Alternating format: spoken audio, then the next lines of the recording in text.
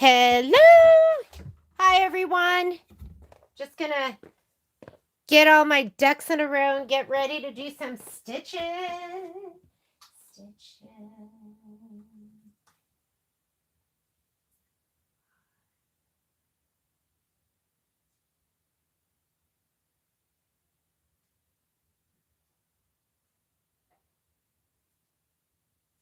Yeah.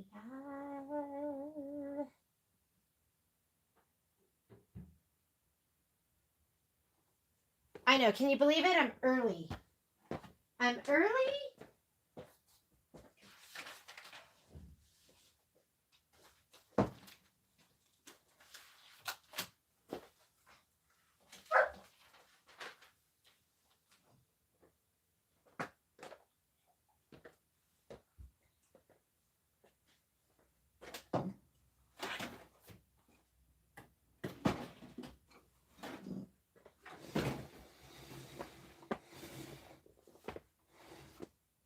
I think I'm organized. We'll see.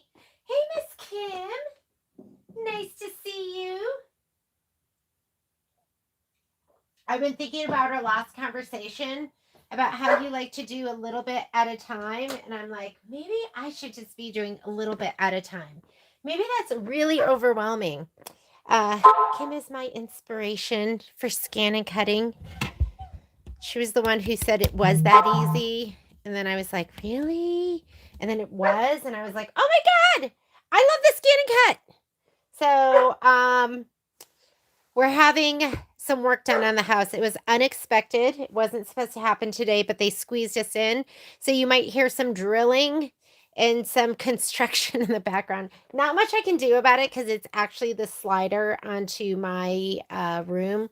And then, so the dogs got kicked out. So now Momo's at the door barking because he cannot stand to be away from his beloved mother. And what time is it? We got one more minute.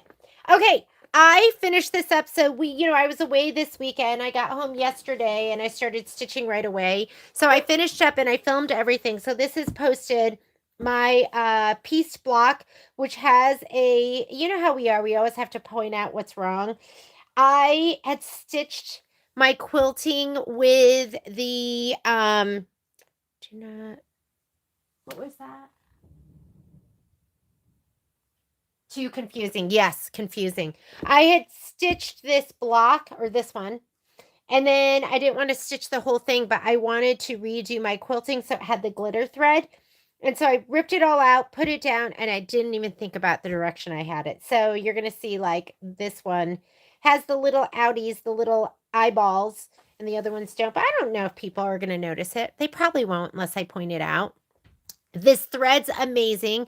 What I did was I took off, there was a really thick, heavy spool net on it. So I took that off. I did switch to a metallic needle and I have had 0 issues. So I did all of this stitching on, which one did I do? Maybe it was the piece block for this. I did all this stitching and it was perfect. Not a single issue, not a single broken thread. So right now I have an 8012 Microtex needle in and I don't have a metallic. I'm going to leave that 8012 and I'm going to see, because it's all about your ingredients. I'm going to see if it was the metallic needle that made the difference or just taking off the spool net that made the difference. If my thread breaks, then I'm going to know it's both of them. But I'm just going to go ahead because I did end up leaving my metallic needle in and I did all the piecing and because there's not a lot of embroidery here, but I'd rather do my embroidery with my 8012 Microtex. So I like to embroider with either my 7511 anti-glue embroidery needle. Sometimes I'll go up in size and I'll go straight to an 8012 Microtex, which has always been great too. And then if I really need it, then I'll go to a 9014 embroidery needle. So I'm just going to leave the Microtex, see if that will still stitch the metallic without breaking. If the metallic breaks or the glitter breaks, then I will change it out. This is the thread that I'm using. It's from Good Old. I don't know if you guys can buy direct. I really don't carry these in the store. If you cannot buy direct and you want me to get this for you, then reach out and I will order them. But This is the color. It's Gold Glitter thread, and it's color 6053. I order my KK100 from them, and that's it. So I only order every couple of months.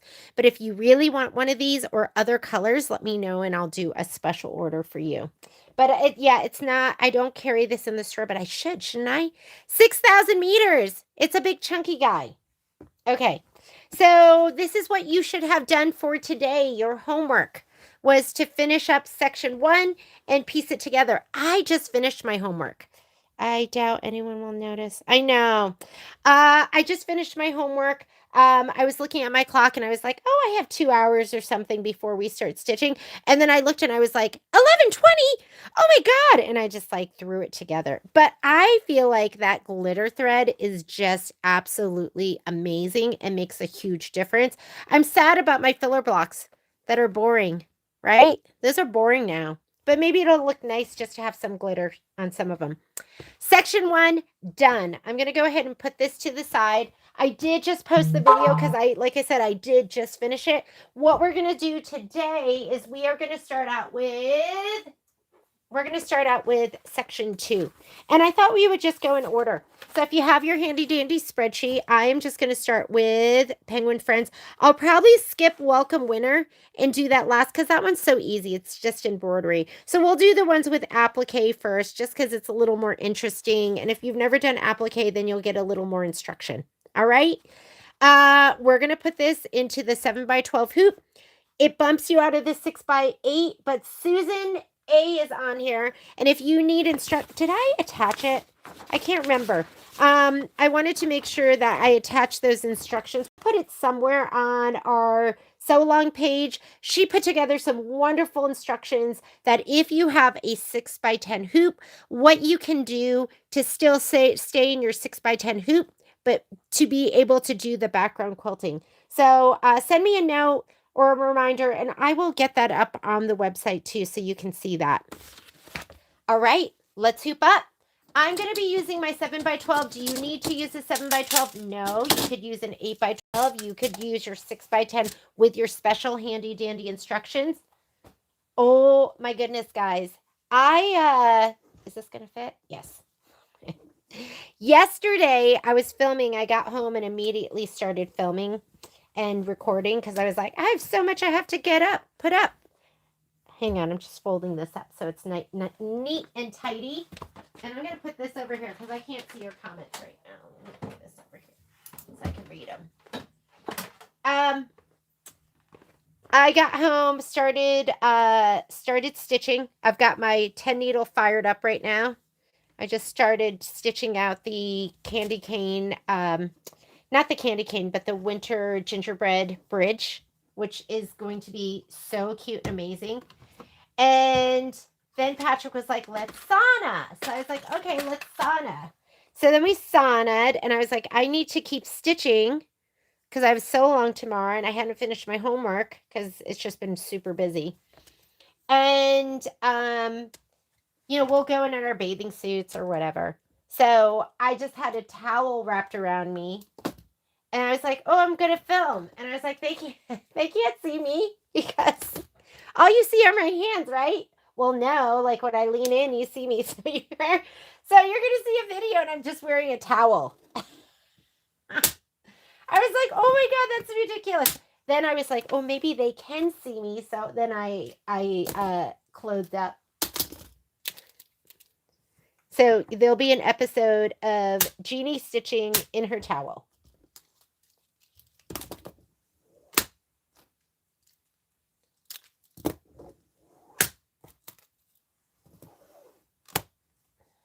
All right. There we go. Hooped up. I have this kind of contained. I like to put them on the end. I used to put them on the sides, and that got in the way of the filming arm. I'm going to go ahead and slide this onto my machine. I wonder if I can open the door yet for my babies. Patrick's like, crate them. I was like, I'm not going to crate them. They're my babies. Okay, here's Penguin Friends. So let's go ahead and grab our pieces. Everything was cut. Hopefully it wasn't too confusing and you got the gist of how I did it, but maybe we will break it down and do it in smaller groupings. But you are going to need your background fabric. Oh, this one is Polar Friends. Penguin Friends is going to be on the snow background. Here's all the pieces. I think these are the pieces right here. Guess what? There will be no pressing in the hoop. Well, in the hoop, yes, on the machine. Because I cannot, for some reason, I cannot remember to remove the wool mat. Oh my goodness. Boy, did I struggle last week. Okay, here, I'm going to grab this. Come on over. Filming arm down.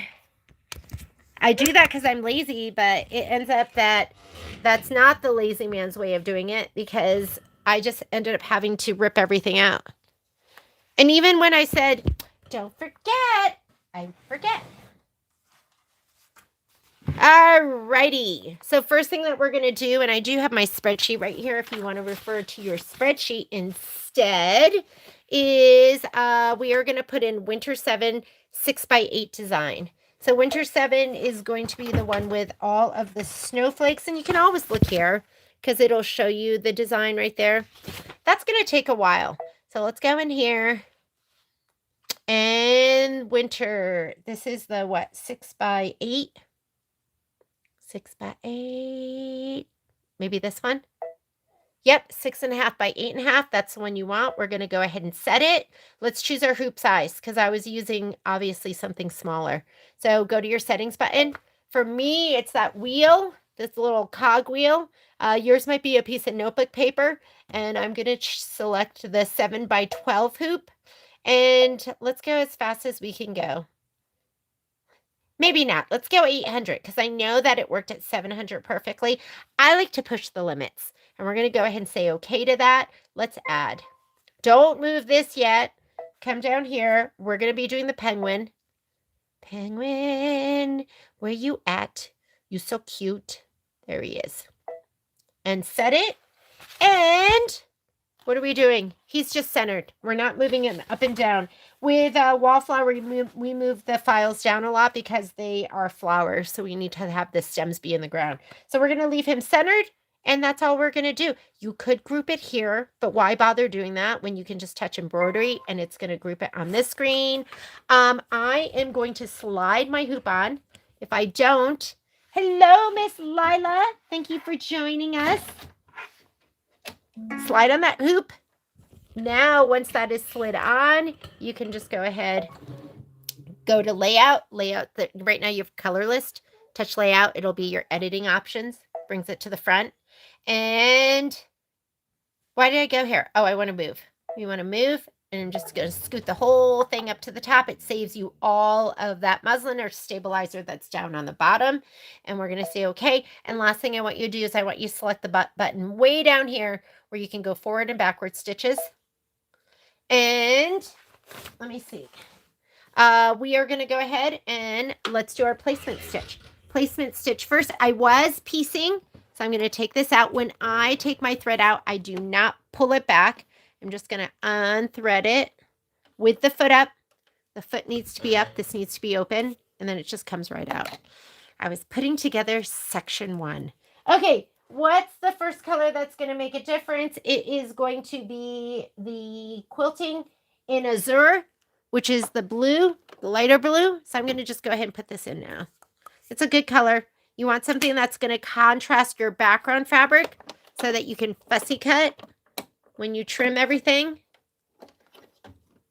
This quilt feels like it's not like a lot of stitching, but is it? I don't know why. Why are you even saying that? You're only through section 1, Jeannie. Okay. Here's our placement stitch. And while it's doing that, here's my spray tent already set up. It's my dime spray tent with a piece of cardboard in there. And you want to spray the nubbier side. The nubbier side is the wrong side. Hello, Miss Wanda. How are you? Are you guys like, I bet some of you are just done. Maybe you're just here to just use this as a sew along. Because you're like, I can't wait. It's too cute.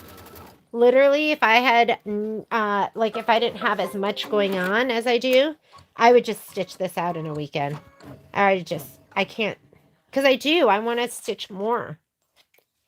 But then I go, oh, I need to do the Thanksgiving one, and I need to do the bridges, and I need to do, you know what I was stitching? I'm going to show them to you. I was stitching out the earrings, and they have new quilt block earring, and it is so cute. Okay, lay your batting down right in that square. I had somebody last week who I said, working on the Bella box. Yeah. I was, now you're going to lay your background fabric down. Just center it to this batting. Feel around it. Make sure you have about 1.5 inches going all the way around it. Once you do, you can kind of press this down. So we're going to skip some steps.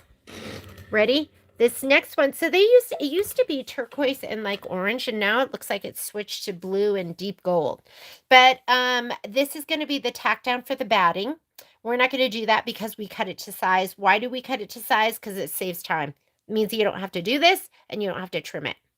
And then this is going to be placement for your background and tack down for your background. We are going to do this. We always want to do the tack down for the background because this is also what you fussy cut to, and you want to make sure you're putting in a color you can see. Yeah, if you like what you see, you're like, I don't know yet. Let's see how Jeannie does today.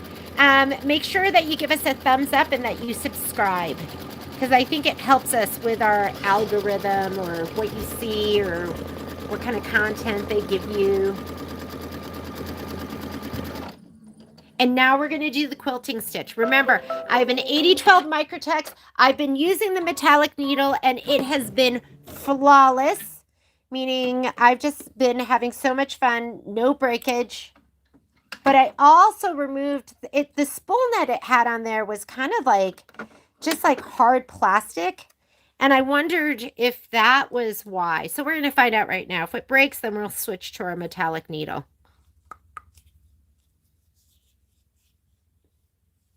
You did 4. So did you do 4 this morning, Kim?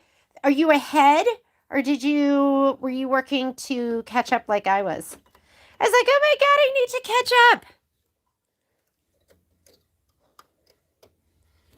I just got my pre-order information, or my auto ship for Sweetheart.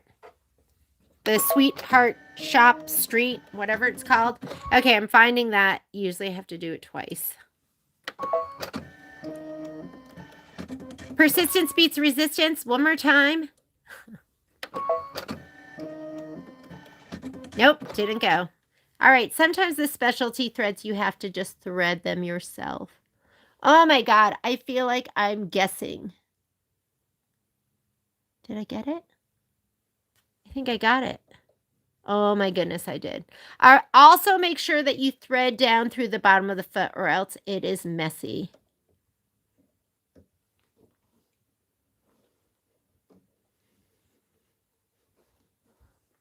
I'm going to hold it in this hand, and then we're going to just let it go. So what I was doing that was working for me was metallic needle, speed 700 stitches per minute, and spool net off. I'm going to go ahead and trim that thread. Now I bumped it up to, what am I at? I think I'm at 800 stitches per minute. Microtex needle. We're going to see if it works. If it doesn't work, we'll just change it to the ingredients we know do work. And then I did baby the thread a little bit, just making sure that it wasn't getting tight on top.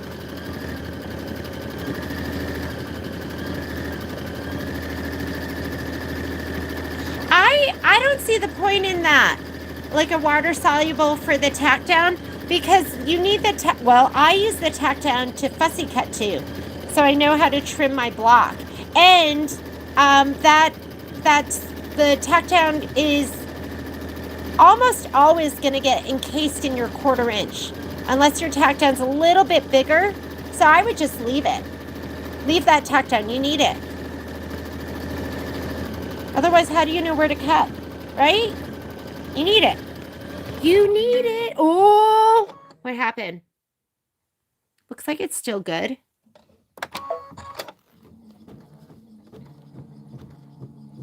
Yeah, there are definitely times you want to use that water-soluble thread.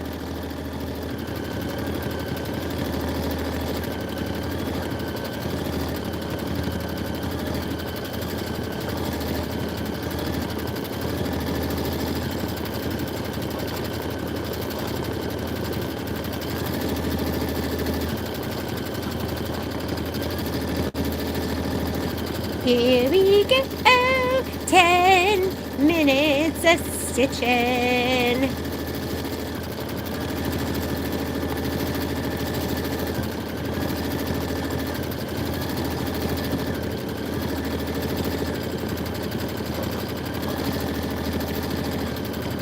Does that mean that you were stitching our block? You know what I was thinking? I was thinking as I was finishing up section number 1, I was like, thank goodness for these sew-alongs. I would get nothing done. If I didn't have to, I would still be in bed right now. Like, I don't know, surfing on the internet or something. These sew-alongs keep me on track, and they make me productive. So hopefully you find they're helpful for you for making sure you don't have UFOs. And there's some of us that don't need that kind of motivation. They're always ahead. This is the same thread. I know, right? I think what it was that spool net. Where is it? That spool net was so evil. It was like hard plastic. There was nothing pliable about it. Yeah, same thread. And guess what? This is just my Microtex needle, so I'm not even using a metallic needle, although yesterday with my stitching I did. I used a metallic needle for the whole thing, and then I was like, you know what? Let me check it out and see. So I do have an 8012 Microtex, which I will sew with and embroider with. 8012 Microtex is my go-to needle for piecing. And I thought it was really interesting that Schmetz now has a needle set, and it's called Piecing and Quilting, and it has Microtex needles in it. So it has Microtex needles and quilting needles.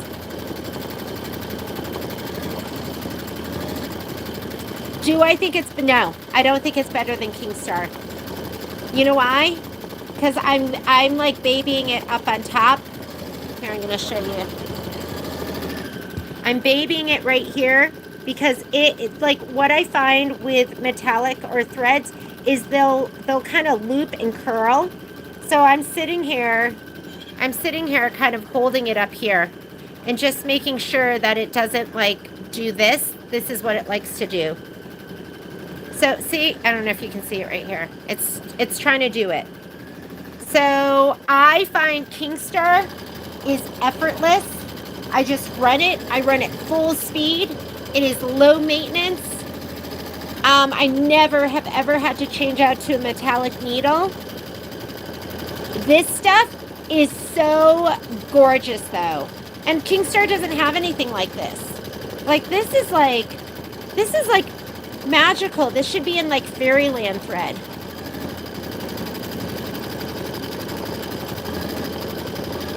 I think it's worth it. And okay, I didn't get as much coiling I felt like yesterday with my metallic needle, but that could just be me making it up in my head.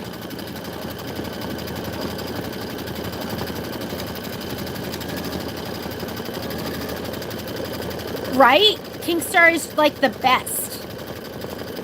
If you love but look at this stuff. Like, look at that glitter and that shimmer and glimmer. This stuff is spectacular. Should I just buy a whole bunch?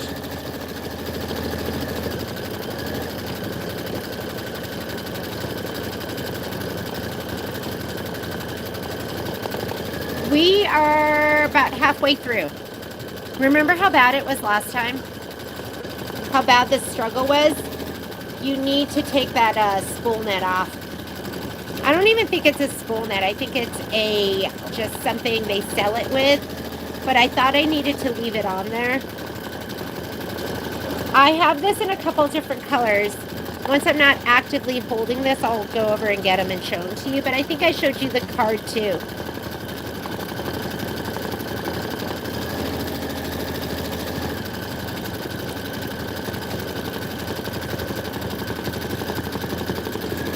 Yeah, if you guys want to do it, you know what I'll do is, I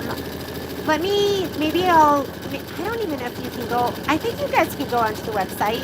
I want you to go to Gnold, and I want you to look at, I think it's their glitter. You're going to see the wholesale. I'm pretty sure somebody told me they weren't able to buy direct. So I don't know if you'll see wholesale or retail prices. Let me see what kind of pricing I can do for you.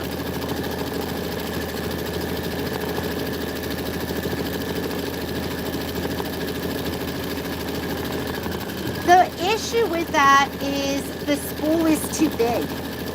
Like, this spool is like huge. Look at it. Wait, I gotta show it. I'll show it to you later. So I don't know what it's gonna fit on.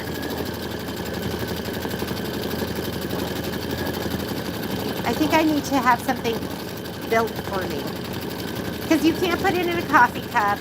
Because if you do that, the ends, it's like got spool ends. And it's too heavy. And it's going to affect the thread coming off. You need like a horizontal spool pin for fat spools. If this was a, like a comb, I think it would be better. Or if they sold it in smaller sizes, because it's going to last you for your lifetime.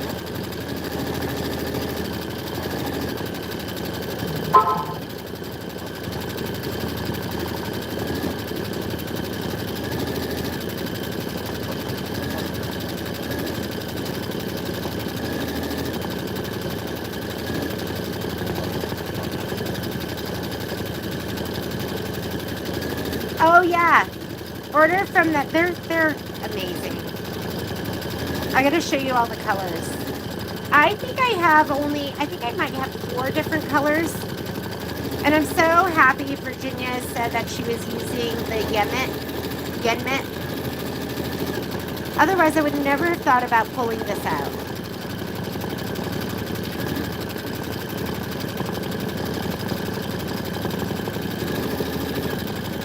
Okay, we are probably about, I'd say 80% done. Got maybe about 2 more minutes of this.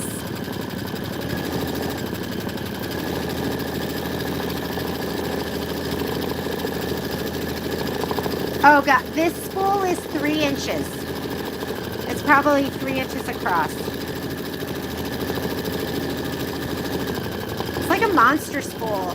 Knoll does do, I mean, they sell supplies for, I think it's more, businesses and not regular people. So a lot of this is big, but they have some really cool stuff.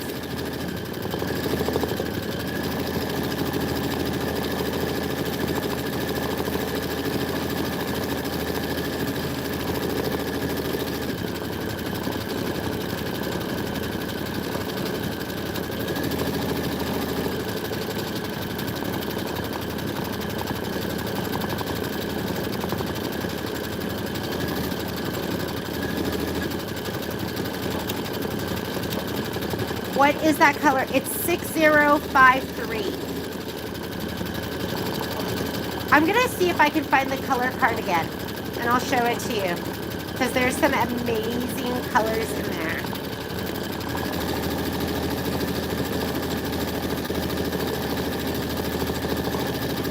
Six 053. So we were driving home from the Bay, and Patrick and I listened to a lot of classic rock, me more so.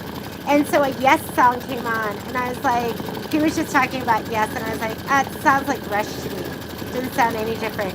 And he looked at me, he goes, that comment just made me so mad. So then we put on Rush. I was like, I don't know, it just sounds like Tom Sawyer. Sounds like the same. And then we put on a couple of songs. I was like, yeah, I don't know what the big deal is. This doesn't sound it. I guess this doesn't sound great to me. He was getting so angry. Okay, hang on. I'm gonna grab those other colors that I have.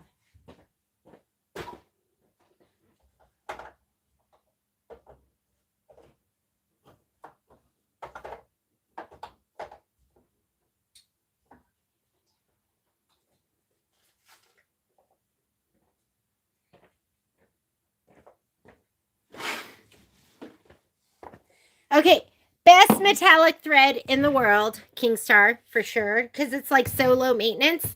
So I left these on last time, and I think that's what gave me such heck, because we just stitched all of that no problem, and I have a Microtex needle in there. I don't even have a metallic needle. This is color, what, 6046? I think it's just like kind of a rainbow. Take this awful thing off. This is going to give you heartache. Here is red glitter, which, I mean, here's metallic, which is great. Come on, glitter is amazing. And then I have this color too. I don't know, what's this one? 6051. Right? Look at that. Shimmer, glimmer. Shimmer and glimmer. Okay, let me see if I have my cards. What is this one? Not that. Oh, here it is. I want them all. Too bad we can't, like, if I had, like, something that would wind them. But, I think I have this one, 6051. Don't know what that is. And then the red, but I mean, they're all amazing. I need some of these pinks and these purples. This looks like a party. It's a party happening with your thread. That's what this is. All right. There you go. There you go. But see how fat this is? It doesn't fit in any of those horizontal things. Like, Kingstar's big, but this is, like, even bigger. So I need somebody to build me something. Who's got some a handy partner that can build for us? Because that's what we need. All right, I'm going to take this out. See, this is the challenge with it. See the twisting? So that's why I've been holding it and just kind of fanning it out. So it's the price of beauty. I'm going to go ahead and take this out. I'm going to take this off for right now and wind it back up. I don't like to leave it hanging there. But this one might be the most glorious color of all. 6051. Oh no, 53. This is 6053.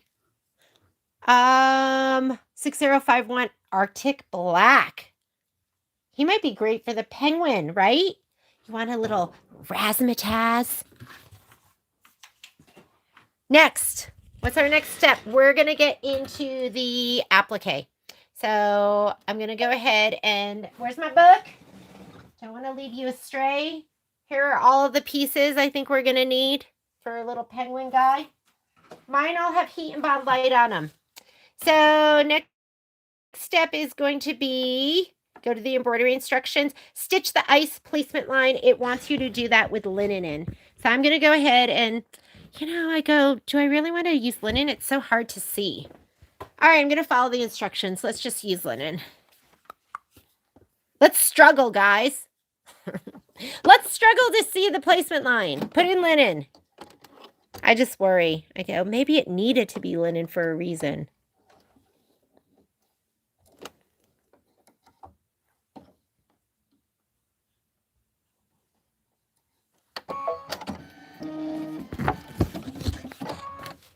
All right, placement line.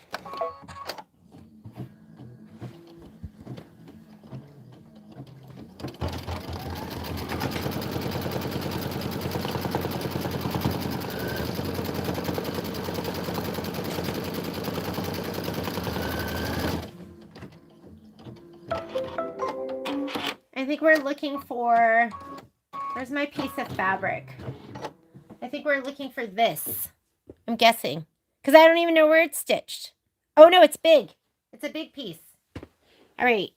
Maybe I didn't grab it out of there. Come on, friends. You're looking for a big, chunky piece. Uh-oh. I don't even see mine.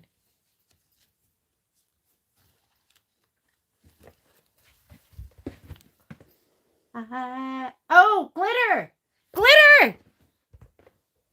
Okay, get your embellishment kit. Who has an overflow thing of embellishments? Because I do. I mean, this is just one of them. I've outgrown it. Do you like how neat and organized it is? Okay, I'm going to be using my glitter from in here. Because why use new glitter when you can use old glitter? Unless it's special. Let's look at the embellishment kit. There is nothing special about this.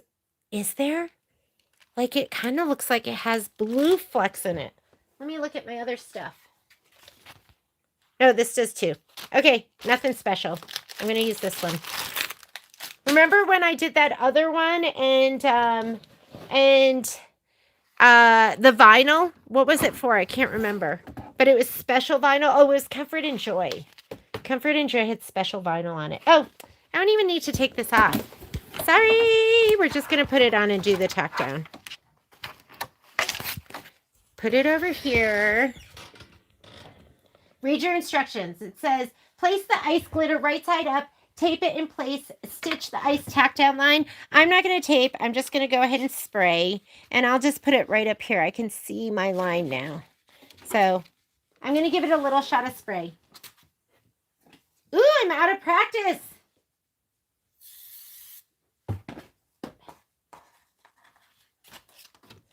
Lay it down, and it usually says trim as desired, which to me means about 1/8 of an inch all the way around.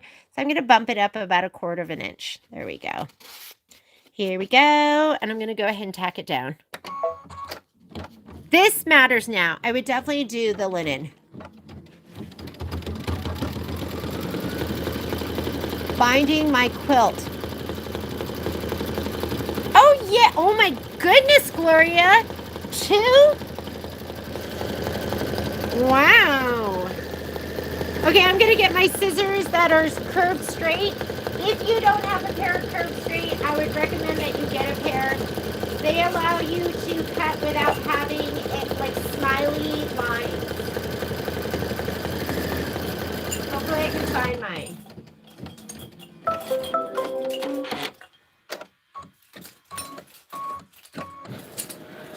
Curve straight. Where you at? Curve straight scissors. Okay, I'm not seeing curve straight. Where are you? This is, oh, here we go.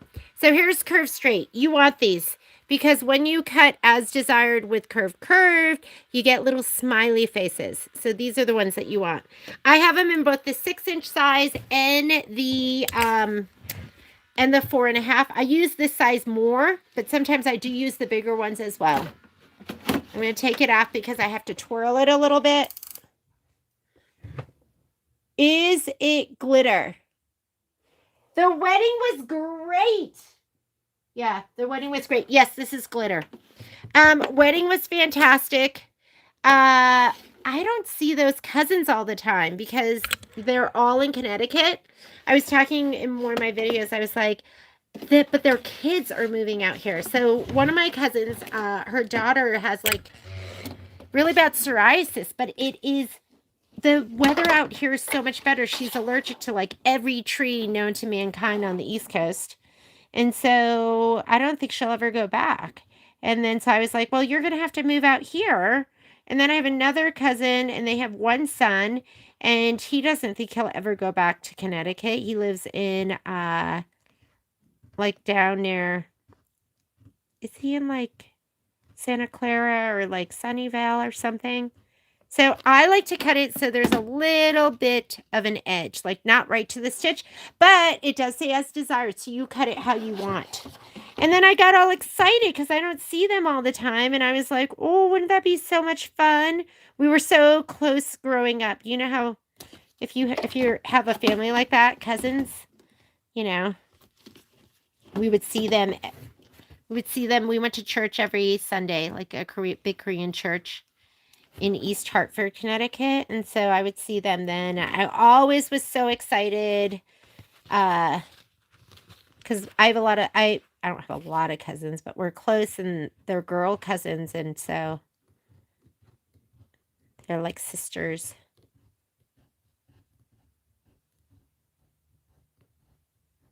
And the wedding, oh my goodness, the wedding was so great. And this is like, all our cousins now, our kids are starting to get to be the age where they're going to start getting married and hopefully having kids soon. But their wedding vows were so sweet. And the bride is from Korea. And so her parents came over. And she's got a brother. Oh my God. He said something about her being his first friend.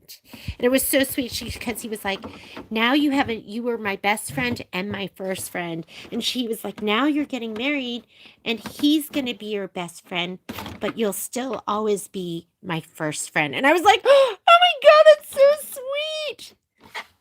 I'm not even going to iron it down. I'll iron it later. Don't worry about it right now. Okay. So, stitch the blades detail. You're going to do that in hickory. So I'm going to change out my linen. I'm in love with this block already. You know how you have your favorites? Hang on just a second. I'm going to let my mangy mutts in.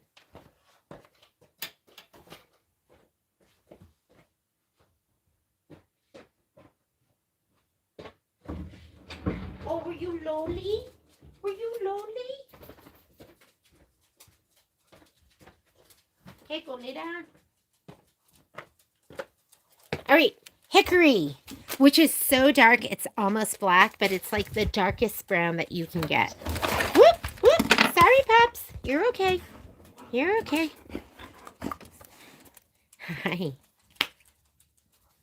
I can't kick them out because they just want to... Hang on, let me fix my filming arm. They just want to be, Patrick and I always joke they want to wear you like a skin coat. They want to climb inside your body. Be one with you. Uh-oh. Uh-oh. Somebody unplugged something. Hang on. There we go. Sorry, I'm going to have to boot up. Somebody stepped on my power strip. Okay. Time for a sip of coffee. Okay, so then the vows were so amazing. So, and then the dads both did vows. All right, my cousin, who is he's an economist in Connecticut, and he is a wild dancer on the dance floor. His moves are just, you can't even imagine his moves. Just the energy and the distance he can cover. And then at one point I looked over and I saw both dads, the dads of the, I gotta turn on my light, of the bride and the groom. Is it okay to recall? Absolutely, it's okay to recall. That's one of the best things about the machine, right? We can just turn it off and back on again and it will recall. Let me thread up. They had taken their ties off and they were wearing them on their heads like headbands. And so I thought it was my cousin who had been the instigator because both dads had that. And then one of my cousin's husbands. So the three of them, they were covering so much ground on the dance floor and just wild moves. I wouldn't necessarily say great dance moves, but just wild. And yeah, we had a great weekend. And I talked to my cousin later and he said that the bride's father had been like, this is what we do in Korea. And so he was like, okay. And so he put his tie on his head. So that was really funny. It was really funny.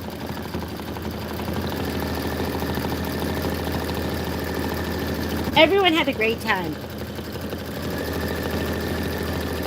And then we spent the next day with We spent most of the day with cousins and their kids, and then dinner with friends. So it was really, really, really wonderful. I said to Patrick, I go, we're on vacation. And it was just really nice. We had a great time together. My man looked so handsome. He was one of 3 Caucasians at the wedding. That's funny.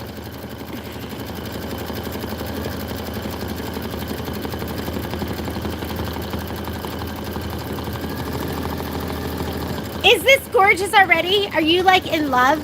I'm like in love with this. Okay, after you do this, now you're gonna get the skates, which C, I think C is aquamarine. Let me make sure that it's not marlin. C, aquamarine. Okay, take out your hickory. Let's put in your aquamarine. Miss Cheryl, you stitching? Am I like holding you guys back? I thought some people probably like this because then you can just go nice and slow and do other stuff. And then for other people who are like, no way. No way am I waiting. She's as slow as Christmas. So if you're that type of person and you're here, I hope you're just along for a sew-along where you can hang out. Stitch with us. Okay. This is aquamarine. This is the skates fill. So now we're doing the skates. And then we're going to put in azure and do the skates accent. This is a 44-minute stitch out. So nothing too complicated, just takes a while. Oh my goodness, Betty, I got caught up last night. I got home and I was like, hello, I have a sew-along tomorrow.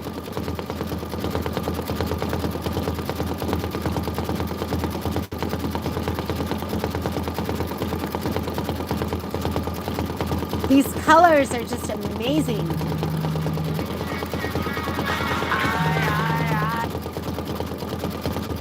My child was just calling.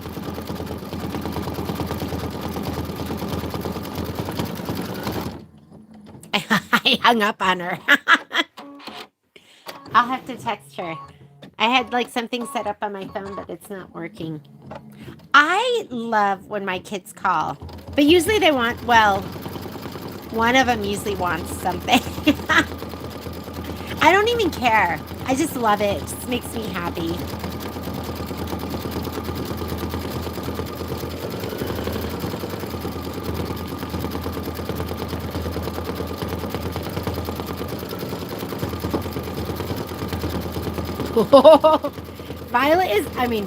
Poppy is like perched up on the blankets like a, I don't know, like a little bird. So cute. When we got home yesterday, because they were in the kennel all weekend, she literally just laid on top of Patrick, like the entire, as soon as she got home.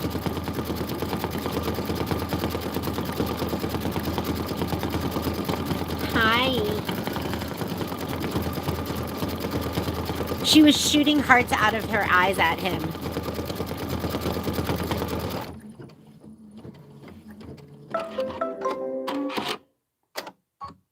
Betty, you can do it.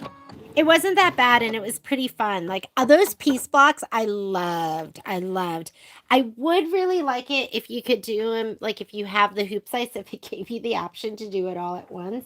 But I don't know, maybe that wouldn't work. Okay, Azure, grab your light blue.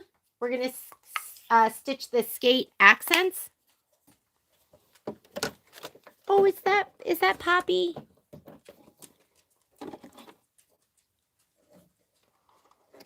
We took Momo to the vet last week, and they said that he looked so good because he was 65 pounds, and now he's 59 pounds. They told us he needed to lose a little weight. But I was like, he's so skinny, I hate it. But we've been feeding Poppy less, but she doesn't seem to be losing any weight.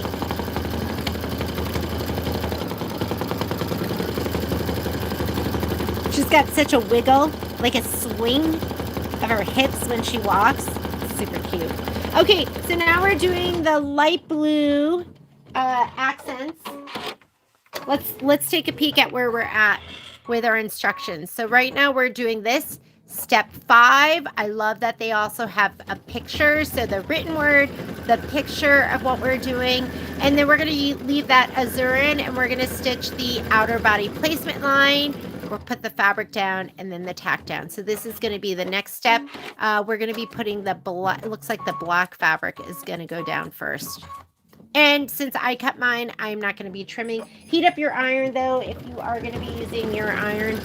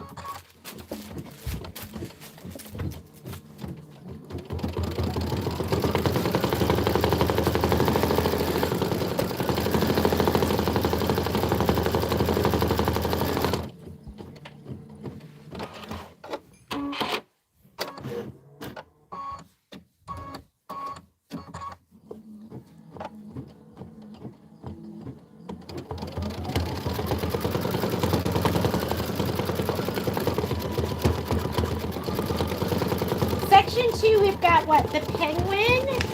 We've got, okay, my favorite block is Dear Friends. The one with the little deer, which is so cute. Tundra Florals, which looks pretty easy. Snowflake 1. I'd say Snowflake 1 and Welcome Winter are like the easiest too because it's all just stitching.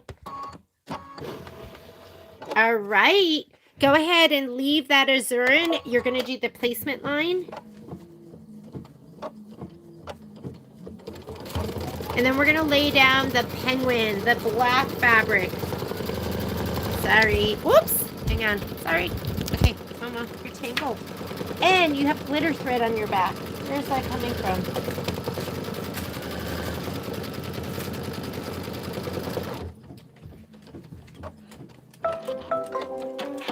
Okay, I'm going to slide it off.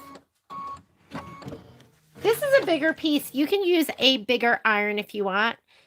So I'm working on the pine tree so I can sew with you. No problem. That sounds like a plan. All right. Here we go. Brought my hoop off of the machine onto the wool mat. And I'm going to press this piece on here. And then we're going to put it back on. I don't know what my issue was, why I was refusing to do that. And then I was struggling because I kept ironing it, stitching it down. What are you going to get if you do scan and cut? I think the pieces are just so clean, right? It's just so clean when you lay it down.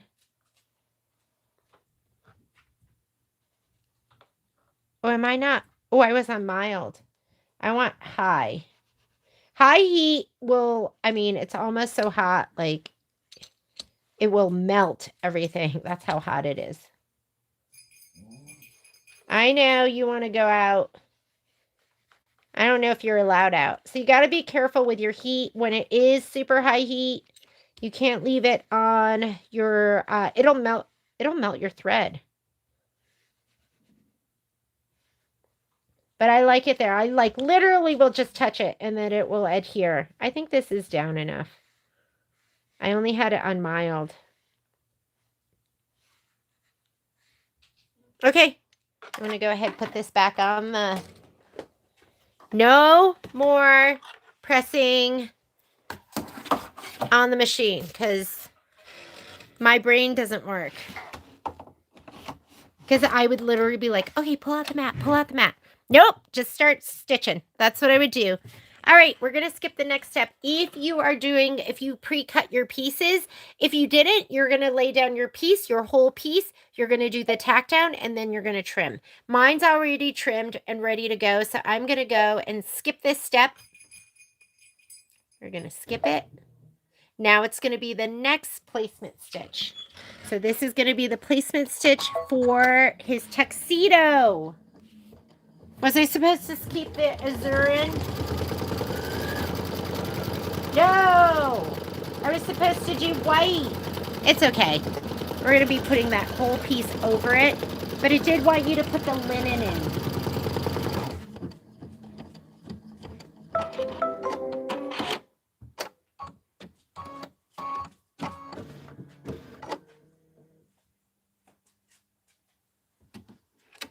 Poppy, you can't go out there.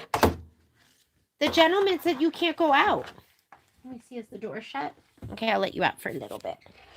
I'll come knock on the door. Okay, make sure you're on top of your mat, which I am. I'm going to put this piece down. This looks... I won't describe what it looks like to me. Okay, I had something icky on my iron the other day, and I haven't cleaned it. So I'm going to get my Teflon sheet just to protect. Better safe than sorry, right? I hear you.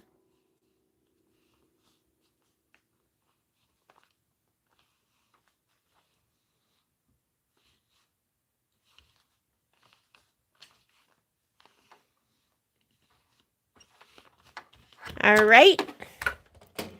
There we go. Back to the machine. It's nice to have like little tight places in the house, right? I have this extra table.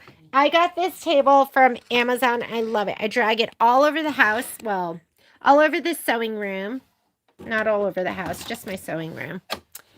All right, next thing. Now I'm going to say, because I'm not going to do that. That's the tack down because I've already done it. If you haven't done it, tack down and trim. Now, I don't know what that is. That looks like part of a satin stitch. Let's check. Let's look at our book. We just did this, the inner body placement line. And then I'm skipping that, but you might be doing the tack down and the trim. This right here. Mine was already cut to size. And now make sure you have your linen in. It's going to stitch the tummy decorative outline right there, I think. So I'm going to put in my linen. Okay, Pops. Hang on one sec. Where's my manservant? Who's going to make me lunch today? He's on his mountain bike ride. The man is addicted to activity. He just has a friend that just got a mountain bike, and I'm like, oh my God, are you so happy? Because now he has somebody else he can ride with. There we go. This is going to be just a minute of stitching.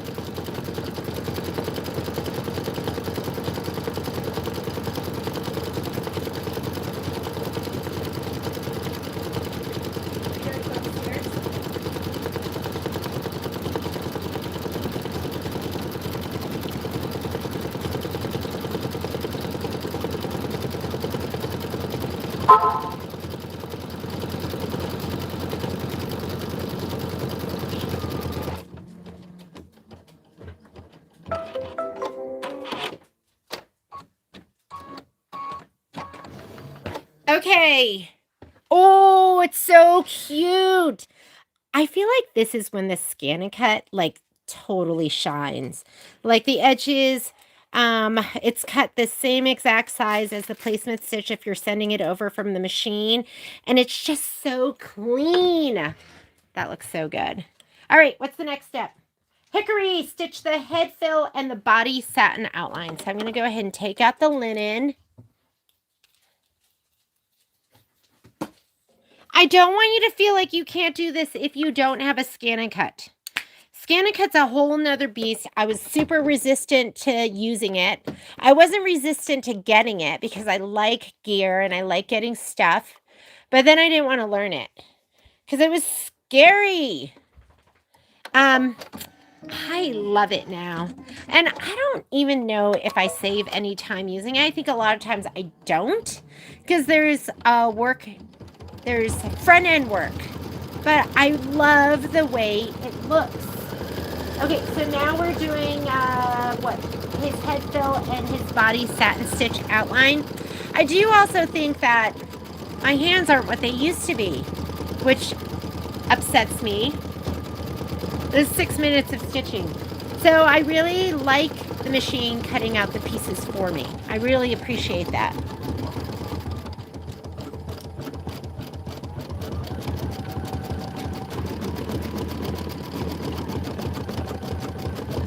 I'm going to see if he's okay with me letting them out.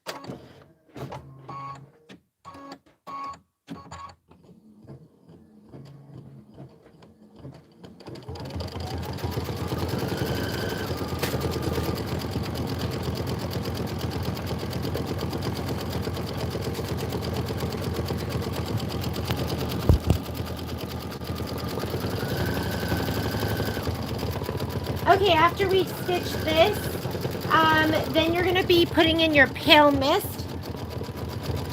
There's going to be a bunch of placement stitches and trimming.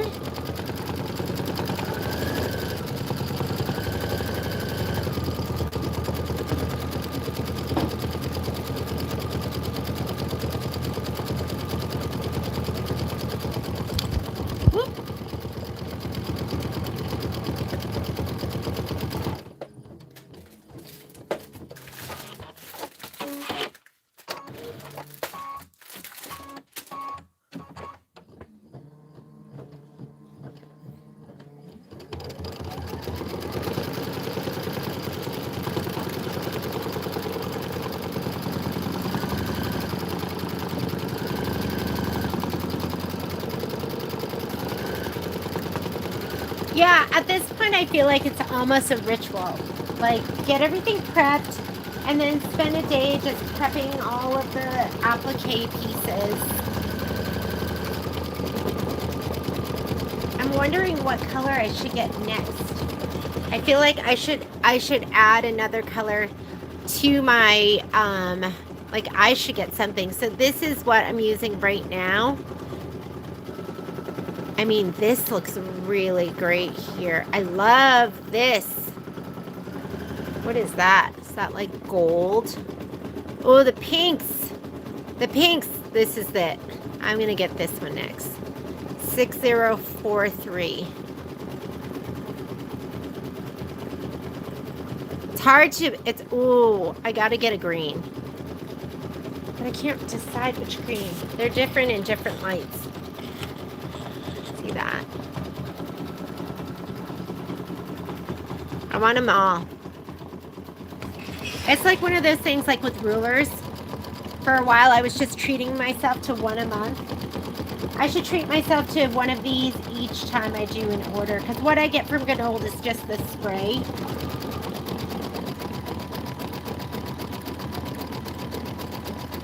I think I gotta go green. Green and pink.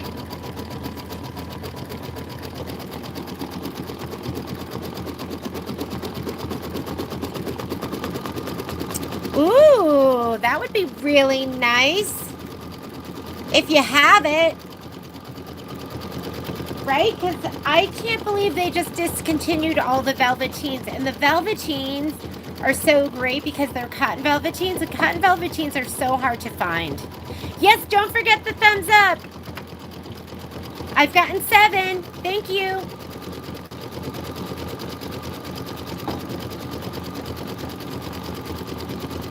Are you going to start carrying that thread or keep as a special order?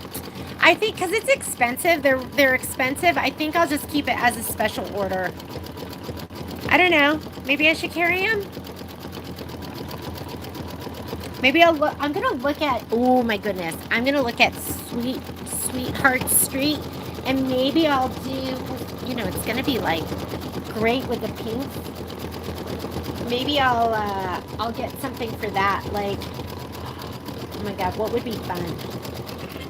Like maybe one of these.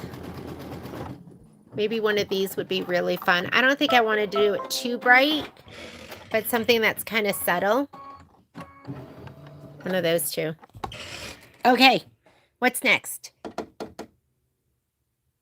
Do have the, I know, the antique white was amazing. All right, we're going to go ahead and put in our pale mist. Let's do some placement stitches.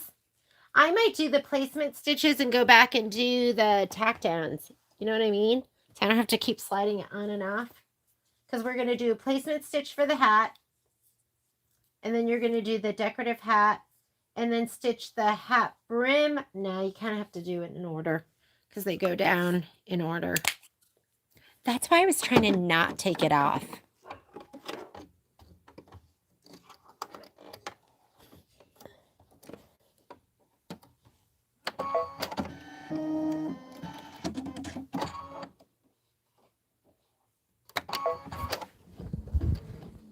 Hang on, let me see if I have to get.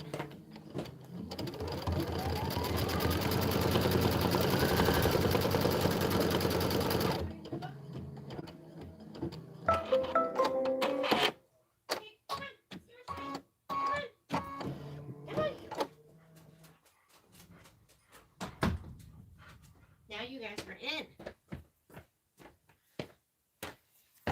Okay, let's slide them off. Do the hat, slide it back on, because I can't remember. Off, on over here. Hat. Which one's the hat? Right here. Oh, it's going to be this. So cute. Lay it down. Let's just put this down and see.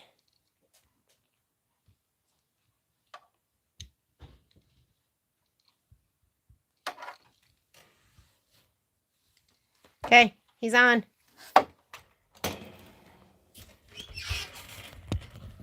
I love the clover iron. So I have the clover iron. You have to have the 2. If you have the 2, then you can get the large spade.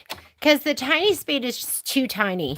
All right, I'm going to skip this next step, but that's going to be the tack down. If you didn't cut yours to side, go ahead and do the tack down and the trim. And I'm going to do that satin stitch. Wants the satin stitch in the pale mist. So go ahead and do it in the pale mist. So the other... So this is the spade that comes with it. And if you look, you're going to see a big difference. See that? He's like so much bigger. So I would recommend, if you're using this to do the applique like I'm doing, sometimes you're going to need the little one. Like how dirty it is. Sometimes the little one is what you're going to want. But I feel like for what we're doing, the big one is better. Because sometimes you have large pieces. So we do sell the large one.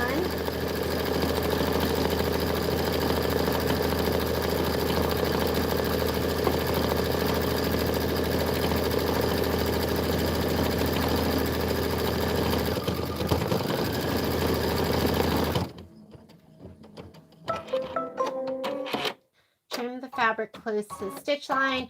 We just did step number 14, was to stitch the hat decorative outline.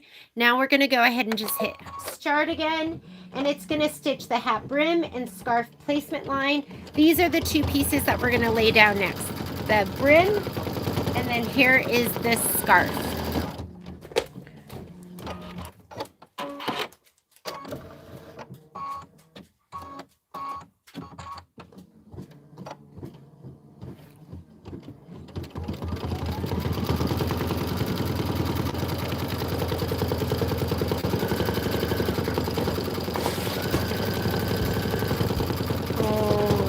There's no room.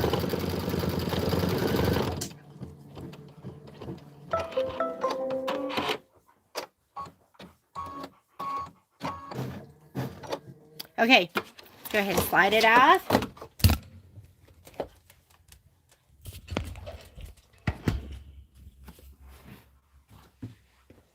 Here is the hat.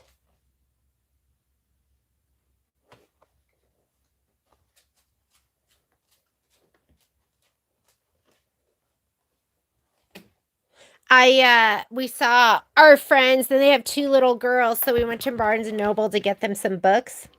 And they had when I think about being little, I think about those books where you could, is this like not tight? I need to tighten that.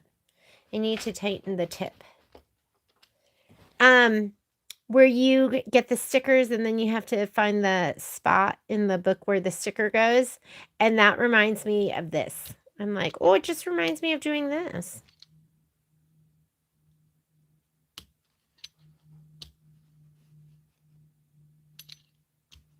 Well, mine's super loose. I got to screw that back on. Oh, look at Poppy. And she's like a goat. She just like gets on wherever she wants to go on furniture. Look at her over there. Yes. Yes, that is not a spot for her. Okay, slide your hoop back on. What's the next step? Okay, if you are doing this and you don't have it pre-cut, you're going to go ahead and do the tack down, and then you're going to go ahead and trim.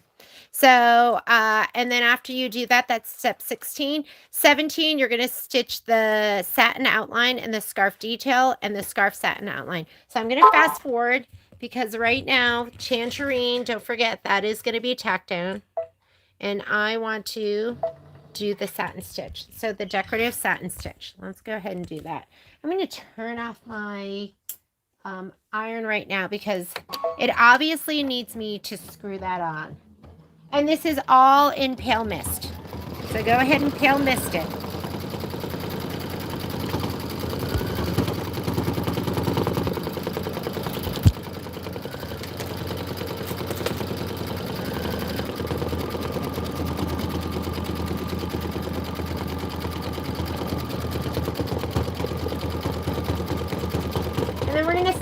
Snowflake scarf detail, the cheek fill and the tummy shadow fill, and then the beak fill. And the beak fill is going to be burnt orange. Then the rest of it's going to just be a bunch of stitching. We're going to be just doing the embroidery. We're 29 minutes into our 44-minute stitch out, but we've been stitching for an hour and 14 minutes right now. You know this all just takes a lot longer. I need to find a screwdriver.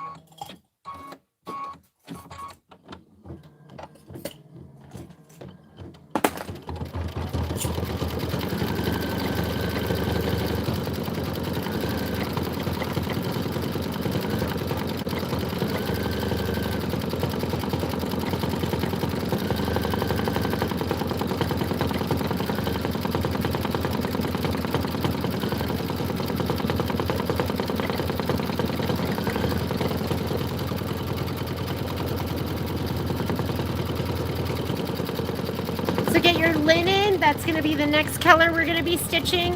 How cute is he?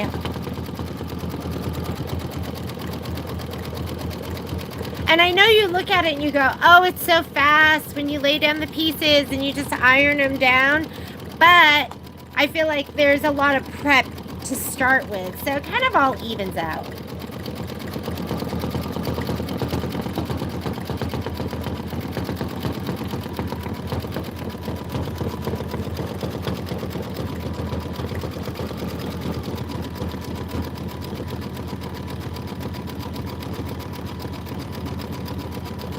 They discontinued this fabric, which is making my heart hurt because I love it. I wish I'd bought bolts of it.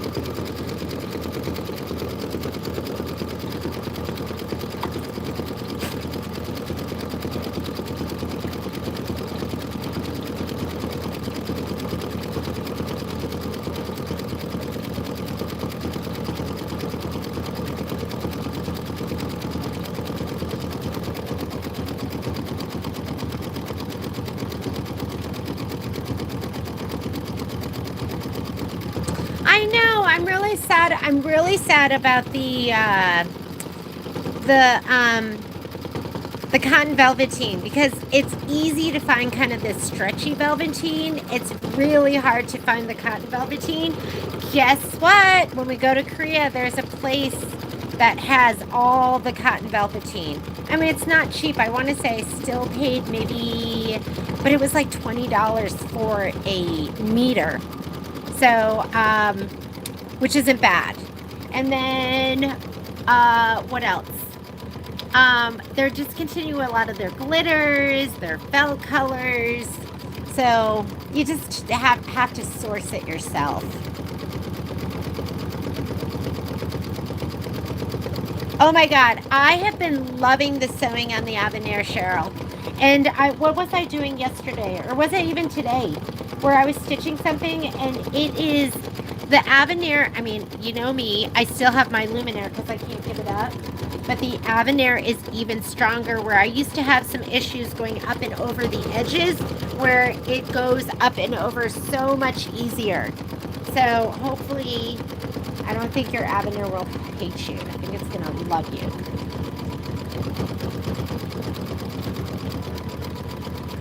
Girl, it's going to love you. Just stitch.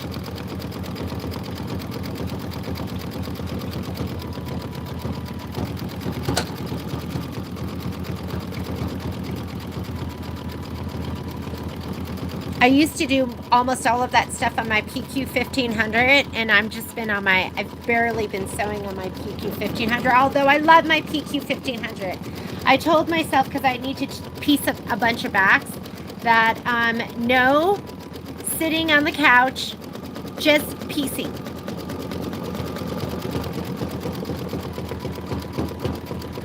And I have my PQ 1500 right where it faces the TV, and I love to sit there and just piece and iron and clapper and do all of that. Okay, I'm going to go ahead and put in my linen. And we're going to do, looks like the snowflakes on the scarf. It's going to be 2 minutes of stitching. We are 35 minutes in. We have 9 more minutes to go. Most of this is going to be just regular stitching.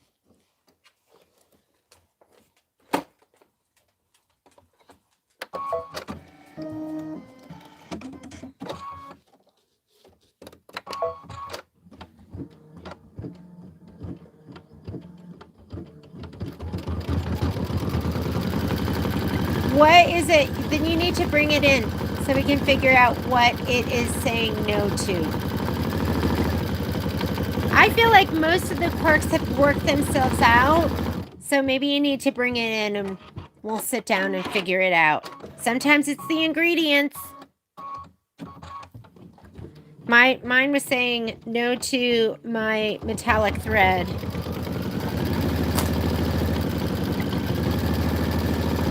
Cute snowflakes.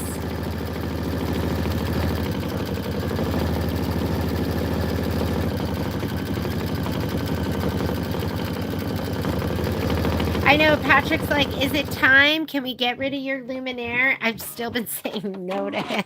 I've been saying no, but I think it might be time.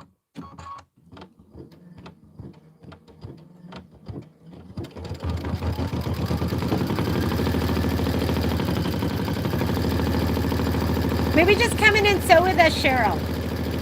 Just spend the day.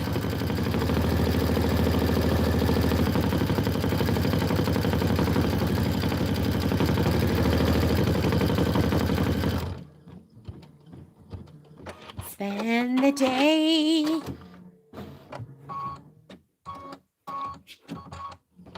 Cute.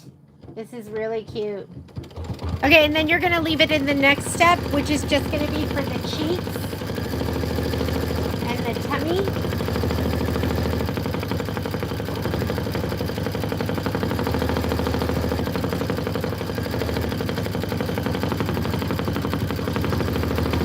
Yeah, just come in. You can spend the whole day with us. Just work on something at the store.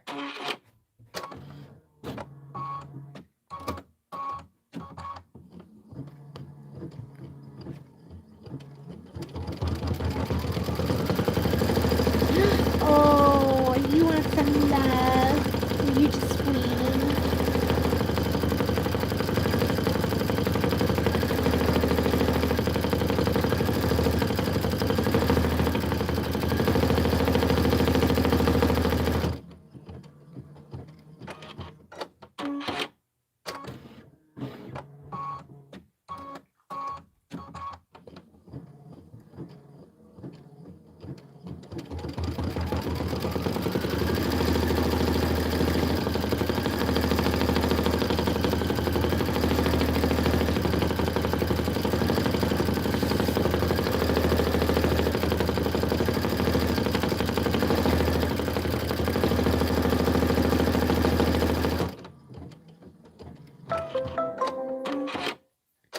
Okay, just hit start again.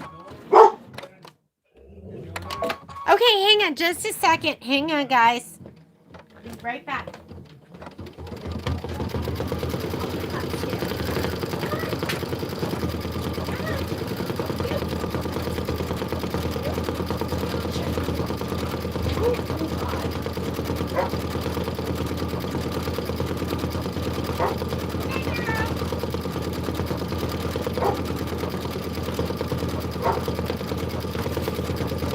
Momo does not like being kicked out.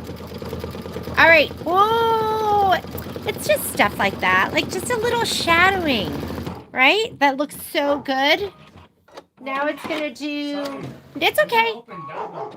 You want me to open the one upstairs? Yeah, I know that one. I'm not Got it. to. I'm going to fix it. Oh, so should I bring it back in here? Yeah. Got it. Okay. Okay.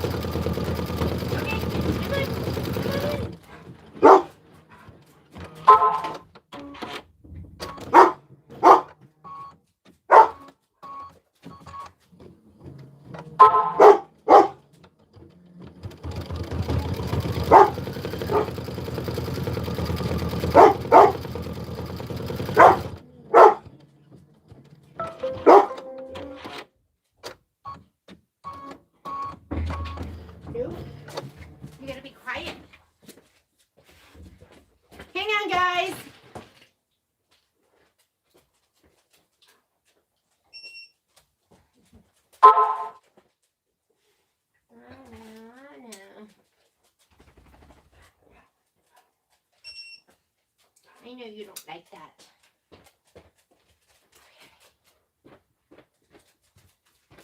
can't. All right. What are we doing now? We're going to do his little beak in burnt orange. Go ahead and get your burnt orange. Hi, Pops. Whoop. Sorry, I had to open the door upstairs, close the door downstairs, get the dogs in here. I put Momo's bark collar on.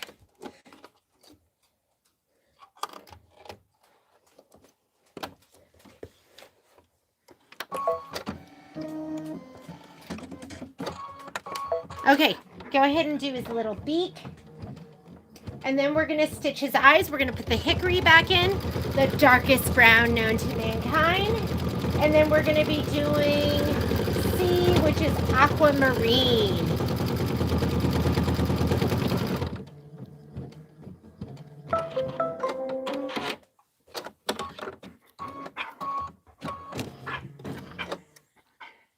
Oh, I know.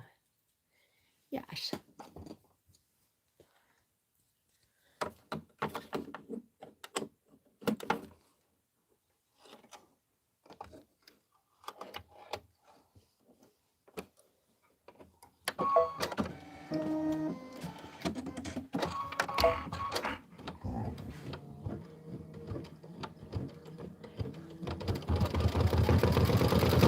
So it has an optional pom-pom. So let's look at the next step. So right now we're doing step 21. There's an optional pom-pom that's going to be on the top of his hat, but you get a pom-pom in your embellishment kit. So I am not going to stitch that out. I'm going to skip to step number 23. If you are, maybe you're doing 2 of these like Miss Gloria, then you could go ahead and stitch the pom-pom for one of them if you've already used that. So here we go. I'm going to skip this step. So I'm going to skip that. And I'm going to go there to the little flower detail. What is happening here? Where did that come from? Let me get my aquamarine. We're going to do the flower detail. Maybe you can't decide. If you can't decide, go ahead and stitch the pom-pom. And then you can go, oh, I love it, just stitch. But you might stitch it and go, oh, it needs more. And then you can just put the pom-pom right on top. I was thinking about that. I was like, how can I put my pom-pom down without having to sew it? Because I was worried I would normally like sew my embellishments down, but the pom-pom is going to be too poofy. I'll show it to you.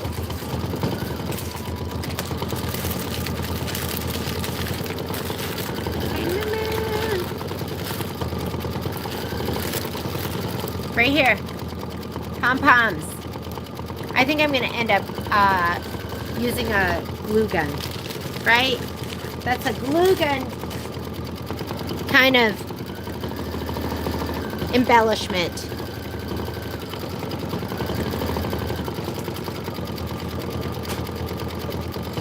And then we're going to do the optional stitch the cone fill. Okay, this is optional too because I think you might have a, well, looky here. That's why you have to get these embellishment kits because they come with like special accessories. Could you use small? Oh, that's a good idea too, Miss Kim. You could do Velcro. So if you are going to do the ice cream cone, which is what I am going to do, then you are going to skip. You're going to skip all the way to step number 27, right? Because here we go. Ice cream cone, step number 25. Hi, Momo. He's like deep breathing. Like, okay, and then this is ice cream cone 2.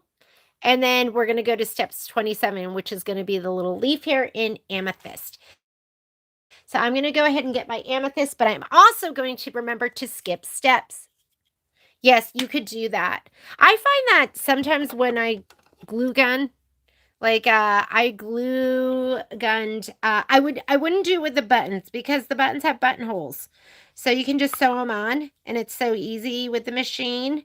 But because I felt like my buttons all fell off. Maybe I just didn't use enough glue. I don't know. Get crazy with your glue. If you can sew it on, I say sew it on. If you can't sew it on, because I think the pom-pom's too fluffy, and I could sew it on with needle and thread. Yes, I did say that. I know it's a dirty word. Okay, that's still part of the ice cream cone, and there we want that. So I've got my amethyst in. I'm going to stitch that down. Oh my goodness, and then we are done. I don't think I can get up. In our house, we have something called dog law. And so if your dogs are laying on you, you can't move. Momo's on my feet. I guess I could get out from moving around Poppy. That's why I can't kick them out. They just want to be like next to me. What are we going to do next, guys? What's next? Okay, we're going to skip winter, welcome winter. And the reason we're going to skip that is because that's like, you guys can do that. That's like so easy. Welcome winter is going to be embroidery only. It's block number 12. I mean, that's on page 12. So this one, I mean, you got it, right? You can stitch that. So let's go on to Pine Tree 2. Miss Liz, are you ready for Pine Tree 2? That's going to be on page 27. Let's see what size hoop. Yes, that penguin is so ridiculously cute. And I love him on his like ice block. I love the quilting stitch. I mean, it is just adorable. Okay, 27. This is the tree we're going to do next. He is, oh, he's kind of big. No, he's 6.5 by 8.5. We're going to use the same hoop. Let me see if I can find my fabric. We're going to rehoop. I'm going to come on over here. Sorry. Ooh, you are seeing the mess. Hang on. Let me get my tripod. Go, Momo. Go, dog, go.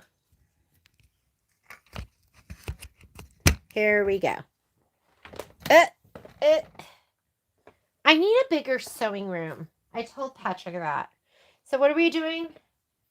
We are doing Pine Tree 2. Okay, Pine Tree 2. Let's rehoop. I was trying to reorganize. I was like, let me organize what I use a lot and what I don't use a lot.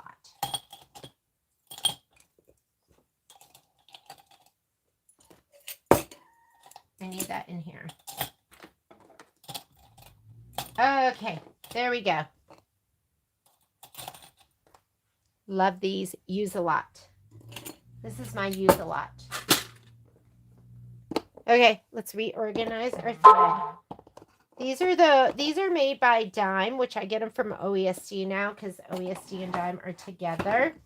And I love those. They're so great because you can just, you know, you put all your tray for your activity, for what your project that you're working on. I'm going to use the same hoop. So I think it was 6.5 by 8.5. So let me go ahead and pull these off. I've got my system down. So my system is, he's going to stay on here. I'll trim everything else later. When you trim, I really like to use these. These are my Tula Pinks. And I usually use a pair of tweezers too. But you want to trim all of those to make it look nice and clean. Oh my God, he is really cute. I'm going to scoot this up. I always leave one on. You got to be careful. I've gotten a little smarter. I like to have maybe about 1/4 of an inch peeking out.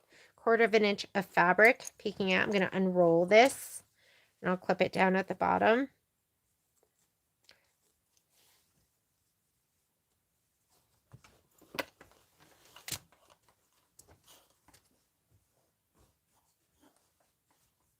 I like my muslin for this to be about 11.5 inches. I feel like 12 is too wide. This might be 12 though. See a little bit peeking out and want a little bit more. Okay, that's perfect. Perfect. And then I like to take my hand and pull it down here so it is taut not tight. I don't know. You guys been using these hoops? Like, I love them. I barely use the other hoops. That being said, I use the other hoops for probably the first since 2008 was when I got my first embroidery machine. So what is that? Like 15 years, more than 15 years, 17 years. I use the regular hoops. So the regular hoops are fine. I just like these. I love them. Okay, you don't want to leave this one like this because at some point you're going to take your hoop off and it's going to flip under and you're not going to see it. And then you're going to be like, where's my embroidery? It's going to be all stitched down. So what I've been doing, I've been folding it up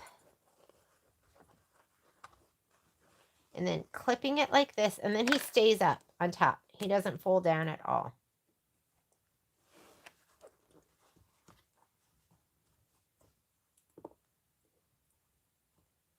Just like that. Okay, I'm going to slide this onto my machine. Let me get all my goodies. Mr. Momo's in my way. I'm going to take this off and put it back over here.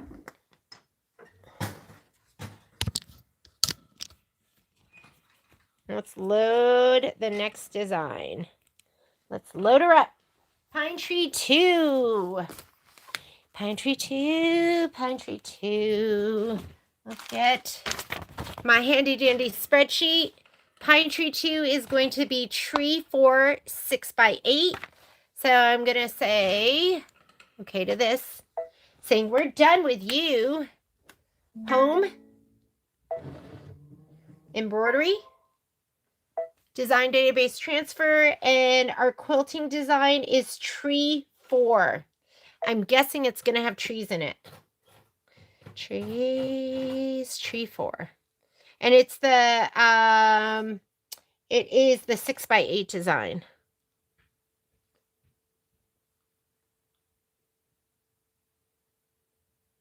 Did I try, maybe this one? He looks kind of too skinny. Nope, yeah. That one is 4.5 by 8.5. Too skinny. Oh my God, did I not transfer this one? Schnikes. I did it. Okay, I have to transfer it really quickly. Let me get on my computer. Design database transfer. Tree 4.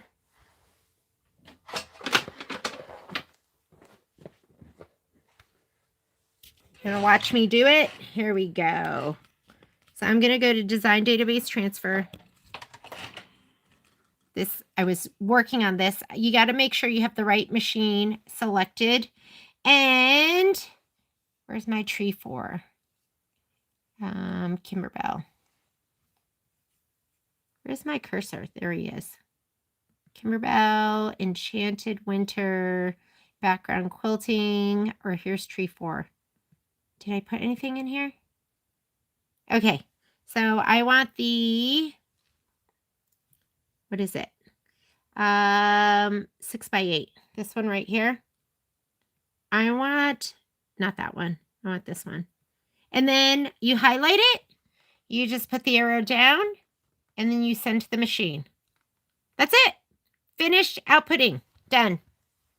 Yeah, it was that easy. I know. Once you have it set up, it's that easy. That's why you should do it. Tree 4.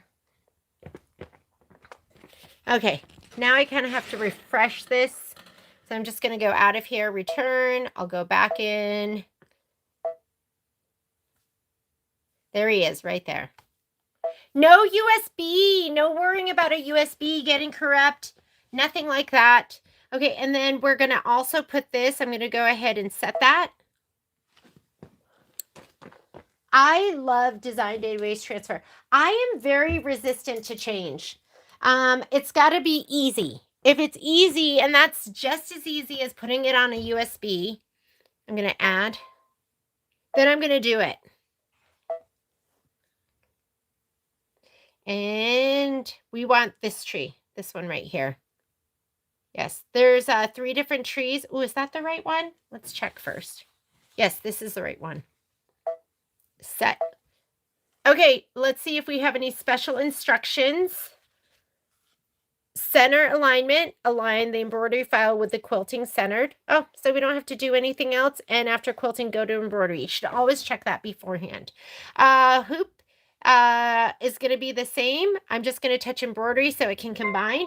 My hoop is, look at this.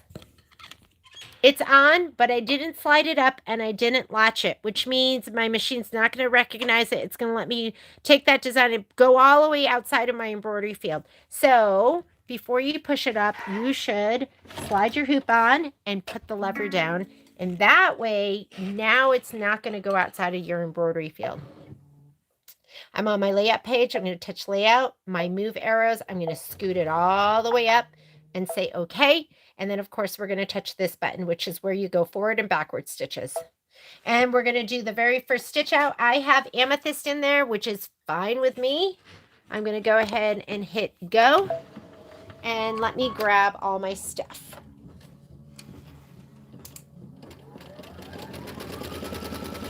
Pine tree. What's my background? It's snowflakes again. So you want the one with the snowflake background. And the navy, you want the navy, whatchamacallit, the navy trunk. I think I cut the wrong trunk, but I'm just going to use this trunk. I cut the, like, medium blue trunk. Poppy, where am I going to sit? Where do I sit? You want me to hold you? Yes. Oh, my goodness. Oh, my goodness. Okay. Hang on a second. I need to get to my stuff. Poppy, you need to move. That's my chair. This is Poppy. She's decided she's going to sit where I sit. Yes, good girl. Yes, good girl.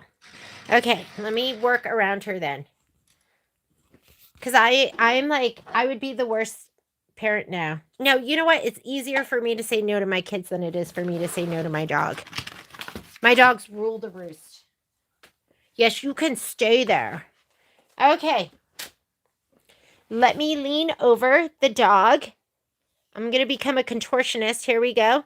And lay that down. Let's throw it. And this is our background fabric.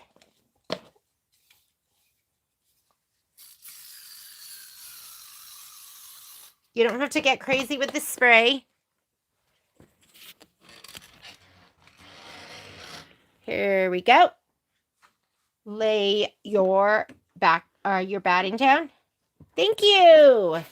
Just vacated my seat. Thank you, thank you. And now we're going to lay down our fabric.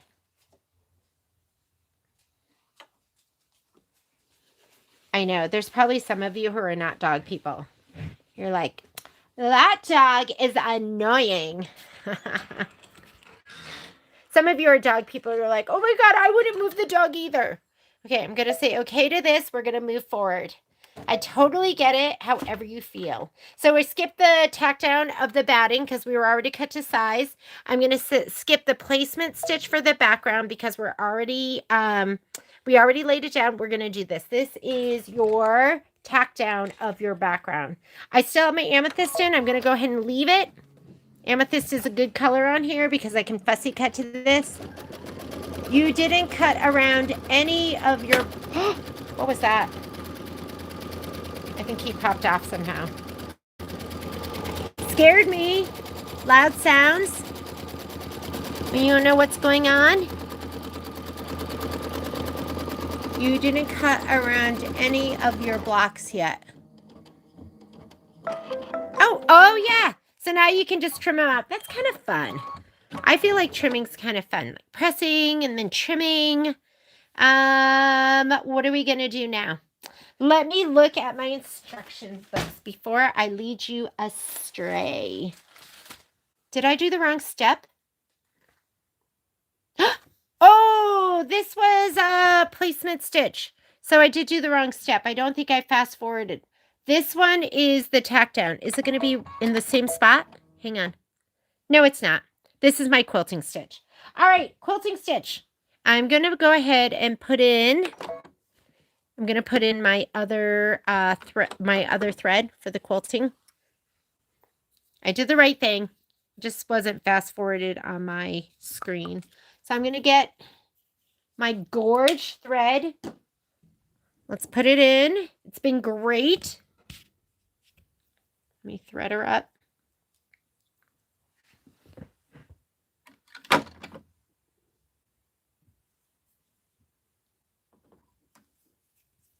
Today's been so much better because I haven't stitched my wool mat down to my embroidery and been like, why does the stitching look so bad? Why is it so puffy looking? Background quilting, yes. That's what I'm doing right now. We're going to do background quilting. Oh, it threaded too. Okay. Stitch away. This is going to be the background quilting. It's 4 minutes of stitching and it's gorgeous. I'm using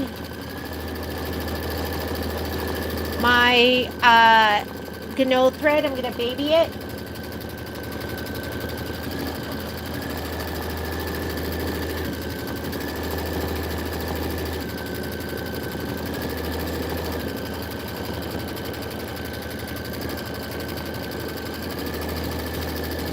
Then you're going to put in, it looks like marlin. And like I said, I think you were supposed to be doing the chunk in the darker blue, but I'm not sure. Medium blue. And I'm just going to use it.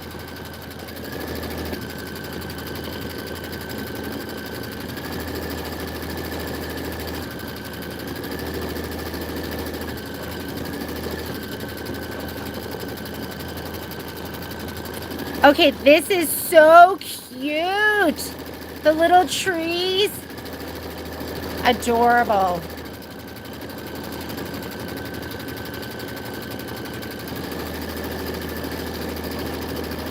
Next week, we're going to do section 3. And then guess what? Our borders are done. So next week's going to be kind of our last week. Because borders and inner border are done. We're just going to put it all together. This week and next week, I'll try to piece my back. Because I'm just using whatever leftover fabric is I have available. I never use the backing that comes with the kit, although I should. That's why a lot of times we'll kit it without the backing too. We'll give you the option of with or without backing. Because some of you like to just throw together the back too, or you have something in your stash. You're like, I'm not going to use that. I'm going to use just something in my stash, like muslin or something junky.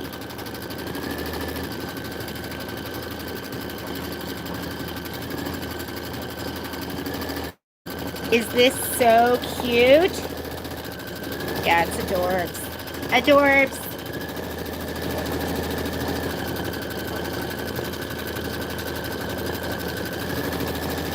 I can't believe last week I had such trouble.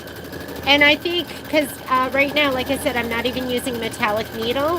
I think it had everything to do with this horrible plastic net. And I left this on. When I took it off, I was like, this doesn't even really have any, it has a little bit of give. But this was it. Take that off.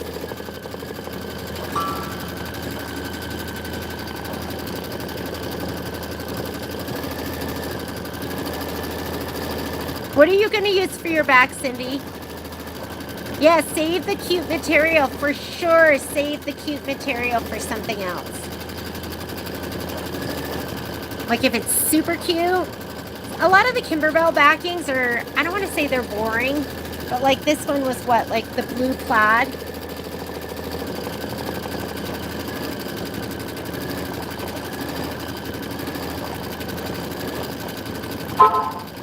Oh my goodness. This looks so good. Should I just buy a whole bunch of this thread and just have it? In case some of you haven't stitched out yet, because I just love it. Okay, after you do this, you're going to get your marlin. And make sure your iron is on. Uh-oh, mine's not on.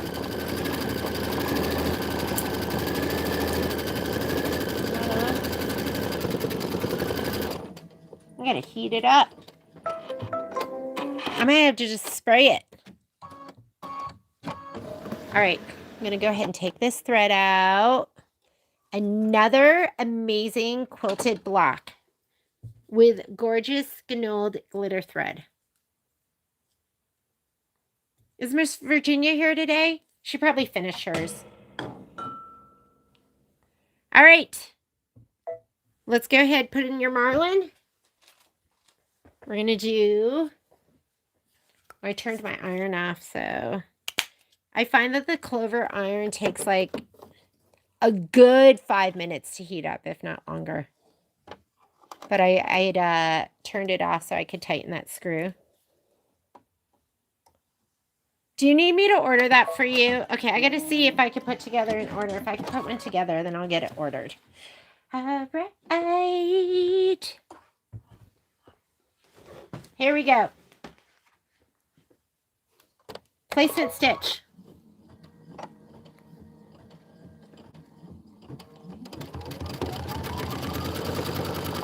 Marlin.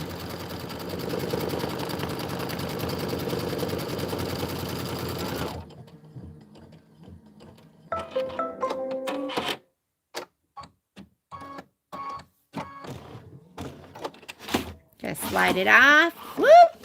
Give all that nonsense in the way.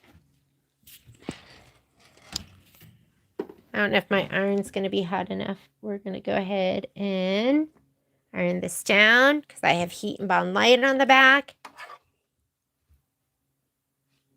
Oh, yeah, we're not even close to being hot. Guess what? I'm going to spray them down. Yeah, you could just spray them, right? I don't feel like waiting. But there is a chance he might budge a little bit, so I'm going to definitely use my spatula and make sure he gets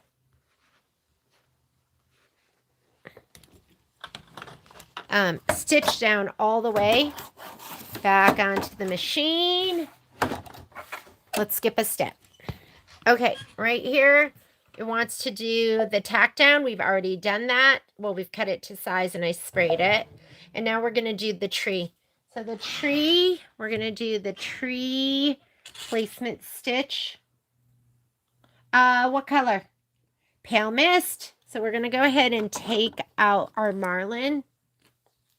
And I'm going to have to watch this piece because, like I said, I didn't really adhere it down. I've got some spray adhesive, but... Pale mist, pale mist. Are we using a specialty fabric? You know what I didn't do? Are we using the velveteen? If so, I'm going to heat up my other iron too.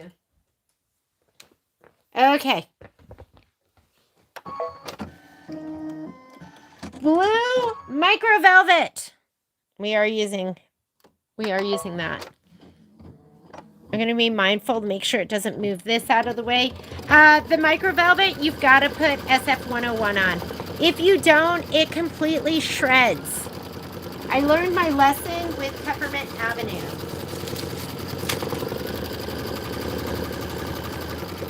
Let me move this out of the way.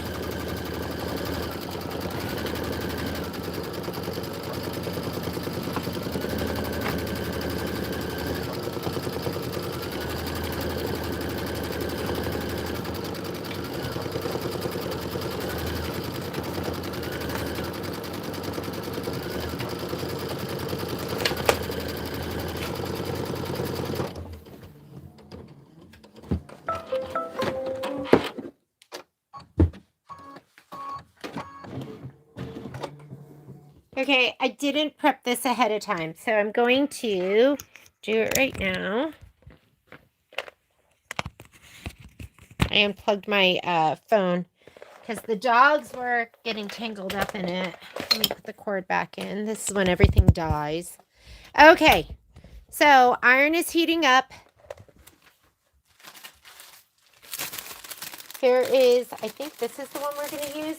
Is this the one we're going to use? Yes, we're going to use this one.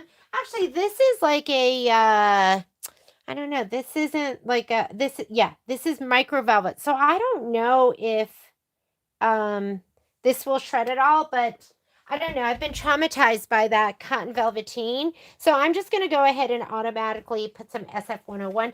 This isn't going to shadow through, so this is a good time to use up like your scrappy pieces, you know? So I don't think we're going to need this on every little bit. So I'm going to overlap it. I'm just going to go ahead and throw it down here.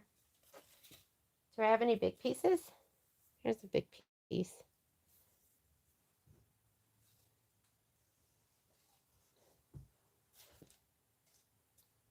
I know. You're like, you saved that? Uh-huh. Yeah, I did. And look, I'm using it right now. It's kind of embarrassing. I shouldn't be showing you this. Shouldn't be showing you how bad the hoard is. This is how bad it is.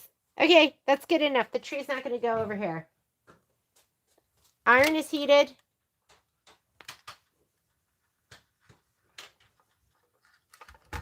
Yeah, I did save that. I can't believe I saved it either.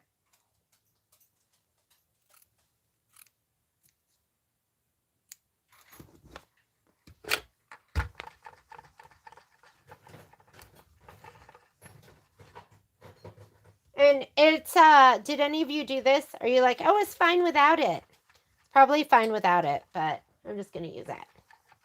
I'm going to use it anyways.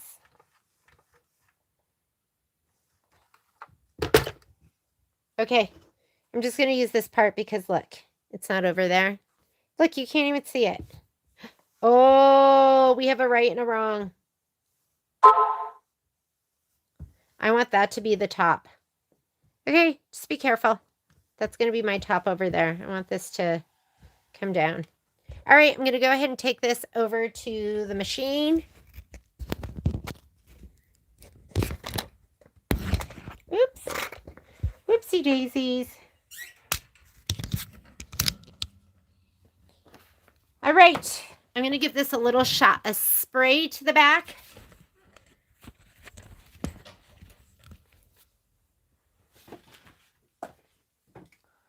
Spray to the back.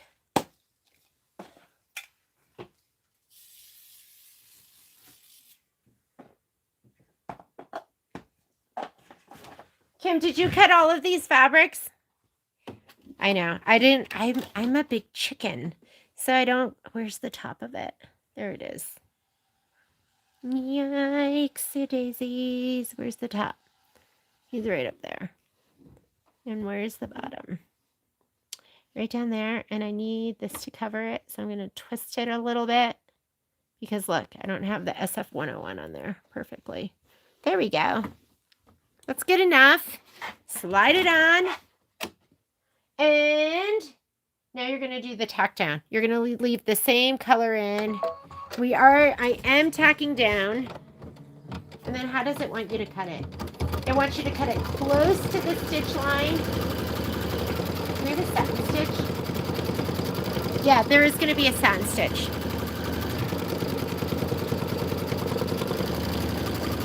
So I'm going to use my snips to trim this, but if the snips aren't hacking it, then I'll go with my double curved.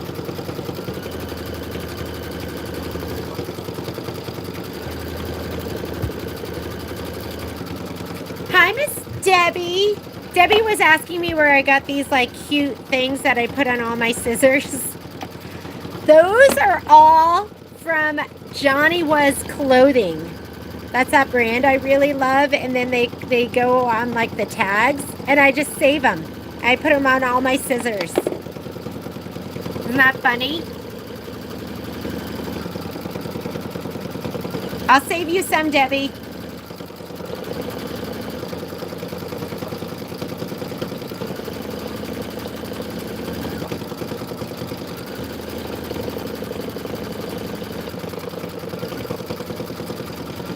So if I cut this, would I just use the rotary blade?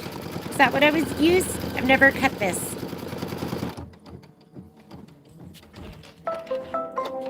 I've only done like cotton. Well, and I've done like Peltex and like some of that other stuff. It's going to be my excuse to shop more. I'm going to be like, Patrick, I have to buy it. Debbie needs she needs the tassels. Okay, I think I do need a little more heft. Heft, yes. You cut some Kimberbell this morning. SFO 101 on the back. And then which blade? Did you just use the auto blade? And what mat? Oh, look at this. He moved. He moved. Uh-oh.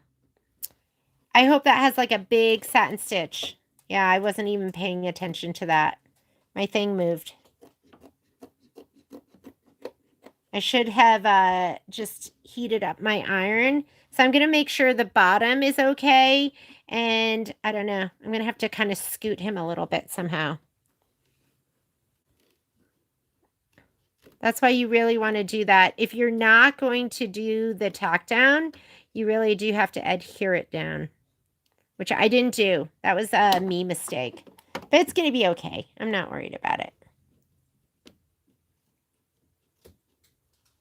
I think it has a big, pretty beefy satin stitch.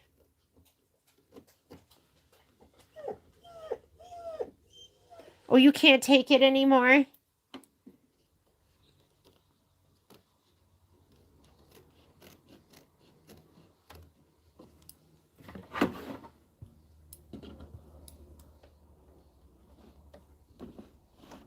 Black auto blade and the purple mat. I love the auto blade. You know, I was scared with some of the things. I was scared that you needed the rotary blade because the layers. And I'm finding the auto blade is just like the best. And my auto blade that I have in right now, I've been using it for several projects. And heavy stuff too.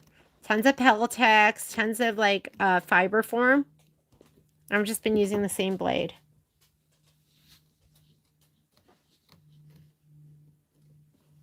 Oh, this feels so good.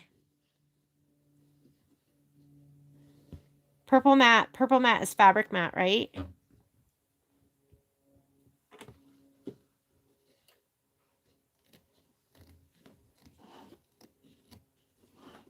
Okay, here we go. Let's do the other side. What's nice about learning to cut with both hands is you don't have to flip your mat around or your hoop around. You can just like take your scissors and go from hand to hand.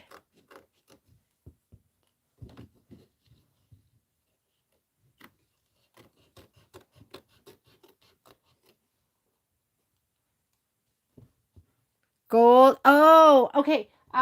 Purple, is that the standard mat?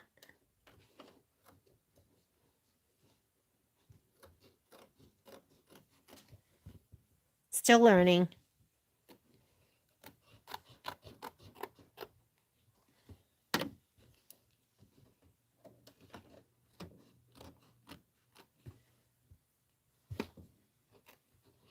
Yeah, because if I had done this on my skin account, I just slapped it down. Okay, I do have to deal with this guy, but I think he's going to be okay. And I'm going to just manipulate this part by pulling him over. And I'm hoping that the satin stitch is going to be thick enough. Oh, my goodness, this feels so good. But make sure you have it so you're petting him down. Downwards. Down dog. Check the top. Anytime you slide your hoop on and off, make sure that the top didn't roll underneath. Okay, here we go.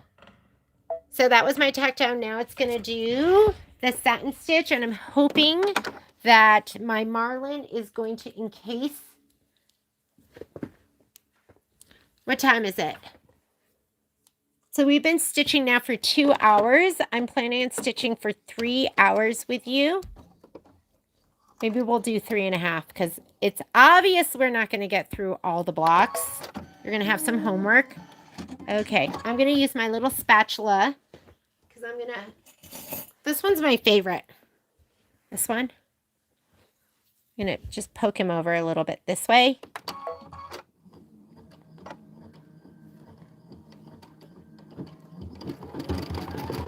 I could, whatchamacallit, I could use... My iron, I'm sure, is like hot now. We're just going to do this. Whoop! Woo! Okay, stop. Stop, stop, stop, stop. I'm taking that out. And I'm going to press them down. And that way we don't have to worry about it bouncing around like that.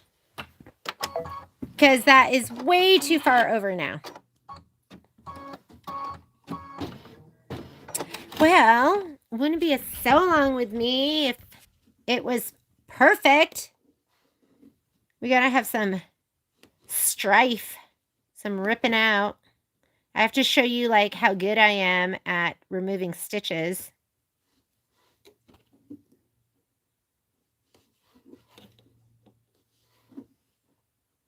Okay, right here is where I started to lose control.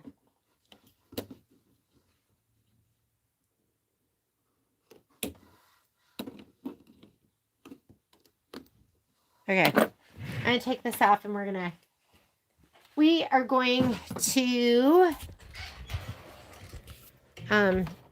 let's iron it down so it's not going to be moving around. Right here. Here we go. Like, what happened here? I'm going to just move him over, and then we should be all set.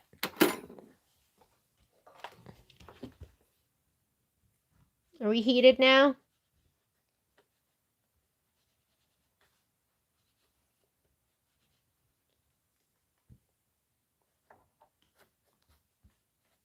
That'll be good.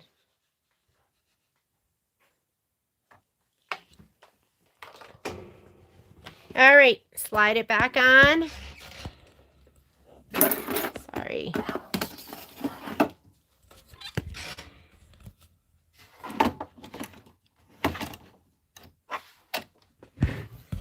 He's adhered, so I'm not worried about it. I'm just going to start it right from here.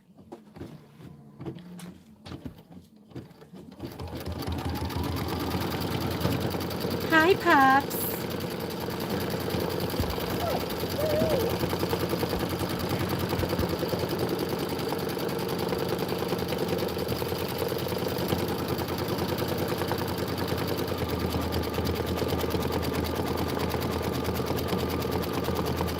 Okay, this is step number 5. Then we're going to do the satin stitch around the tree, and then we are done.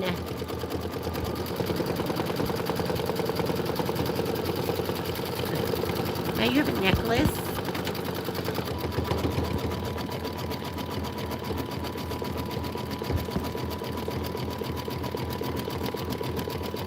I'm so tempted to keep this. Look how pretty it is. Is that big enough for something? It's the velveteen, the micro velvet.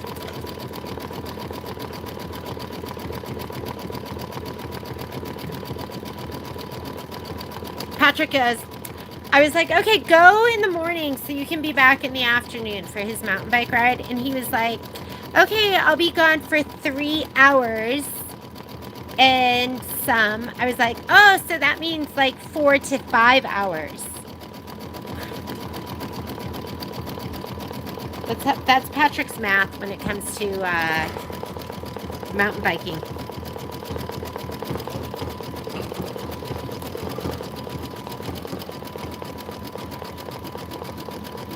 Okay, what are we going to do next? After we do this, why don't we go ahead and...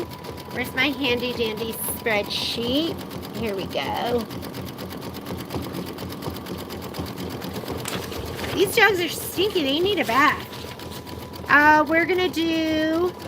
Let's do Dear Friends, okay? We're going to end it with Dear Friends. Because Tundra Florals, that has some... that definitely has some... whatchamacallit?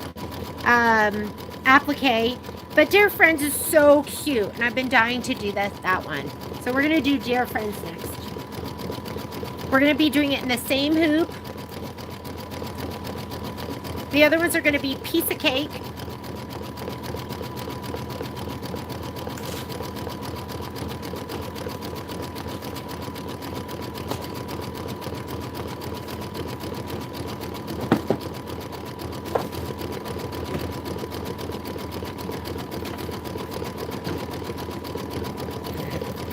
Hi, baby Momo. Hi, Hi, baby Momo. Look, it totally worked out. We had that nice big fat satin stitch, so it worked out fine. Is that the right blue, or was I supposed to do the darker blue? Did I grab the right one? I don't even know. Okay, put in your pale mist. It's going to do the satin stitch that goes around the tree. It's 12 minutes of stitching, so it'll be a good time for you to go get a snack, cup of coffee, tidy up. I'm going to tidy up a little bit. I think that'll be the best move for me.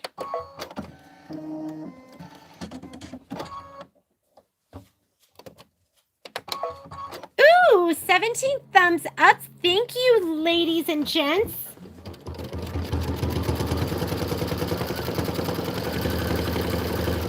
Are you like, it's much better than last week's? Hi, Miss Rebecca. So you've stitched everything except for the piece blocks? I know, that's what we start with. I like doing the piece blocks. Like when we do Sweetheart Street, we're going to do the same thing. Let's start off with the stuff I don't think there are any piece blocks there. You're way ahead, Rebecca. You've been powering through, huh? Okay, this is 12 minutes. I'm just going to let it stitch. And I'm going to, let me tidy up a little bit. This is when I'm like, I need to be on 2 machines right now. I need to be on my 10 needle doing this. I like to double fist my embroidery projects for sure.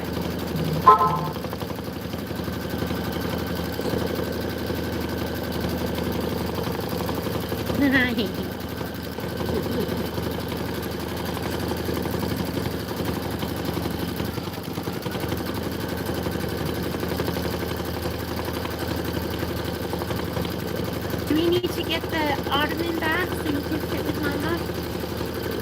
Poppy's trying to climb up in my lap, so. Okay, let's go get the ottoman. You can sit with me. Let's rearrange some furniture, Momo.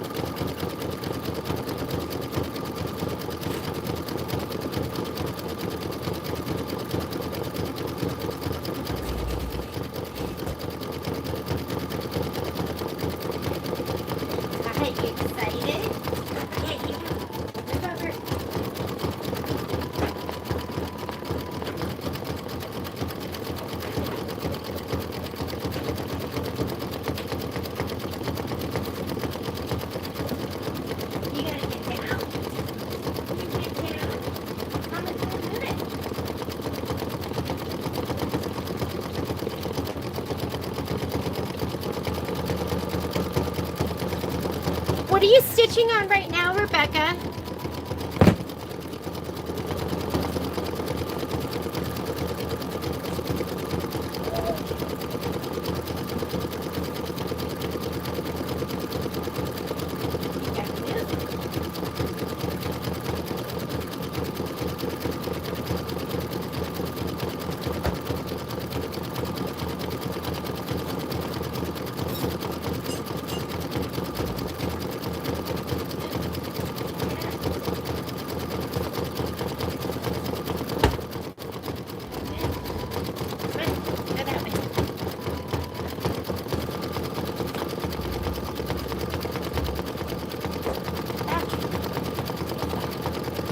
trying to move my dogs around.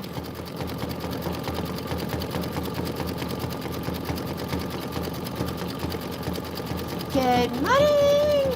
Oh, good morning, Australia. Cold and wet. That's so funny. I never think of Australia as cold and wet.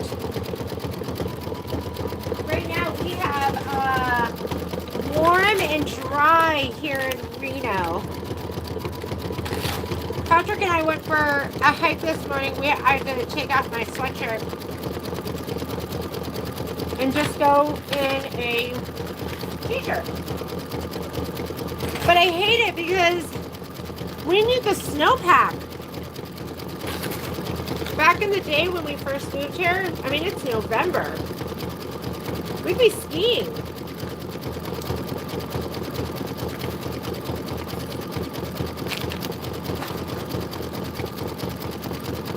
How many did you get up?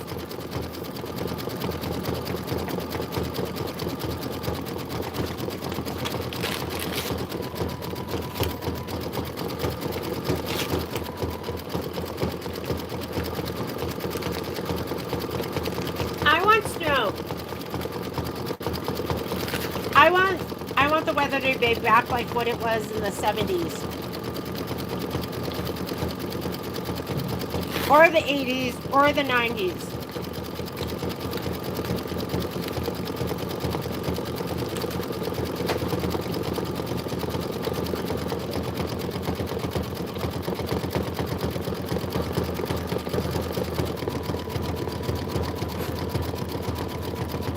I think we're expecting some rain here too. Oh my goodness, does this look so gorgeous? Look how beautiful it is. I'm trying to move my ottoman over here so I can sit down with Poppy, but she's on it right now. There's my baby. There's my baby right here. Trying to do some rearranging, but I'm sandwiched. Can't do anything. I'm stuck. I'm stuck. Here we go. I guess I'll just drink coffee.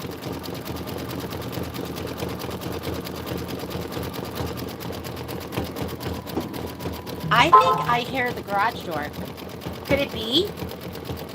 The love of my life, Patrick Mulligan, is home? Is Daddy here? 30 and 86. That sounds wonderful. What is it right now, Joanne?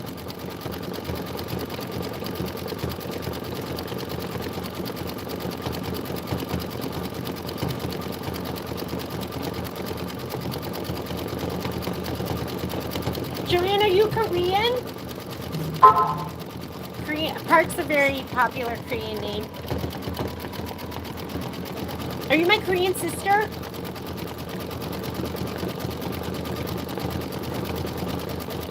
Stitch me up. I was wondering if you were here.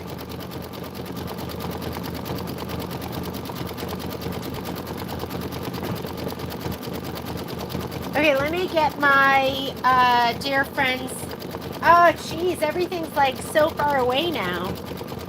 Okay. Go get it. Climb over Poppy.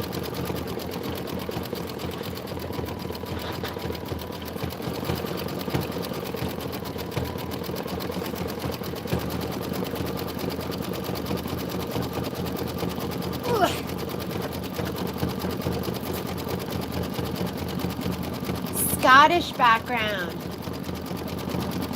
I didn't know Park was a Scottish name.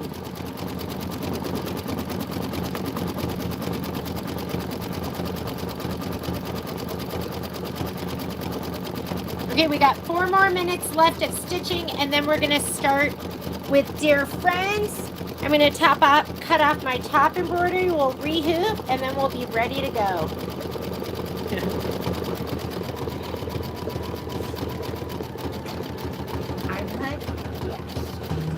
Yes. Yorkshire.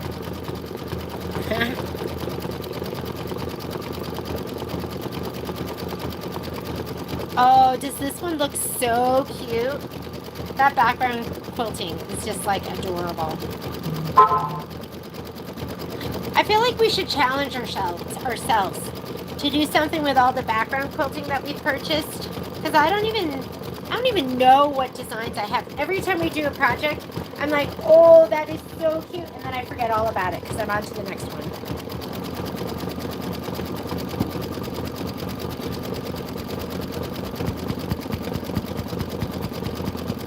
I didn't realize that Ferguson was Scottish.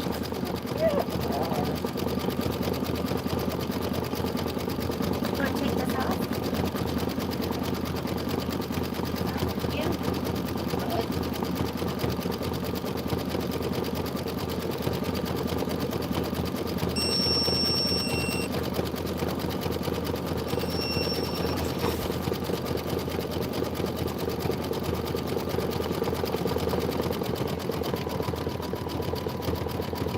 Oh, that satin stitch looks magnificent. Don't you think they should have like a stitch going down the satin stitch? I feel like it always looks better that way. It should have like a running stitch. No? Leave that. No? No, thank you.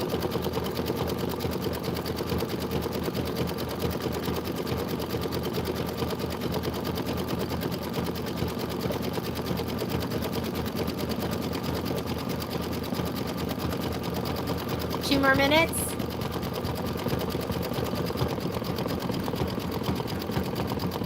Wouldn't it look spectacular if we like did something like that's like the glitter thread? Oh look, go get him.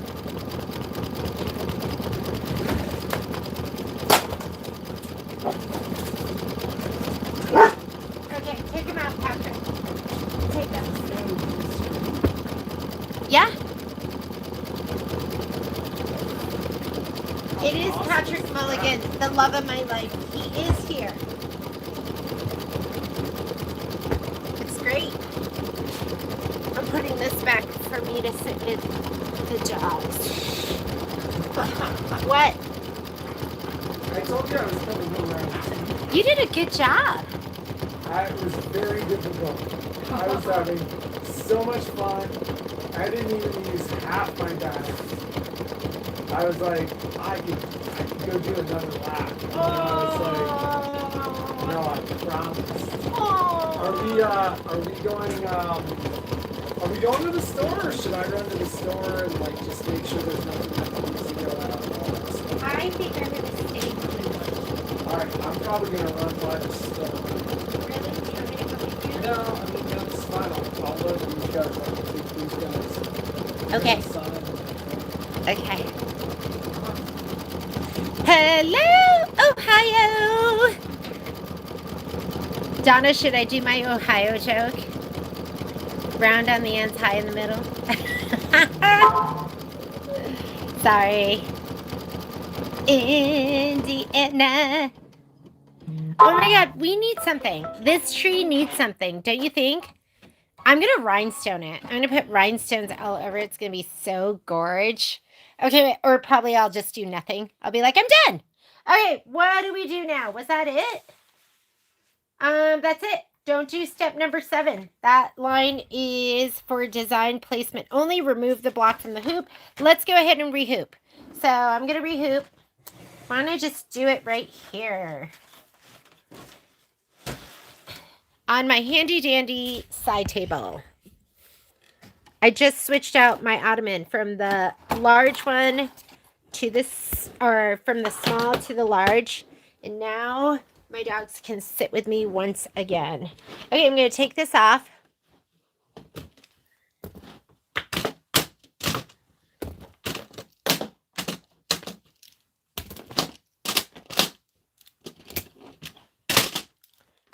Okay, here we go. There's the little penguin. Here is the tree with the tree quilting. Looks so cute. Okay, I'm going to flip it. And then we're going to cut right here between the two.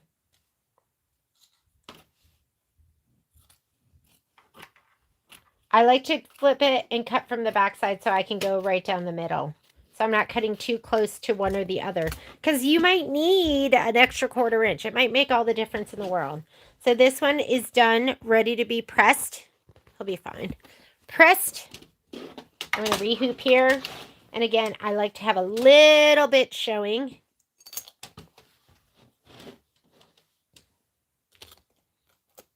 But you saw there was like an inch and a half in between the two embroideries. Gives you an idea of what kind of no-sew you have.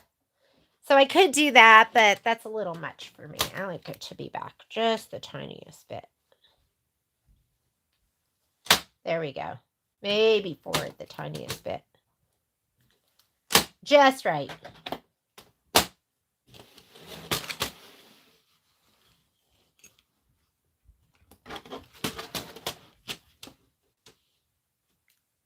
Melbourne. I want to go to Australia. I want to go. Someday. So the guy who's planning our tour was like, okay, then we're going to do, he's like ready to plan Japan for the year after and then wants to plan, I don't know what he wants to plan the year after that. But I'm like, how about we do one? Let's do one first. And then we'll plan more. Okay, you don't want this to make a big old mess. Keep it neat and tidy. This one, you don't want him to get stitched under. Roll him up.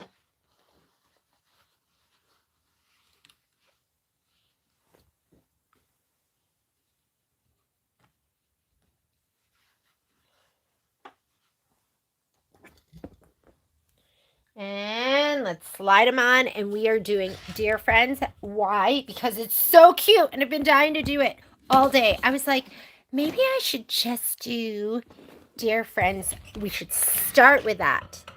I thought about it. All right. Let's go home. Now I can slide my hoop on. It was in like the wrong spot. Embroidery. Dear Friends has plant 15 6x8. Plant 15. Plant 6x8. Sometimes I'm like doing this. I'm like, did I not transfer all my designs? Here's plant. Let's see if that's the 6x8. Nope, that's 4x6. Yeah. Maybe I just, you know what I did? I think I just transferred the ones that I was using for the filler blocks, and that was it.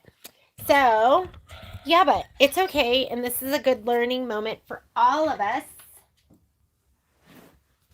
Come on over. I'm going to go to Design Database Transfer, which lives on my taskbar. We're going to do plants, right? Plant. Wait, that's tree. Plant. Some of these I didn't put anything in.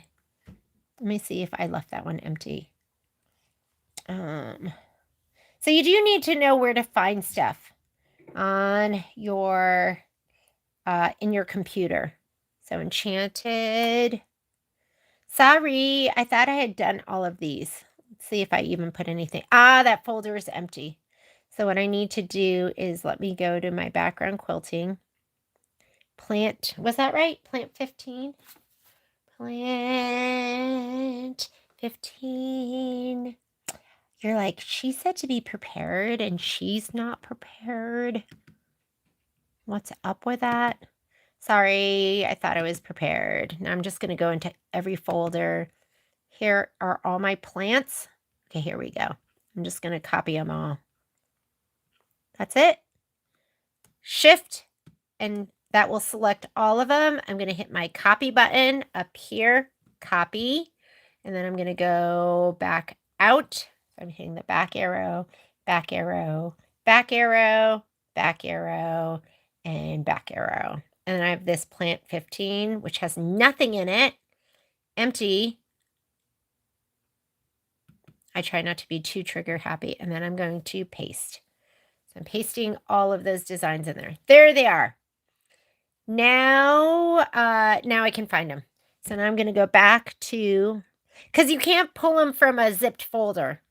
And so I'm going to close this and then open it up again with the pluses. Enchanted Winter, plus there, and then plant 15. Or am I going to, is it here? There. Everything's there now. I copied it in there. We needed this 6x8. 6x8, this one right here. So I'm going to touch it, make sure it's going to the right machine. Evie is my Avenir. And then I'm going to put it down here. It's the one that's highlighted. And then I'm going to send to machine. All right, done. Once again, whoops, I need that so I can see you. Okay, now that it's sent over, I am going to go return because I have to start fresh. Let me get this open so it's this one right here. Plant, set. And now on top of it, we want dear friends. So we're going to add pocket. I already had transferred all my designs. I will be prepared next week. I didn't realize I had only sent up the filler blocks. Set. And if you look at your spreadsheet, it says centered, so you're not going to move it. We're just going to say embroidery. My hoop is slid on with the lever down, so I can just go layout, move, and I'm going to scoot him up. There we go. We're ready. Ready, ready, ready. Okay, let me get back to YouTube. How are you guys? What?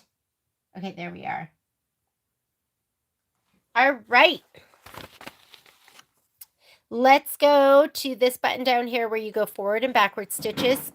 Are you learning? Did you learn any? Or like, was that design database transfer? I love design database transfer. If you have to find your designs anyways to put them on a stick, then you can find them because it just brings up your computer, like kind of like the, whatchamacallit, kind of like your filing cabinet. And you just find it in your design database transfer and just send it. Just send it.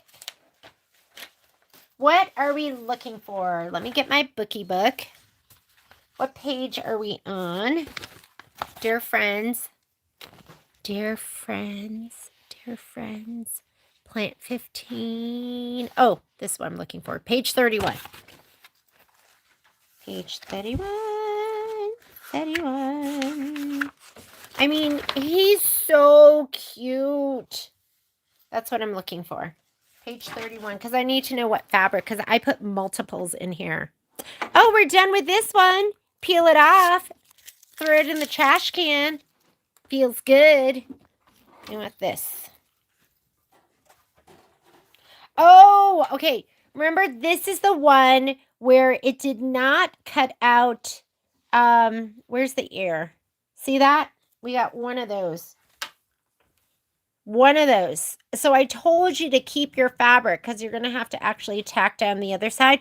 Why it did that, I have no idea. It just did.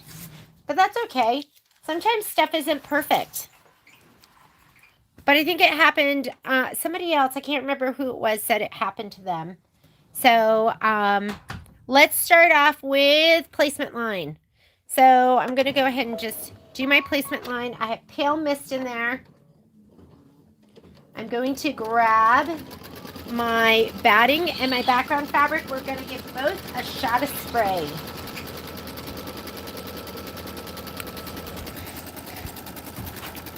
Feel which side is bumpier. That's the wrong side. Get the icky stuff off of there. It's dark fabric, so you don't have to worry too much about it, but if it was light.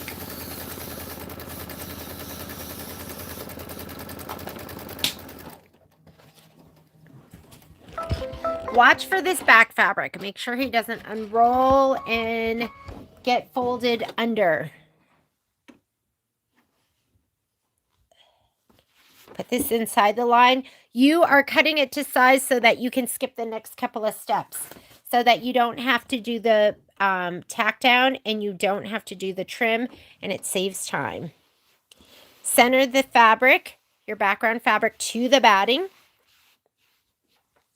And now we're going to skip some steps. This is tack down for the batting and the trim. Skip it because we cut it to size. Placement stitch for the background fabric. Skip it because we already laid it down. Tack down, you want it. Do it because you're going to fussy cut to this line. And go ahead and do your tack down. Oh my God, this is over here because I can't decide if I'm going to throw it away. I'm going to hoard it. I was watching these videos the other day And they were using the tiniest pieces, and she was using them to do like this flip and fold, and then she made these amazing placemats. And I was like, that is so cute. That's why I need to hoard my fabric. Time for quilting. Time for quilting. Put your beloved quilting thread in. 6053.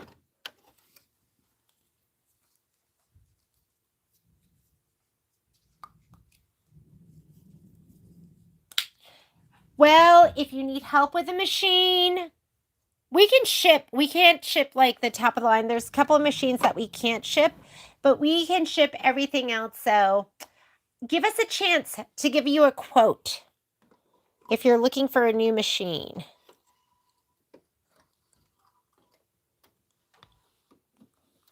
And the world's a smaller place now that we do Zoom, and we do online classes. I always like to give this another shot. I'm going to give you another shot at threading. Okay, it did it that time. I'm going to thread it down into the foot. And then let's do the quilting. Look at your screen. Make sure you're seeing your quilting stitch. I am. So I'm going to go ahead and stitch this down. I'm going to start stitching. And then I'm going to stop it so I can trim. Let me go ahead and trim that thread. I haven't heard my manservant offer me food yet. Doesn't he know it's lunchtime? Okay, baby that thread.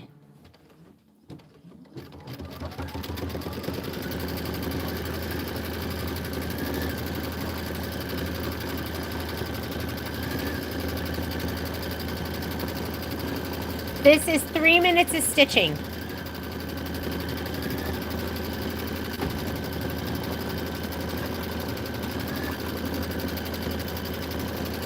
"37 minutes stitch out." So this will probably be the last thing we stitch out.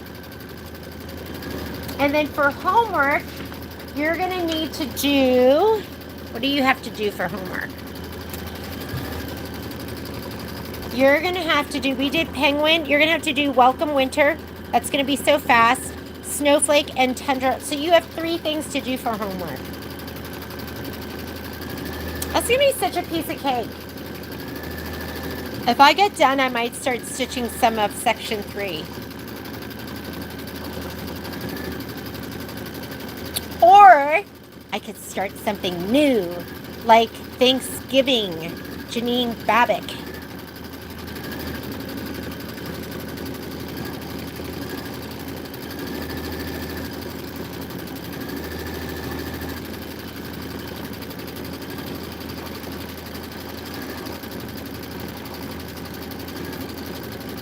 You need a better library.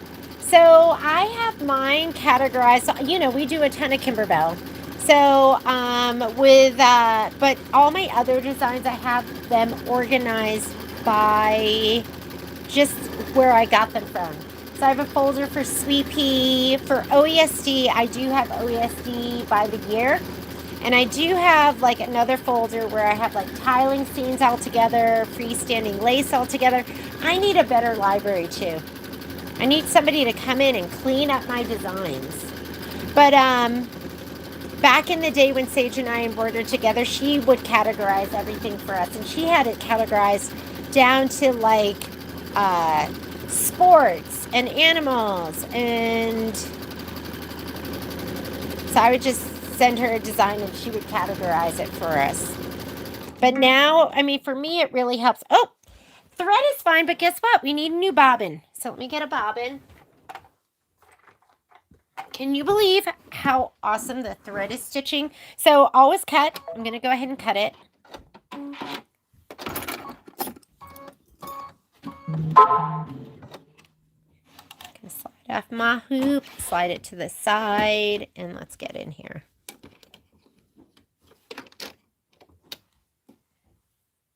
I mean, these bobbins look pretty good.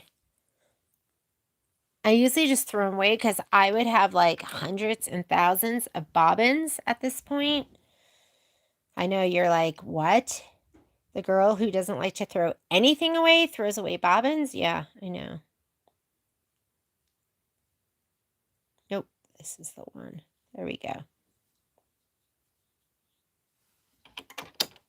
To 4 o'clock, put your finger on it and pull it into the groove.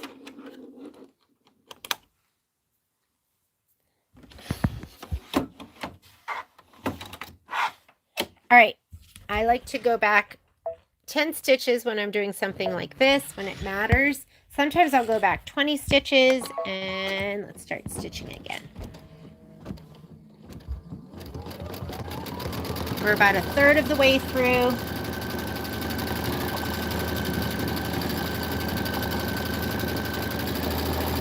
Does the Stellar use all the big hoops? So the Stellar is going to go all the way up to a 9.5 by 14 inch hoop. So it doesn't go up further. The Luminaire and the Solaris went up to a 10.5 by 16. And then the Avenir and the Radiance go up to a 11.5 by 18. But 9.5 by 14 is pretty big. That's like my favorite size hoop to quilt with. I like to use that in the 10.5 by 16.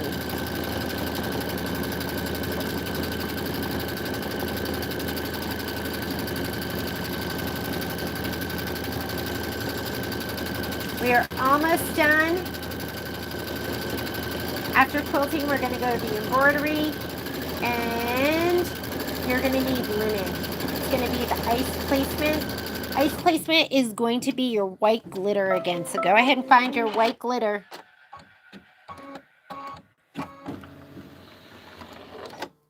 I'm going to go ahead and take out my thread. I know, I was making this thread look so hard to deal with last week.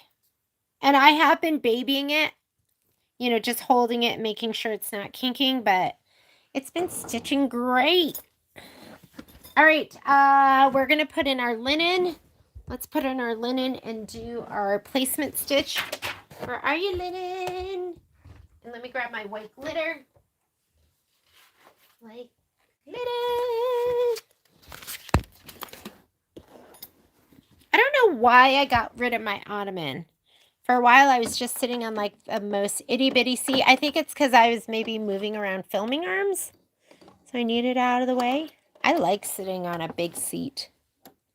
I've wanted like a high back, like a love seat. Because I think that would be really nice to sit in with my puppers. What color did you just use for the background quilting for the deer? I used the glitter thread.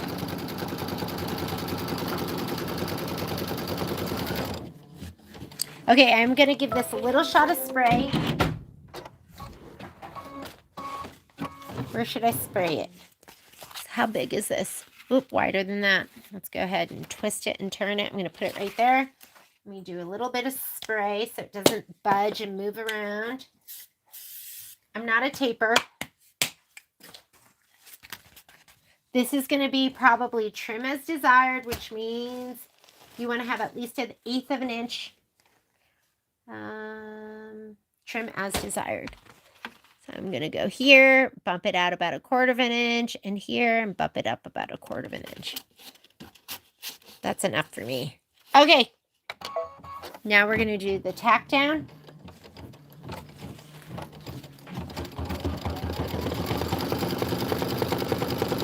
Get your curved straight scissors.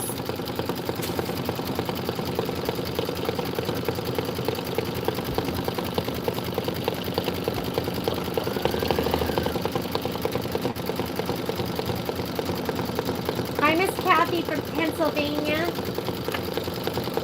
Yay! Oh, but there's a lot of bad videos. I feel like I've been learning, and it's been really great. So hopefully those early videos don't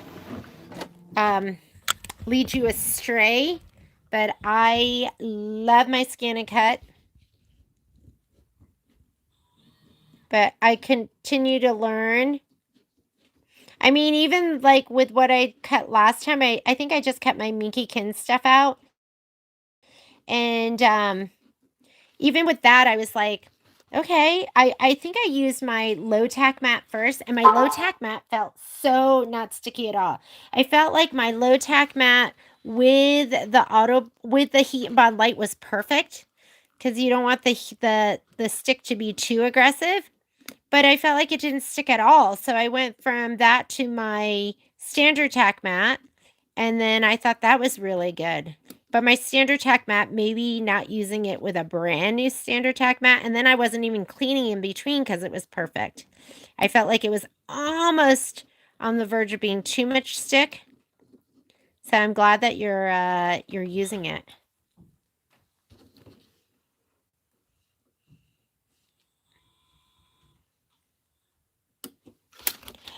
My God, that ice is so gorgeous. I'm glad you guys are using it, because I didn't use mine for the longest time. Okay, what are we doing next? There's our glitter. Want you to press. I always press later on. I don't press right now. Stitch the outer body placement line. Just wants you to use linen. You're like, if Jeannie can do it, I can do it too. So we're going to do this, and we're going to lay down the polka dot. Polka dot, polka dot.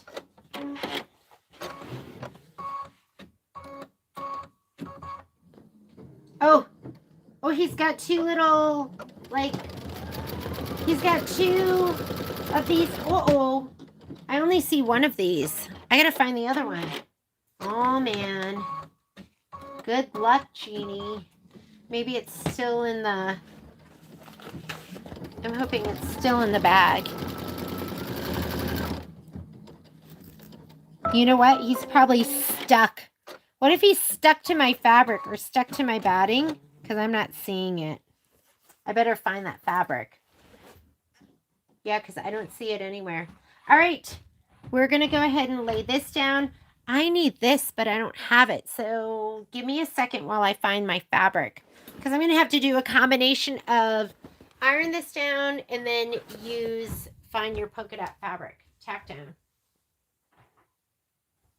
This is what happens when you're unorganized. It's such a little piece. Can't be too hard on myself. Like, that piece is tiny. How was I supposed to keep track of that? All right. I don't see it. When in doubt, look on the ground. I don't see it on the ground either. All right. So we're going to go ahead and I'm going to slide it off.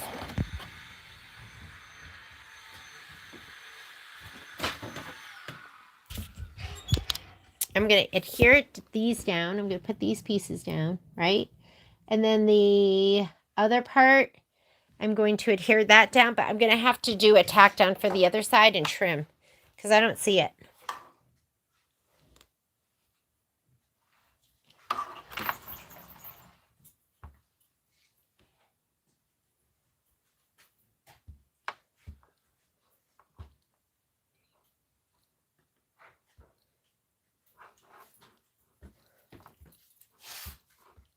Okay, this little guy goes right here.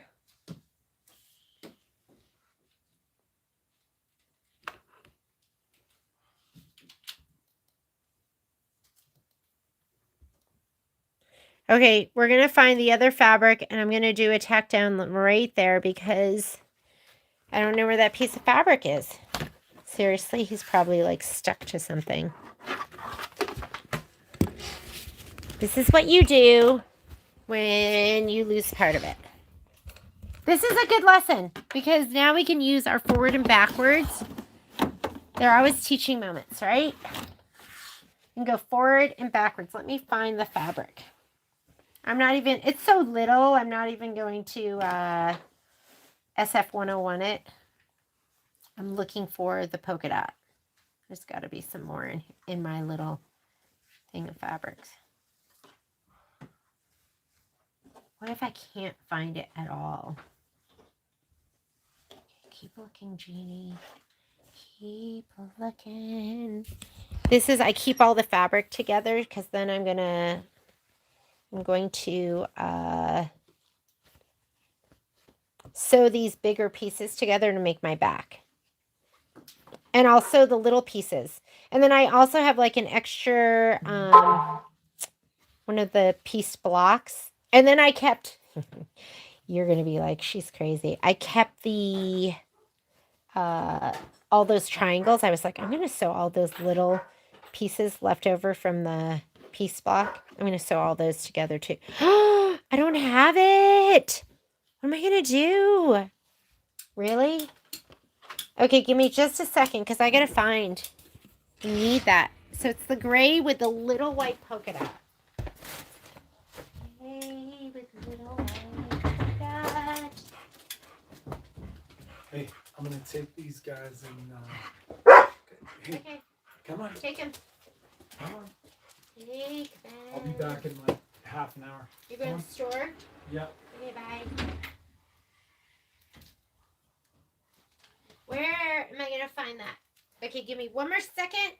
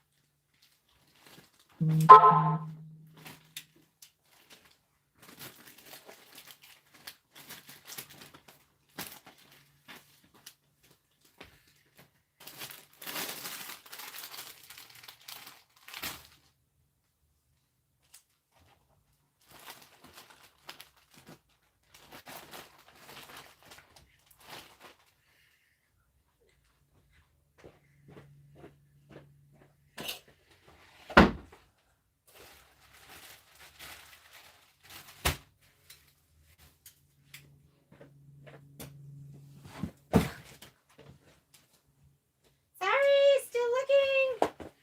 I know I have it here somewhere.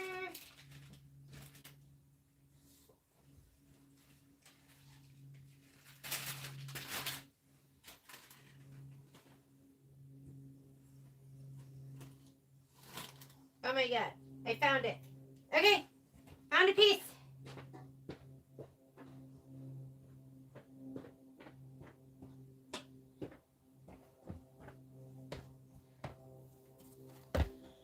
Good thing we all have lots of leftovers. So here's a piece. Sorry about that. I know. Learning how to lose stuff. So we need to do the tack down over here. That's the only tack down I need. So I'm going to fast forward. So I'm going to go ahead and go here. And let's go ahead and I'm just going to do plus 10s. So it's doing the top part here. So I'm going to go plus 100. It's doing the ear. Plus 100, plus 10. Okay, now it's over here. We're going to go plus, let's do plus 10. I'm doing plus 1s till it bounces over here. There we go. We're right there. That's what I wanted. That was it. So you can go by 10s, 100s, whatever you want. This is just a little itty bitty piece right over here. I'm going to go ahead and carriage is going to move. Let's do the tack down over here. I don't need it for the rest of it. Just over here for that one piece that I have lost.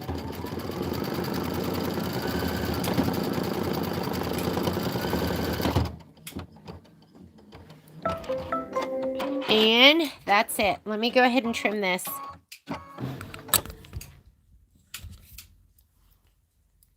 Thank goodness for stash. And I should probably be using my snips, but I don't know where my snips are.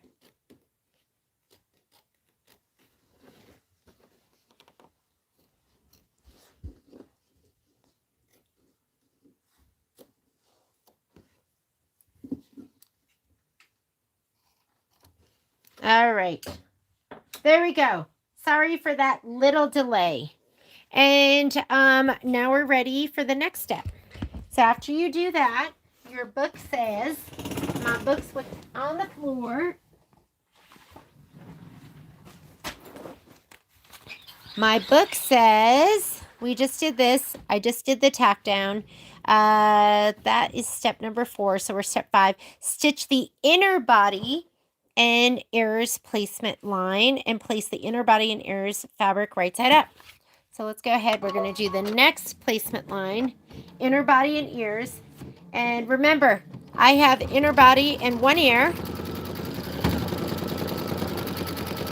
So I'm going to kind of have to do the same thing that I just did.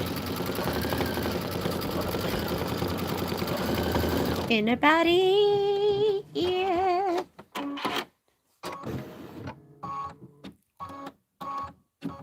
Did anyone else get it to cut the other ear? The other inner ear? Because it did not work for me. And somebody warned me, I'm sorry, I can't remember who it was, but they said they had that issue. And I was like, oh, this is what they were talking about.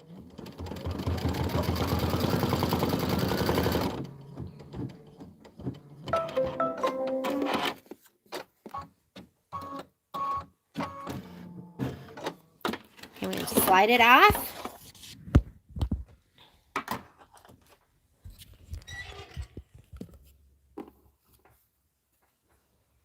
Inner body.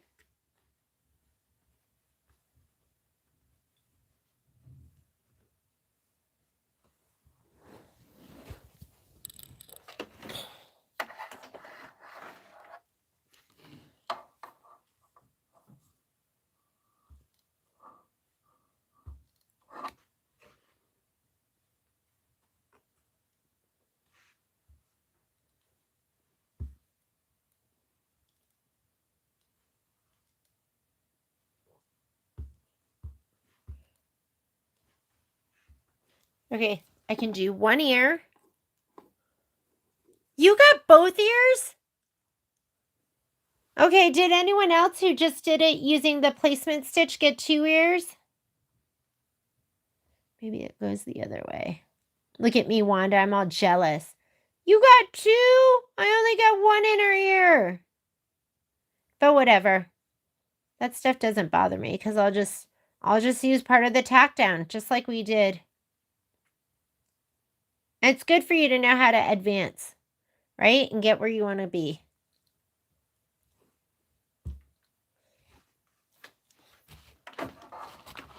Okay. Here we go.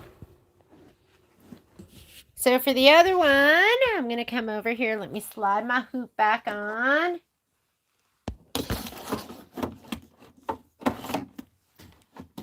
We've got to advance our tack down because we have most of it.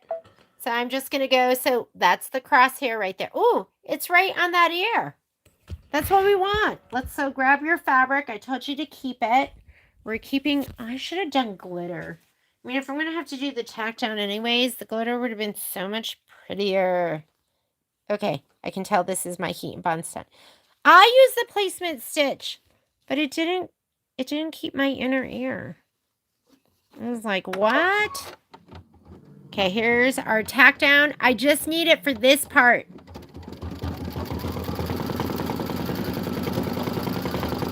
Okay, I used the placement stitch too. For some reason, it only saved the inside. I'm going to hit the stop button. I don't need any of the rest. I'm going to trim around this. Where are my snippy snips?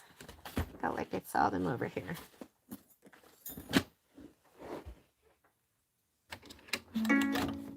Want this right here. We're going to just trim it.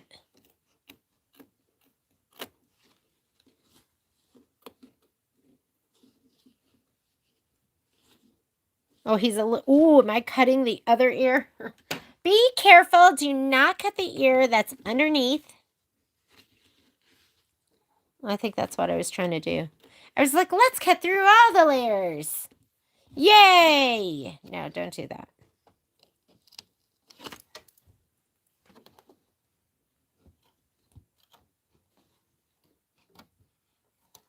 There we go. Just as cute, if not cuter. All right, slide this back on. And we're going to skip the rest of the steps because we don't need them. We are cut to size. But I do need that, and that looks like it's going to be the decorative stitch for the ears. Let me look at my instructions just to make sure. I lost one of my little pieces too. I know. They're so little. There's got to be a better way. I'm going to come up with something so you don't lose those little itty bitties. We are on step number, that was step number 6. We're on step number 7. So 7 is stitch the inner decorative outline. Right here, it's linen. Just go ahead and hit start. I'm not above digging in the trash. If that's where I got to go to get what I need. And then you're going to need hickory for the antlers, your darkest brown.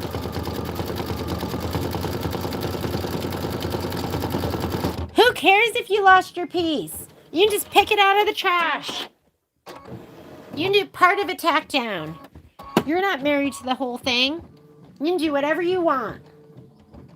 Or whatever you have to.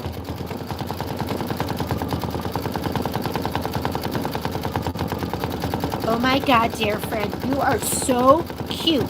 We're 9 minutes into our stitch out. Now it's just going to be a bunch of applique. So just stitch along. Okay, let's put in your hickory.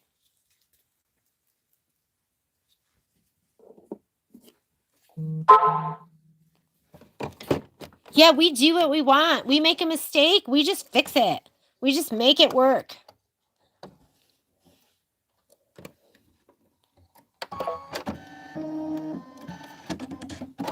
You just fudge it.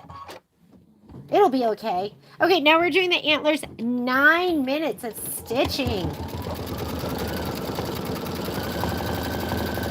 Just let it go.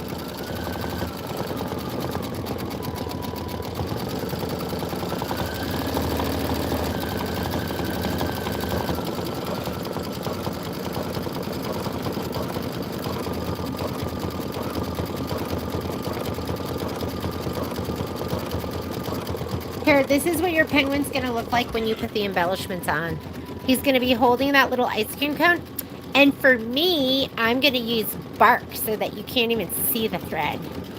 And then the little pom-pom. He's cute. How about Dear Friends? Oh, look it. This is good to know. So Dear Friends has a button too. So you're going to get to the point where it says optional. Optional. This we're going to stitch. If you plan to attach the button, skip machine steps 13 through. So we're going to skip 13, 14, 15, 16, and oh, that's it then. We only have 2 more steps and we're done because I'm going to be putting that button on for sure. For shizzle.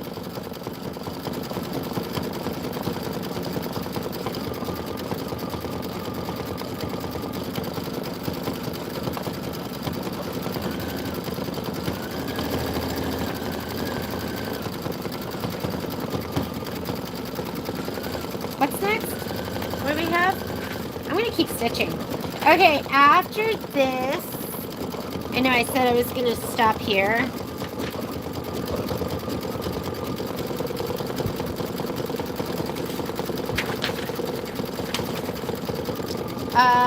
Welcome friends. And then we have Tundra Florals.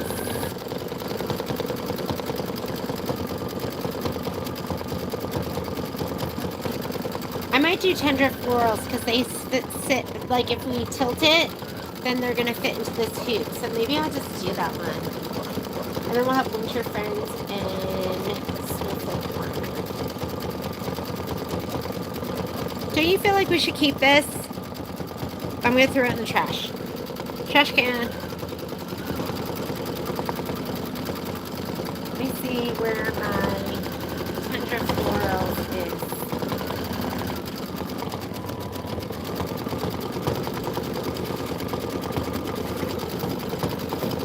Tundra Florals. Floral hearts. Missing Picket Door. Penguin Friends is done. Ice Skates is done. No, I didn't do my ice skates yet. What am I talking about?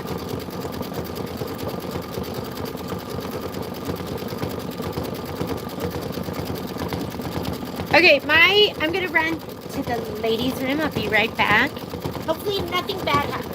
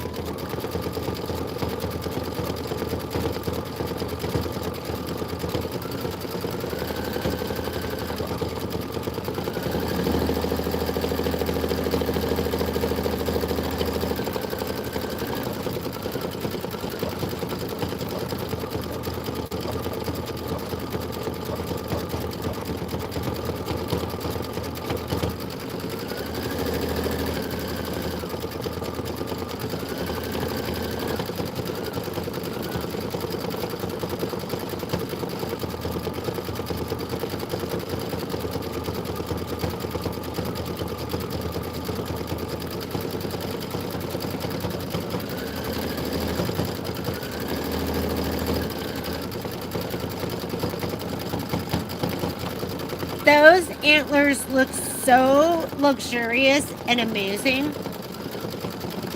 Hickory's such a great color.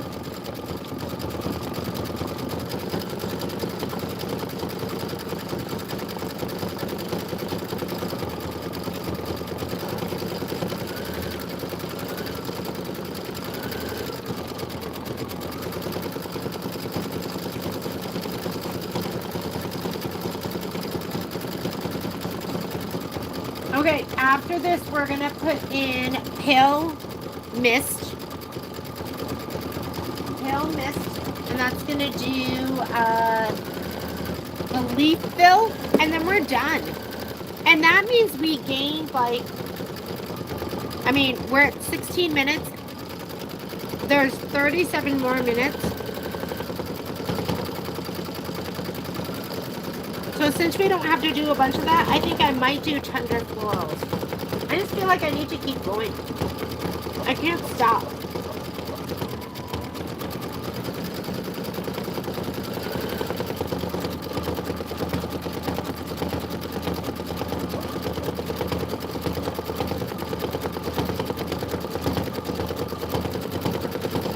So during our Comfort and Joy event, the reef scarf, the reef sash has a deer on it. And Virginia put this one in instead. It was very cute.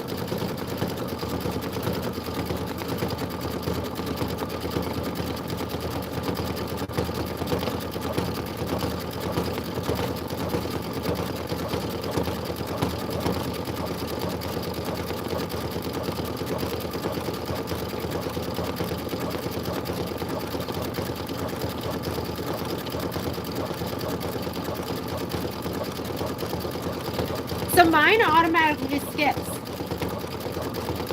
So if you're, depending on your machine will, if it's 5 millimeters or larger, it will cut the jump threads and automatically jump. Is that what you're asking, Betty? So I don't have my machine set on anything, it just does it. Is yours not cutting the jump threads? Okay, let's do Tundra Florals. Okay, so this is, wait a minute. Oh, no, we have a bunch of steps. I was skipping ahead. So H, what is H? Is H Cool Gray 3? Yeah, Cool Gray 3.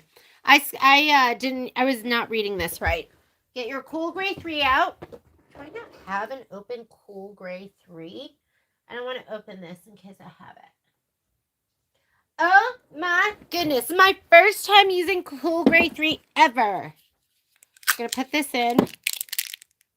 Yours is a little, no it's not. Okay, let's do a mini lesson. Let's check it out.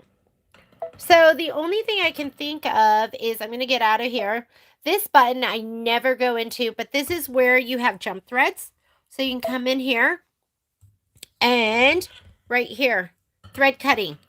I don't know which one yours is set to, Betty, but just make sure these are both highlighted and I'm set at 0.2 inches that it's going to cut. So this is going to cut, this is in between and this is at the end is what I'm assuming. So I want you to go into this button here where you see the scissors and your tension and just make sure these two are highlighted. Highlight those and then make sure it's set to 0.2. That's the default. And then if it's still not cutting, I don't know, then we have to ask Patrick. Then we go, Patrick, Betty's thing isn't cutting the jump threads. And there's times you could turn that off. I can't think of a time that I have. Maybe if you're dealing with like super finicky thread or something and it becomes an issue, maybe you want to just cut them manually. But otherwise, girl, get that on. Okay, go ahead and hit start. It is going to do, what's it doing right now?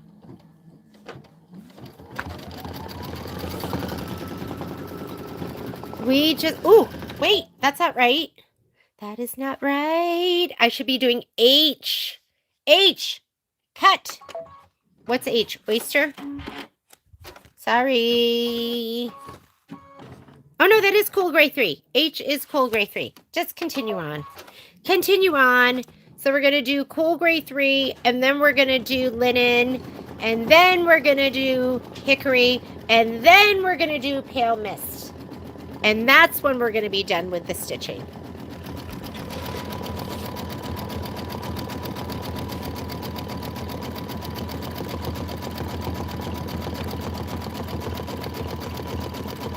Yeah, I've never turned off my jump threads, but I know they're there.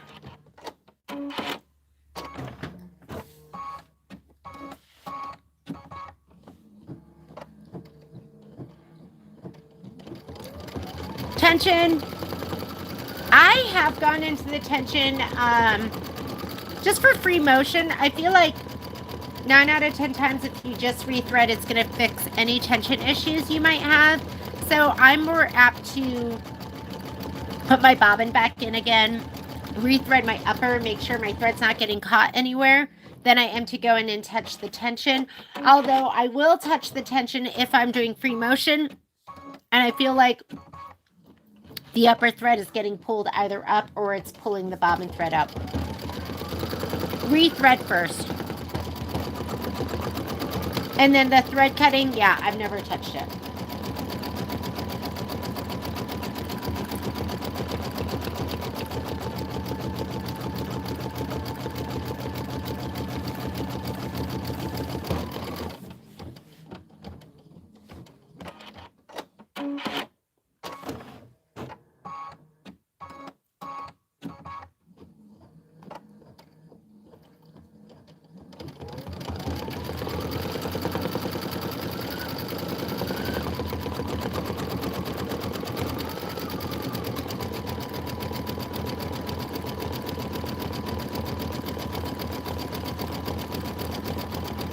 So I think we'll probably be doing,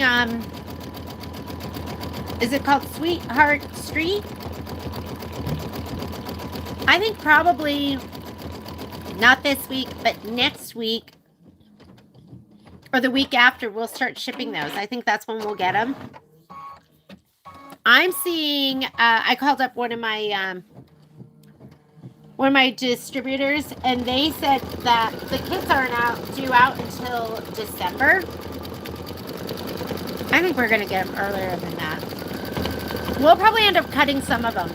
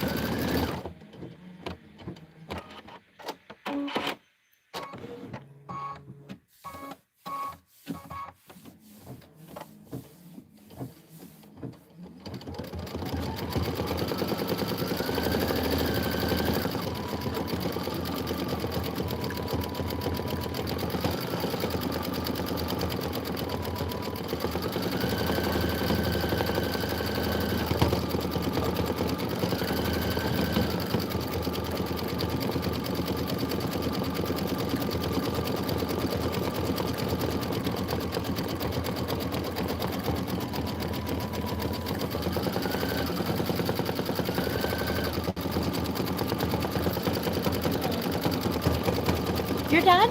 All right, thank you so much. Yeah, do you know what that's okay. Well, that's awesome. Yeah, I put cocky cheese. Be careful from here and then the bottom outside. Just don't touch You it can for a open while. it. Yeah, no, you can open it in and out. You know, the thing is with these ones. Yeah.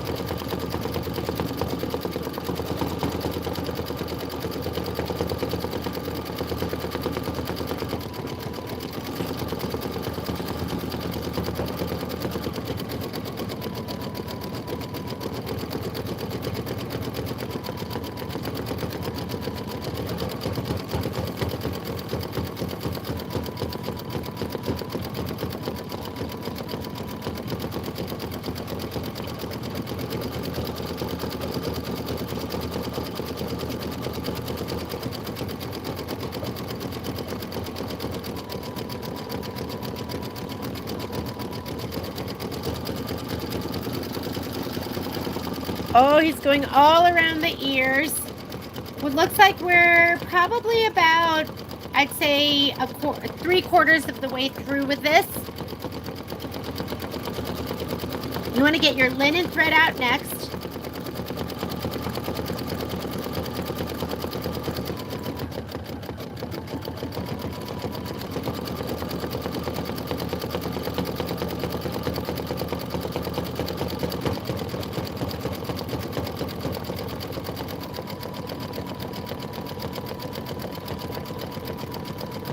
What am I doing sitting here? We should be pressing or something, right? Heat up your iron. Let's press. I mean, I don't have that much to press though. But still, let's press. We'll do the penguin.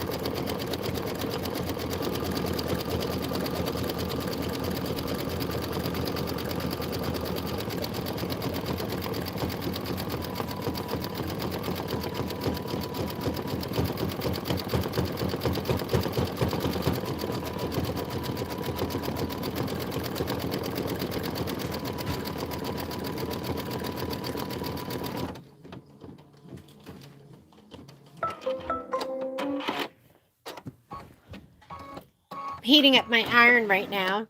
You're like, okay, I'm ready to press. Why aren't we pressing? My iron's heating up. I'm going to put my linen in. It's going to do the top of the legs, the upper legs, and the body satin outline stitch. Satin stitch outline. Boy, did I mix up those words.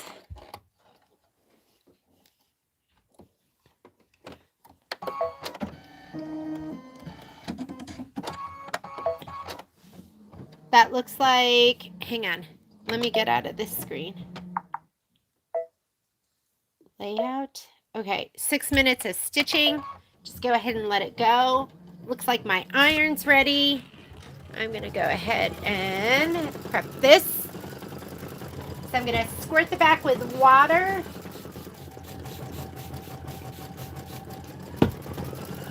Why this looks like crapola in some spots, I don't know, but it's just the back, so don't worry about it.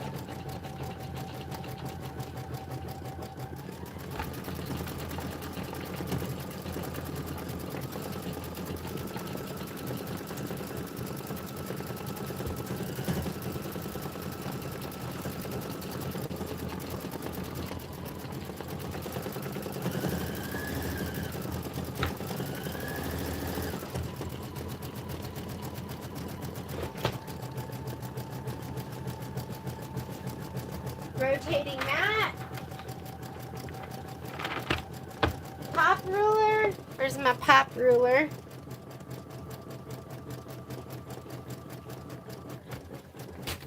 Six and a half by 8.5.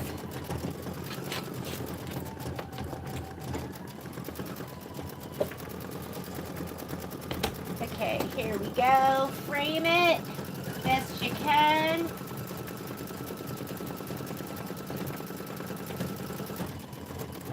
Good.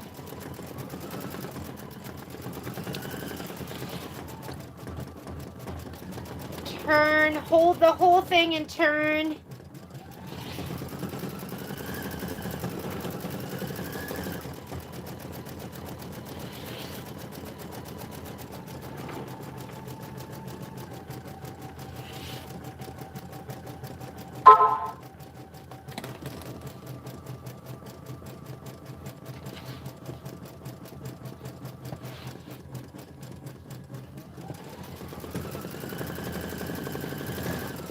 And penguin done. I could cut some of the jump threads off right now if I want. This is so cute. Okay, and then I have my little my little zippy pouch right here, and this is where I'm putting all of the done blocks. So we'll put him in until we're ready to sew section 2 together. I know, isn't that so organized of me? You're like, wow, she's usually not that organized. She usually can't find anything. Not this time. I'm just kidding. Our embellishments.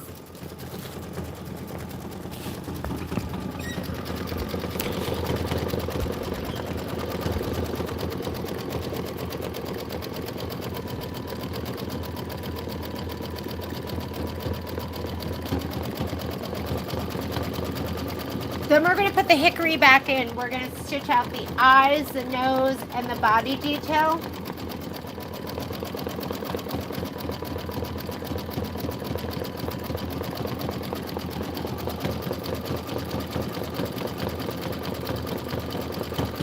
Tundra Florals. Let me look it up. Tundra Florals, page 18.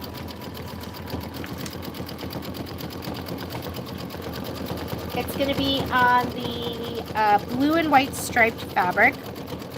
The one that goes up and down. Not the one that goes... This one. That's like taller vertically.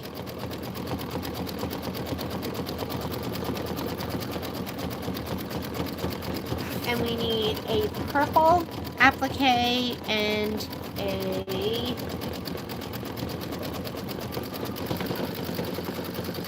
teal. I think these are going to be our 2 applique pieces right here.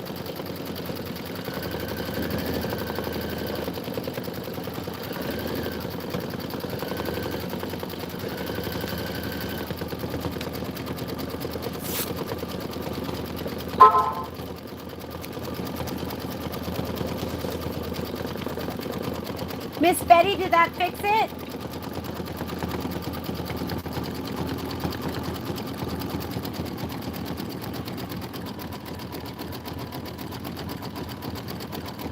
Yay!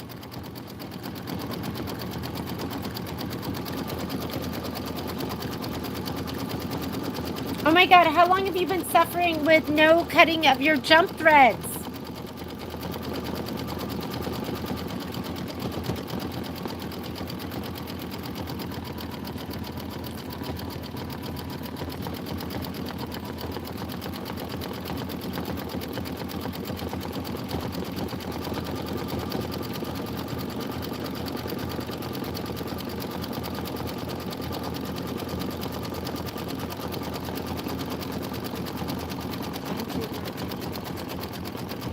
Oh no. Oh, Betty, you poor thing. That's good for you. Make you appreciate the cutting now. Since you've been having to do it all yourself.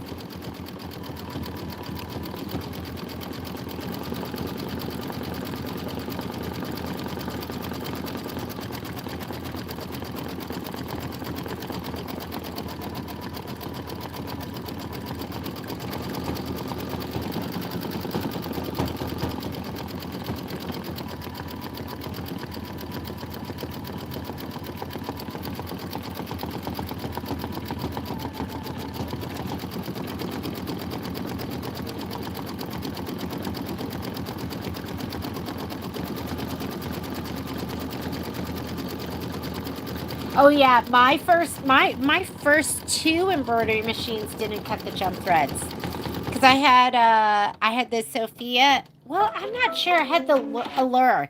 How many of you had the Allure? That was like a popular machine, but I can't remember if that had the cutting of the jump threads or not. All right, let's go ahead and put in your hickory. You got to start somewhere, right? It's kind of like driving stick. Good skill to know.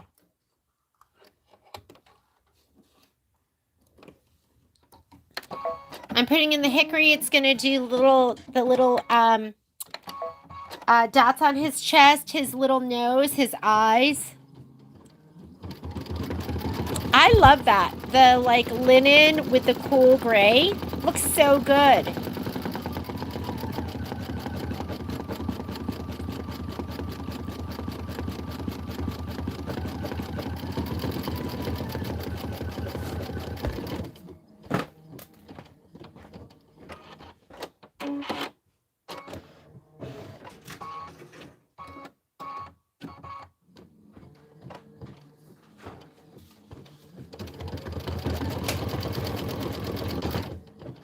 going to work on the gingerbread bridge after this. I'll probably be double fisting it. But I had all this space left over for the quilt block earrings. Aren't these cute? This one, I had some tension issues that I fixed. I was stitching. I was like, that looks wrong. But I love these. So this is quilt block earrings. I did a Christmas pair. Like anywhere I have extra, this is going to be for the covered bridge. Aren't these cute? Little freestanding earrings. And they'll look even cuter once I bling them up. So there was just so much empty space. I thought it was perfect to just throw those in. This was my first block from the bridge. The Christmas one.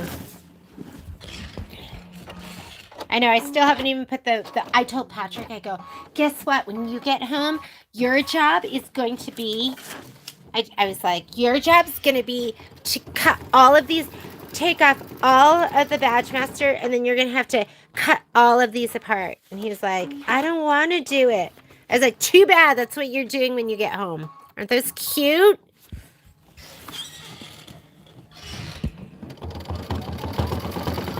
He needs to pull his weight.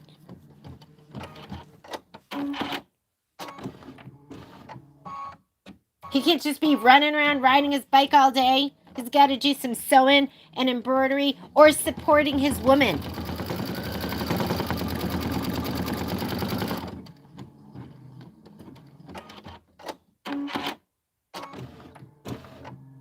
I made him do, I can't remember, whatever my last freestanding lace project was. I made him rinse all the pieces. He did a good job, too. He likes to do a bad job, so I won't ask him to do it again. But I know his tricks.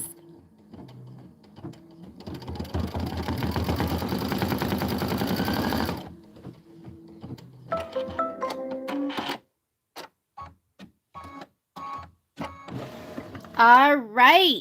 Last thing we're going to do is going to be the pale mist for the flower leaves.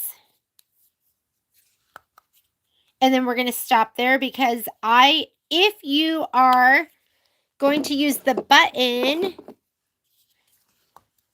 then you're done. If you're not going to use the button and you need to do the decorative flower stitching, you're going to keep going. But I'm going to use the button. Too bad they don't just sell the button packs, right? Even if they just did it for a little while.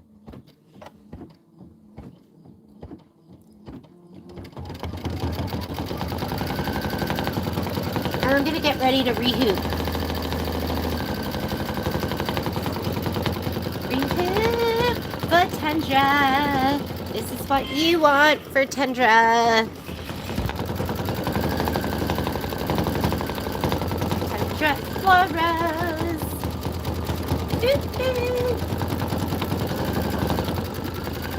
I feel like I've been sitting around, just like watching my stuff stitch. What's wrong with me? I should be working harder.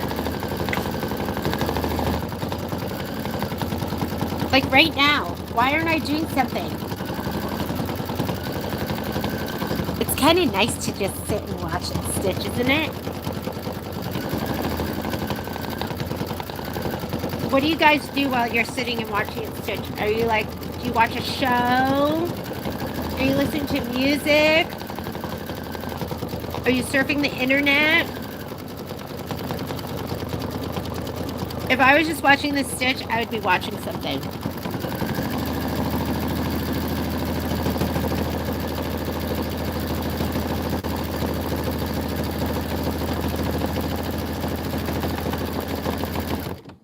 I know, I should be cutting those pieces, but I've already cut them.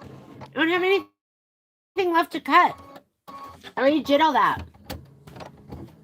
Oh, you mean...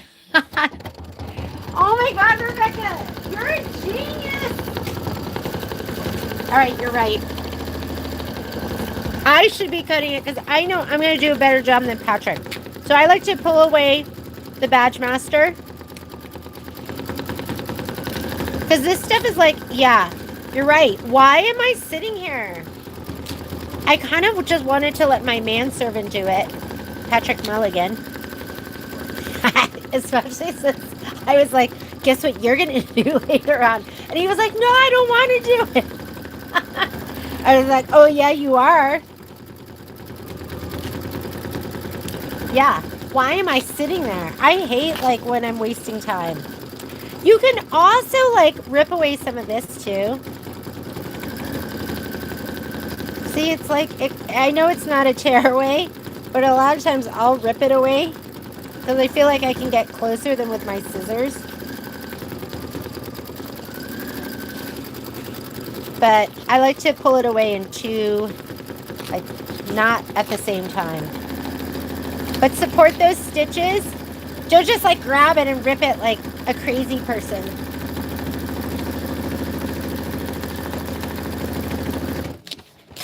But Rebecca, what am I going to have Patrick do now? I can't let him just sit there. He needs to be working. He needs to earn his keep. I'm just kidding. Oh my goodness. So cute. Next, let's slide it off. We're going to rehoop. We're going to rehoop this puppy. I know. What was I thinking? Just sitting there, enjoying myself, being all lazy.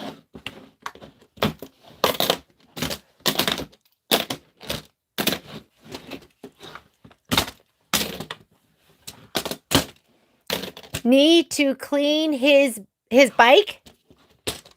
He loves that. He's so good at that kind of stuff. He's the type of, like, he takes care of his stuff. I know it's hard to believe. I take care of my stuff too. Like, I like my stuff staying and looking like really nice and good. Like my man. I maintain him. I'm just kidding. But, okay. Oh my goodness. These are sticking to everything. Here we go.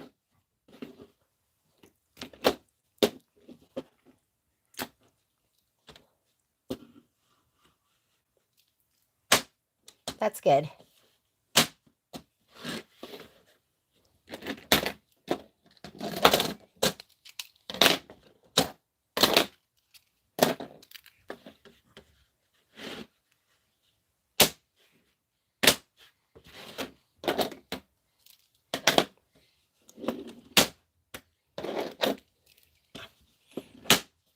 Patrick does stuff like he takes care of the sauna. Like, it's a lot of work. His bike, his skis, like, when he's done, like, everything gets put away. It gets taken care of. Our kids are like that, too. Well, I think they are. Are they? One of them's like that for sure. I think the other one is, too.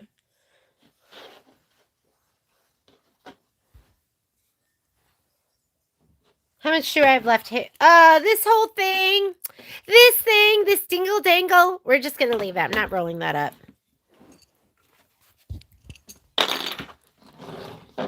Is that muslin in your hoop? Why, yes, it is. So, a long time ago, we had an event with Nikki Brazel, who was a sewing legend. I miss her.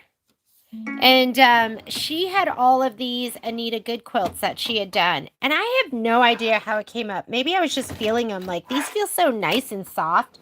And she said that she used muslin instead of no-show mesh or stabilizer. And I was like, well, which one should I get? She was like, who cares? She was like, get the cheap stuff. Who cares?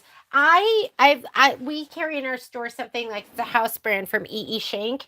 And I also got some of the Gypsy Quilter to kind of check it out. At this point, it seems like I used to love the stuff we used to get because it was nice and soft. It seems like now everyone just has the permanent press, which has more body. It's a little bit stiffer, but it washes up absolutely beautiful. And it's nice because it's like, I don't know, like I said, it has more body. What are we doing here? We're doing Tundra Florals. Let's talk about Tundra Florals really quick. Let's get it loaded up. So we need geometric 13, 4x6. I don't know if it's going to be in here. If it's not in here, I'm going to send it design database transfer. I could have done that, I guess, while we were just sitting there. Geometric. There's one. There's one. Those are all squares, though. I want 4x6. Geometric's not in there. Design database transfer. Here we go. Okay, let's do this first and then we can talk. I'm going to go straight here and just be hopeful that geometric is in here. But some of them I didn't load. Like I created the folder and then I never did it. Okay, so this one I didn't. So I'm going to go down here to my regular folder that has everything in it. Here's geometric 13. Empty. So I'm going to go back to the main background quilting folder. Geometric 13. It's so slow. I want it to be instant. PES. Go ahead and save all of these. You can select all by picking the top one, then holding down your shift key, and then selecting the last one, and it'll highlight everything in between. So again, select the top one, hold your shift key, select the bottom one, and it'll select everything. Now I'm going to go ahead and touch my copy button. I'm going to go back out, back out, back out, back out. And there's this folder that I had created but put nothing in. So I'm going to open it up again, and now I'm just going to go ahead and touch paste. And I'll put all of those files in there. Now I can get to them because it's out of my zip folder. Okay, going to go back here to design database transfer. I'm going to close these and reopen them. So let's reopen Enchanted Winter. And here is my geometric 13. Now everything's there. What am I looking for? I am looking for 4.5 by 6.5. Horizontal. That's important too. You got to pick the right one. So 4 by 6, 4 by 8, 4 by 6. No, 6 by 10. Hang on. Let me just touch in here. Where is it? 4 by 6. Here we go. 4 by 6. Horizontal comes first. Vertical comes next. So I want this one. And make sure you're sending it to the right machine. How do you add your machines? You can go right here where it shows you the machines with the gear. You can press that and just hit add, and it'll find your machine if it's on the network. Machine has to be on too. I'm going to cancel that because I don't need to do that. I have Eevee selected. I have my design selected. Down arrow. It's highlighted. Send to the machine. Did I hit it? Oh, there. Please wait. Finish output. Done. Okay. Let me go back to YouTube. There you are.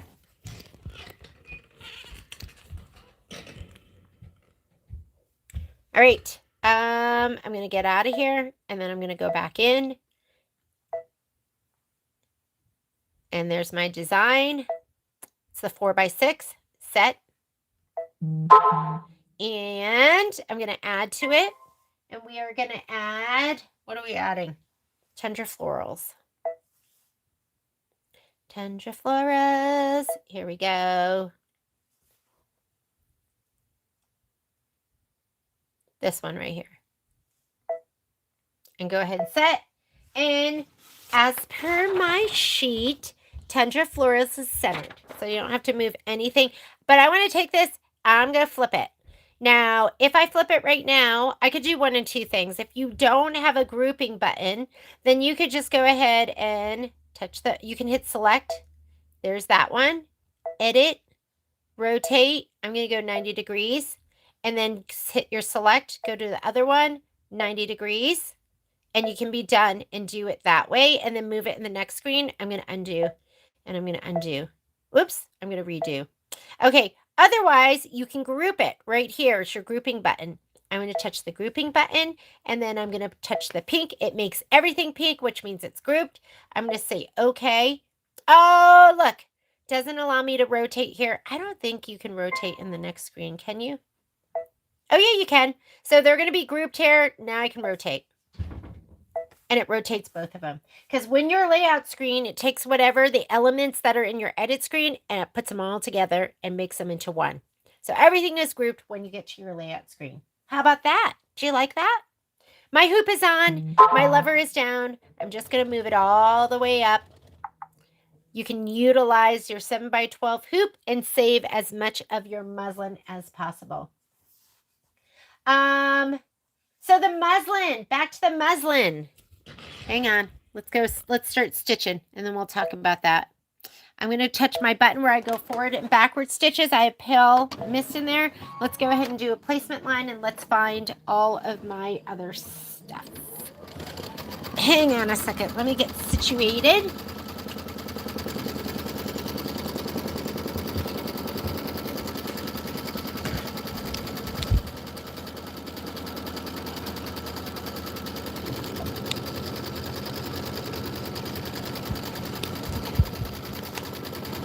Okay, where's my fabric? Here's my fabric. Oops! Oopsie daisies! There goes my book. I'm getting my spray. Okay, here we go. Spray tent. These two pieces have heat and bond light, so I don't need to spray those. I'm going to spray the wrong side of my batting and the wrong side of my background fabric. Don't go too crazy. It doesn't need to be adhered super well. Not these. We're going to put down our batting first right inside your tack down.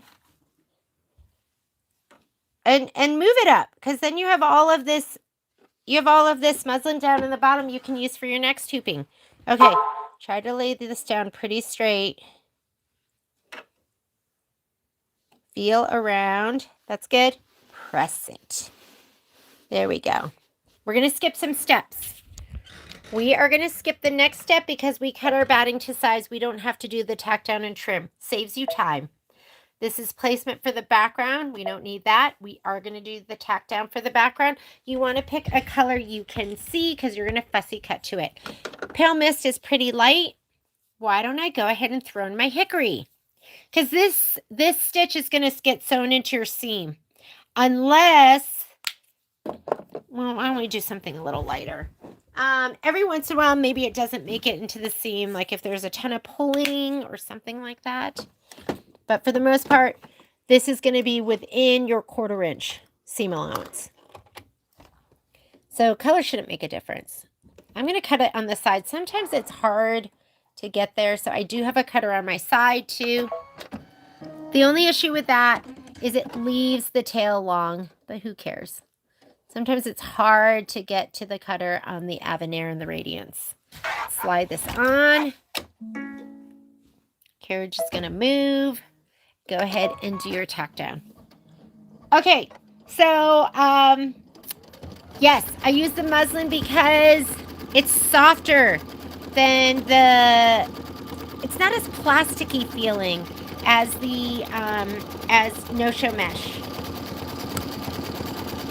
And when you're doing something like this, like it is not a substitute for stabilizer. Sometimes you need it because you're going to notice, I'm going to show you something.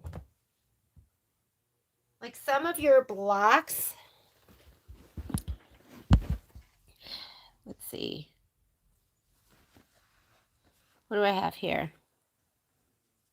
Okay, let me find you a better example because it looks pretty good on all of those. Okay, what color are we using for our quilting on this?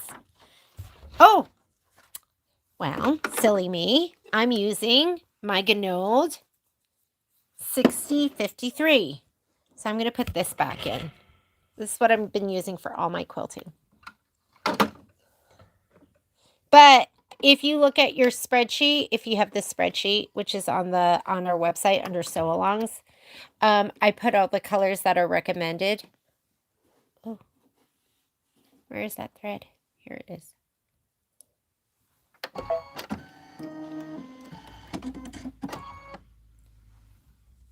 All right, look at your screen. Make sure you see the quilting stitch. I do.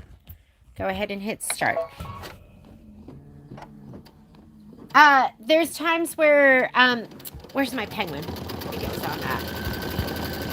Where you're gonna see like pulling where it doesn't really offer as much support as maybe you might need. But when you're doing, when you have background fabric that's been stabilized with SF101, batting that goes in between, then the muslin's just going to be like a base that you're going to be stitching upon. But you're going to see like pulling like this, it's not a ton of support. Like sometimes, like all of this nonsense, sometimes you're going to get stitches that look really bad on the back because it's not a stabilizer. But this is the back, so who cares? But if you look at that and that bothers you, use your cutaway. I look at this and I go, who cares? It's the back. And I know I'm not using a stabilizer.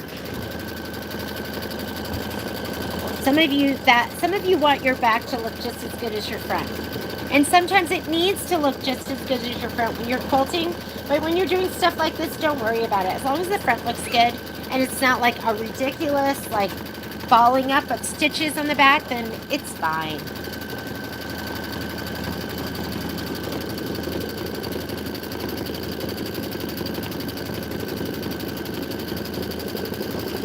Muslin, I think at this point, because we sell a 90-inch muslin, I think it's cheaper than stabilizer. Like for me, that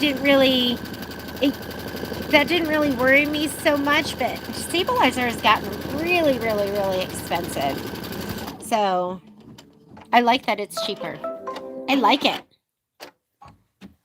Let me get my book that I dropped on the ground. What's our next step? Next step, after a quilting stitch, after quilting, go to the embroidery instructions. Number 1, stitch the flower 1 stem and leaves fill. I think D is probably going to be time. Let me look. Let me just make sure. D, time. Yes. So go ahead and put time in. Time's like an earthy green.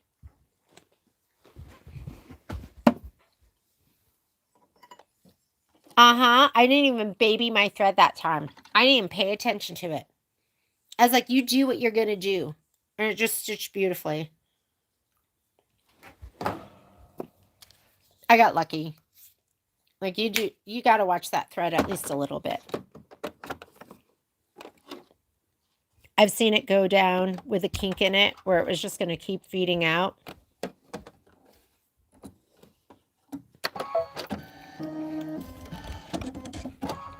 Okay, time leaves. Go ahead and stitch these out. And then after you do this, we're going to put in aquamarine. And we are going to be doing some, I'm going to be doing some, it's some applique. When we had the pool. Yeah, did you enjoy that? Because I wouldn't like doing that. I'd be like, I don't feel like cleaning the pool. I just want to enjoy the pool. Even now, I don't like cleaning my mats. I just want to enjoy my scan and cut. I want somebody else to clean my mats for me. But nobody's cleaning them for me, so I have to do it. So I just do it.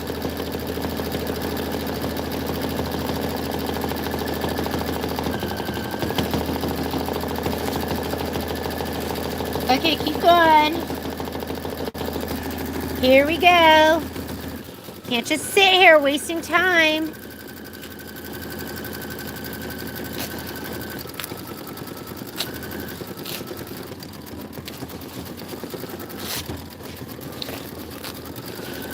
Look how early I am for Halloween. I'm almost a year early. Because at A1, we're never late. We're always early.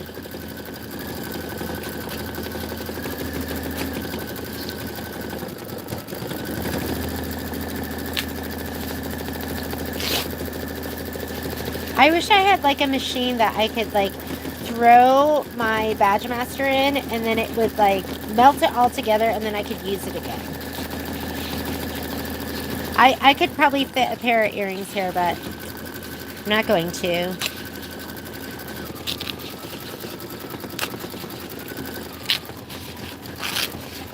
People that watch this video, they're going to tune into just this part and they're going to be like, I thought she was doing Enchanted. Oh, right here. Look, I put a pair of earrings right there. Oh, well.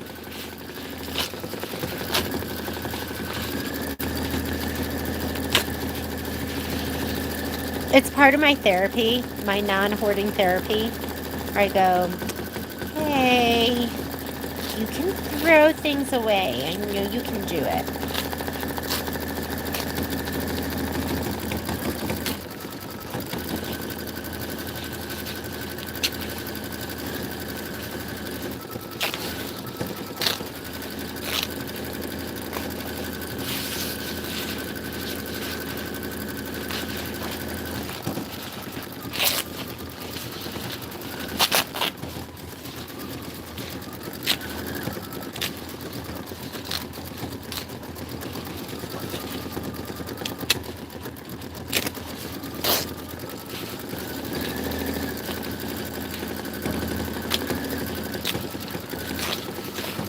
Badge Master is like the best because it's so rock solid. It stays put.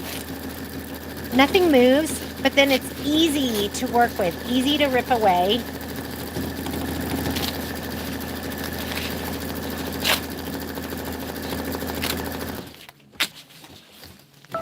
This makes the time go so fast, Rebecca. Thank you for the suggestion. Okay, here we go. Ooh, look at those petals. All right, now we're going to put in our aquamarine. And we're going to stitch flower 1 placement line. Flower 1 is the one that looks a little bit like a bell.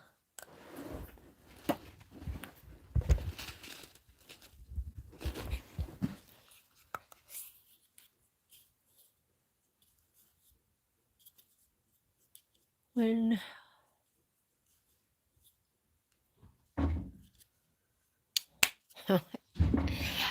one of my girlfriends, her daughter goes to, I think it's ASU. What's the school that Scarlett goes to?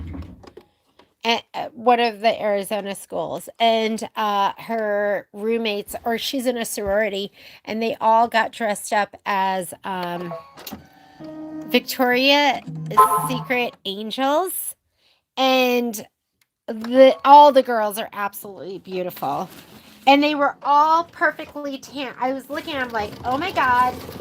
They are all so skinny with like, they were so skinny. They look like models. They look like they could have been the Victoria's Secret models. And they were all perfectly tan. Like they were all the same shade of tan. I was like, wow. All right, let me slide this off. Has this been so much better than last week where I was like stitching my... I should have done this one and the other one so I could iron them down at the same time. Okay, here we go. Let's make sure it's in the right spot. That's as much time as it needs. Don't give it more because it will melt when you're on full heat.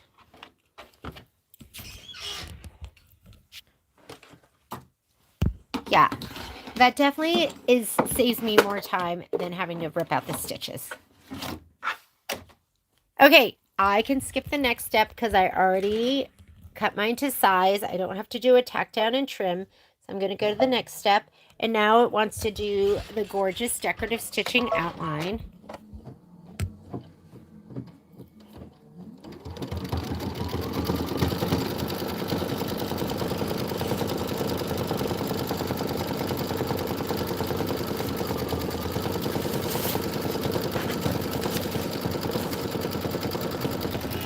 Here we go. Let's continue on.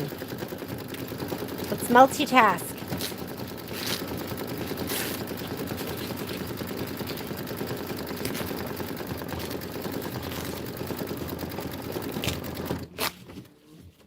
I'm going to have to stitch this one out again.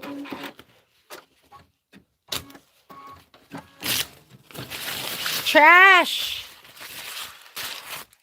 I want to like do this and throw it out and have it be one piece again and use it. Doesn't work that way though. Okay, what's our next step? I keep dropping my book on the ground. Tundra Florals, Tundra Florals. We just did this step. Stitch the flower one decorative outline. Now we're going to put azure in and we're going to stitch the accent A-fill. A-fill. So let's put this in. I haven't had a good tan. This summer was as tan as I've been in a long time. And I wouldn't call myself tan.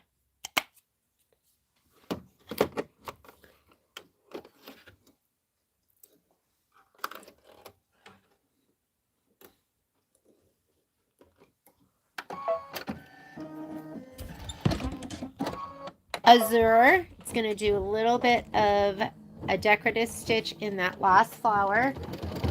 And then we're going to put linen in and we're going to stitch the accent A. So linen for 2 steps.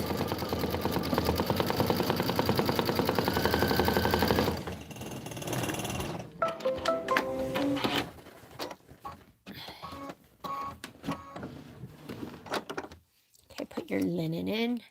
How we doing? You guys okay? Is anyone stitching Enchanted with me? Is this just you guys keeping me company? You're like, oh yeah, we're done. That was so 2 weeks ago. Betty's catching up, right? And then Gloria's stitching a second one. And Rebecca has them all done except for her filler blocks.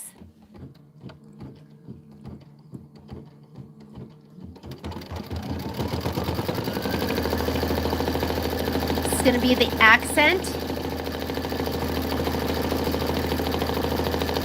And then we're going to do step number 7 is going to be the accents on the side. So just go ahead and hit start again. Leave that same linen in there.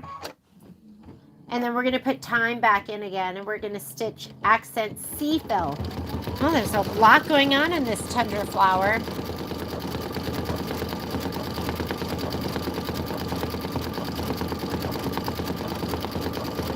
Are you all done, Miss Kim?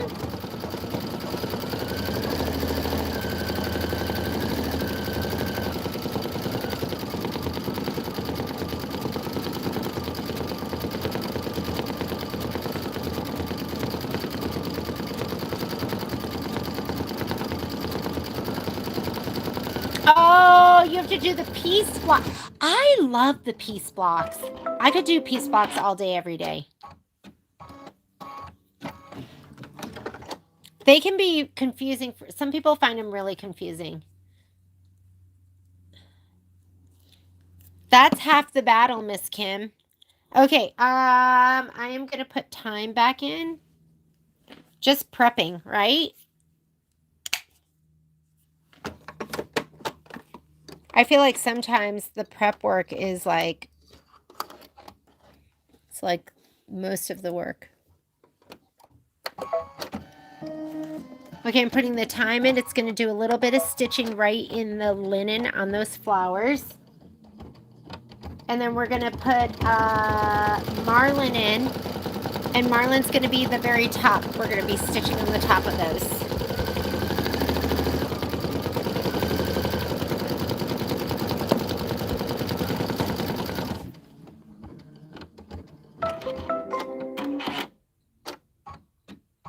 Oh my God, I'm so like that. Sometimes I have to step away. That was like last week. I had to put myself in timeout.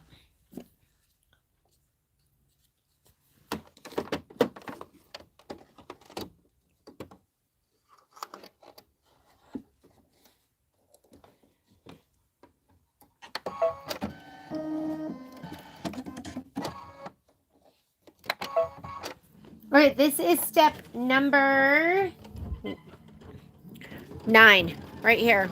So it's stitching at the very tops of those flowers, and then we're going to stitch the accent E-fill, which is, oh, the tops of the other flowers. We're going to stitch those next. So Marlin's going to be in there for the next couple of steps, next 2 steps, and then amethyst.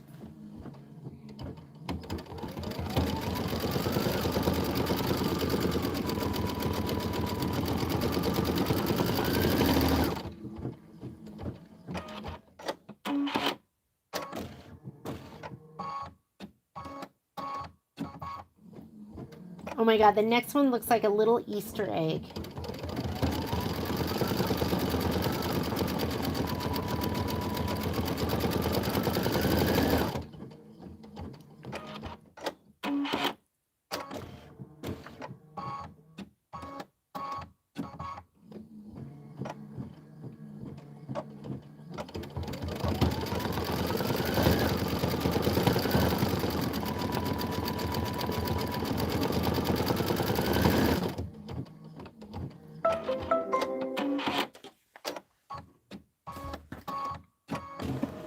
Okay, go ahead and hit start. It's going to do the tops of the other flowers in Marlin. This is a 17-minute stitch out. We're about halfway through, a little more than halfway through.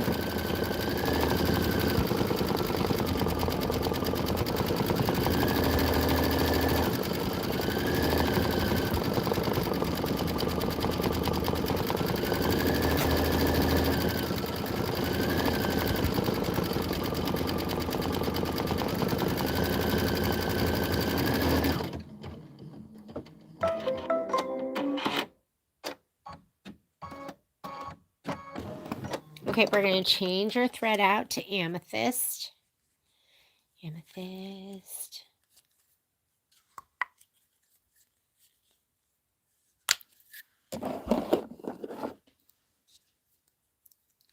So, like, I wonder how they design these. Like, does Kim draw them out? And, like, how... And then how does it get digitized? Be interesting to see the process, wouldn't it? Okay, placement stitch first for your egg. I can't wait for mini quilts.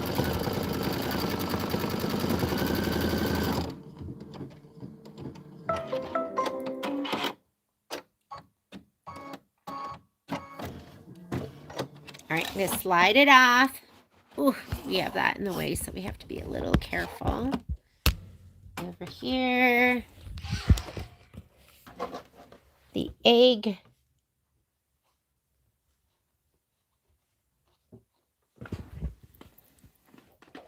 My clover iron.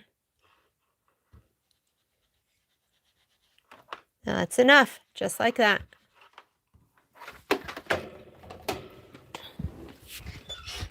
Put the egg back.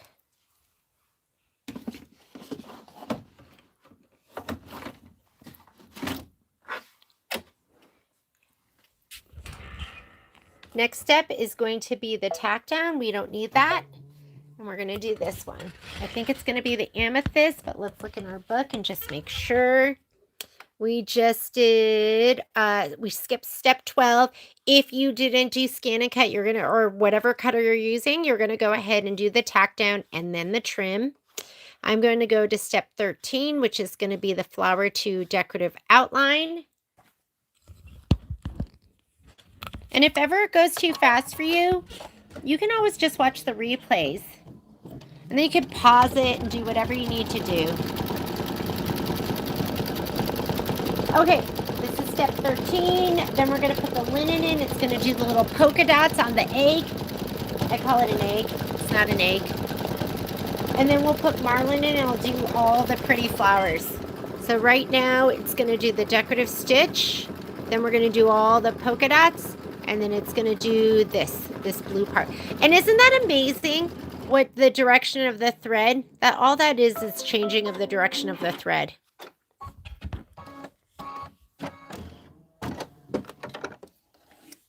That's how, what you get with this scan and cut. Everything's just super clean. Super clean. Okay. Linen.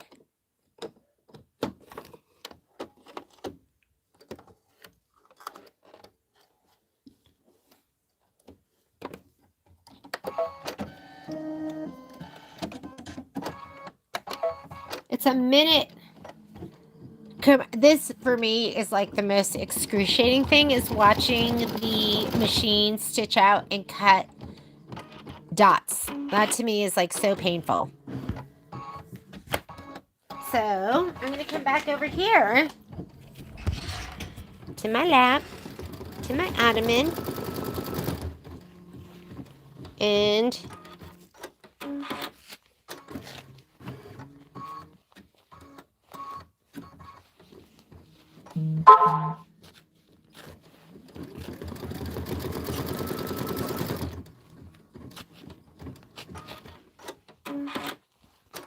I wonder if it tears like easier. Yeah, it definitely tears easier in one direction.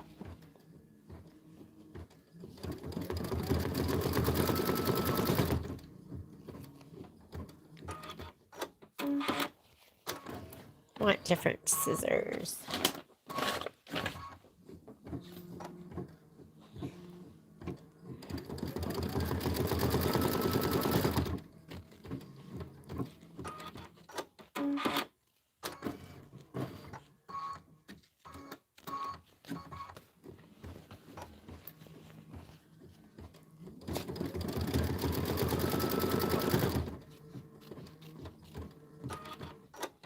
This is probably boring for you too. Here, let you watch this stitch.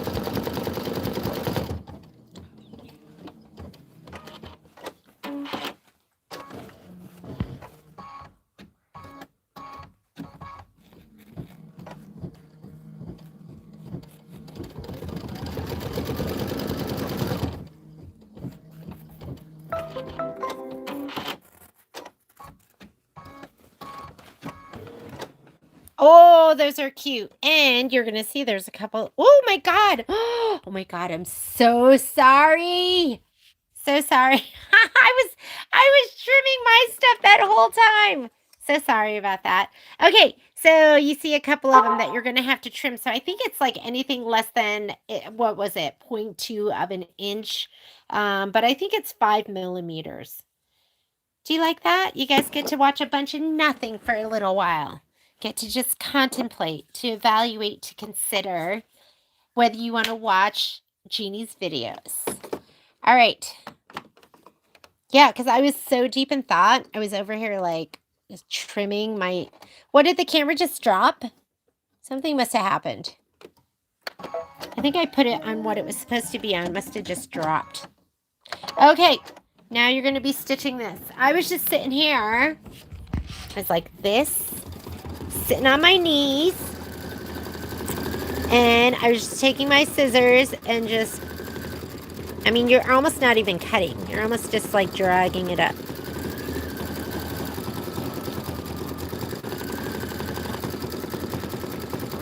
And then I was daydreaming about putting this together.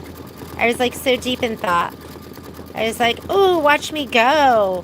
Wow, look at me just drag these scissors. This is literally what I was thinking. I was like, oh, I'm so fast. I'm like race car driver cutter. Let's do the next one. This. And then you poor guys weren't even watching anything. You were just looking at like the bottom of the hoop. You didn't get to watch any stitching.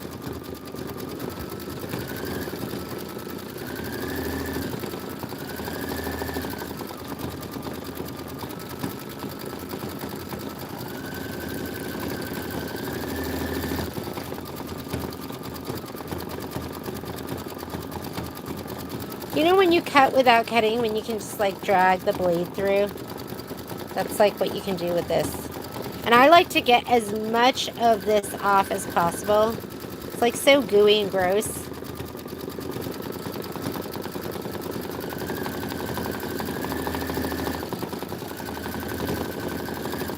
Aren't these fun? This is the water. Look at them. Ooh, so spooky. Ooh. That's what I do to entertain myself. It slowly dropped. That's so funny. And I wasn't even watching the screen. I was neglecting you. Usually I try to watch the screen to just see if you have any questions.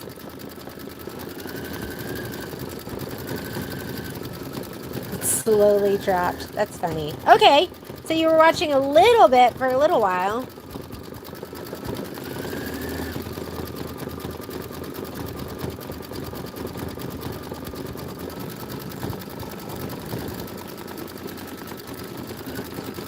Okay, let's go back to watching this.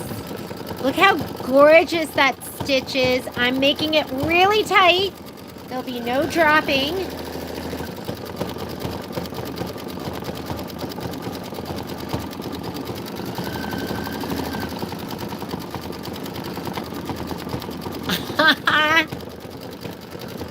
No videos for you. I'm just kidding.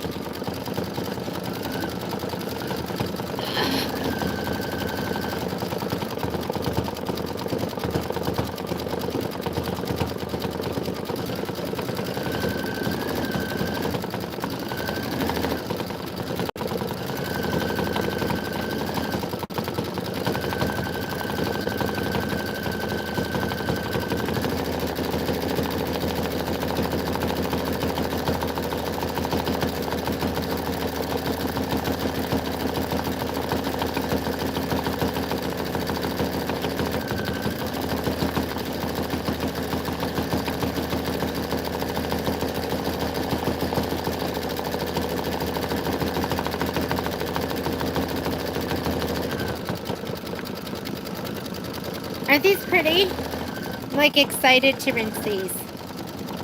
They're kind of big, like, I don't know, I'm not a big earring person. But if you are, then these are totally for you.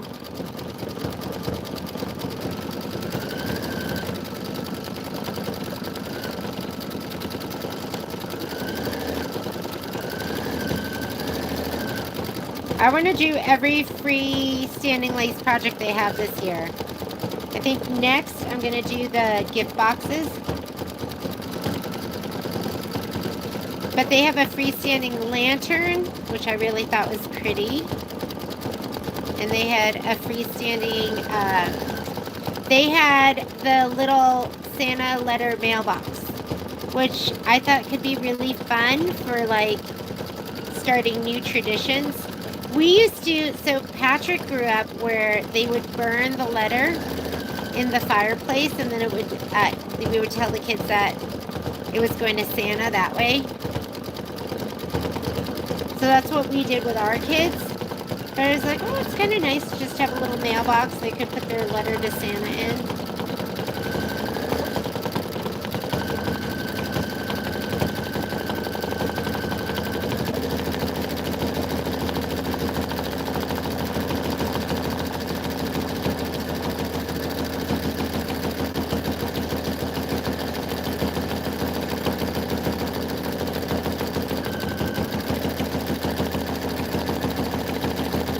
Oh my God. So, Rebecca, Patrick has you to thank because he's totally dodging this bullet.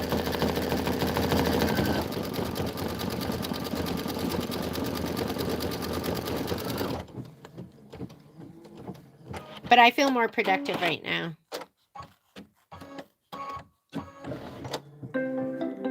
Is that it? Are we done? Let me look at my instructions.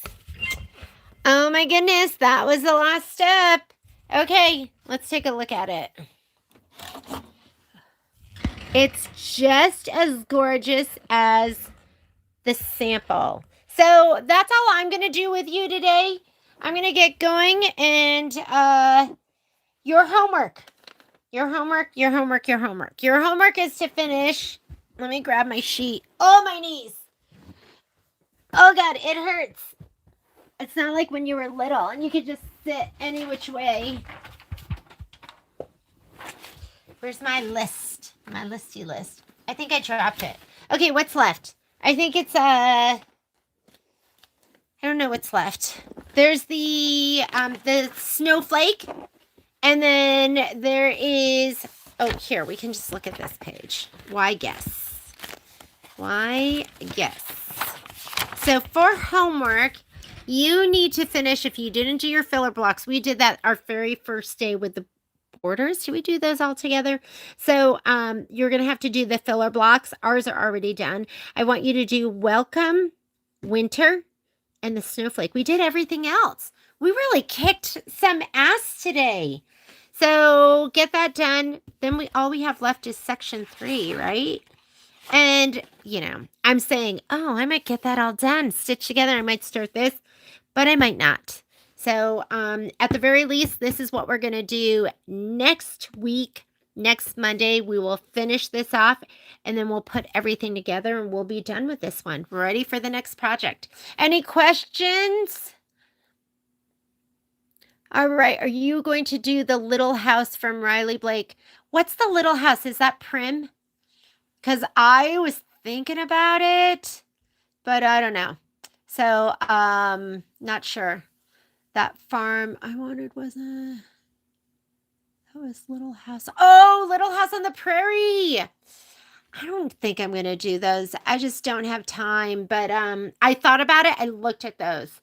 And you know what I didn't like about it? The houses didn't seem like interactive playhouses. Like, I could be wrong. I think they had like lots of pieces, like a well and like all that stuff. I got to look at it again. Probably not. I'm saying probably not. But, oh yes, you're right. Should I put them on the website at a sale price at least? So send me a note and maybe I'll think about it. I will think about it. But this is your homework. Finish this. The whole thing sewn together. I want it complete. And this is what we're going to start working on next Monday. And if you guys want me to put those, the Little House on the Prairie stuff up at a sale price, somebody send me a note so I remember and I'll try and do that tomorrow. Well, thanks for joining me. I thought today was great because I wasn't sewing my mat down. And that was super fun. I appreciate you guys keeping me on track. And I will see you later. Bye.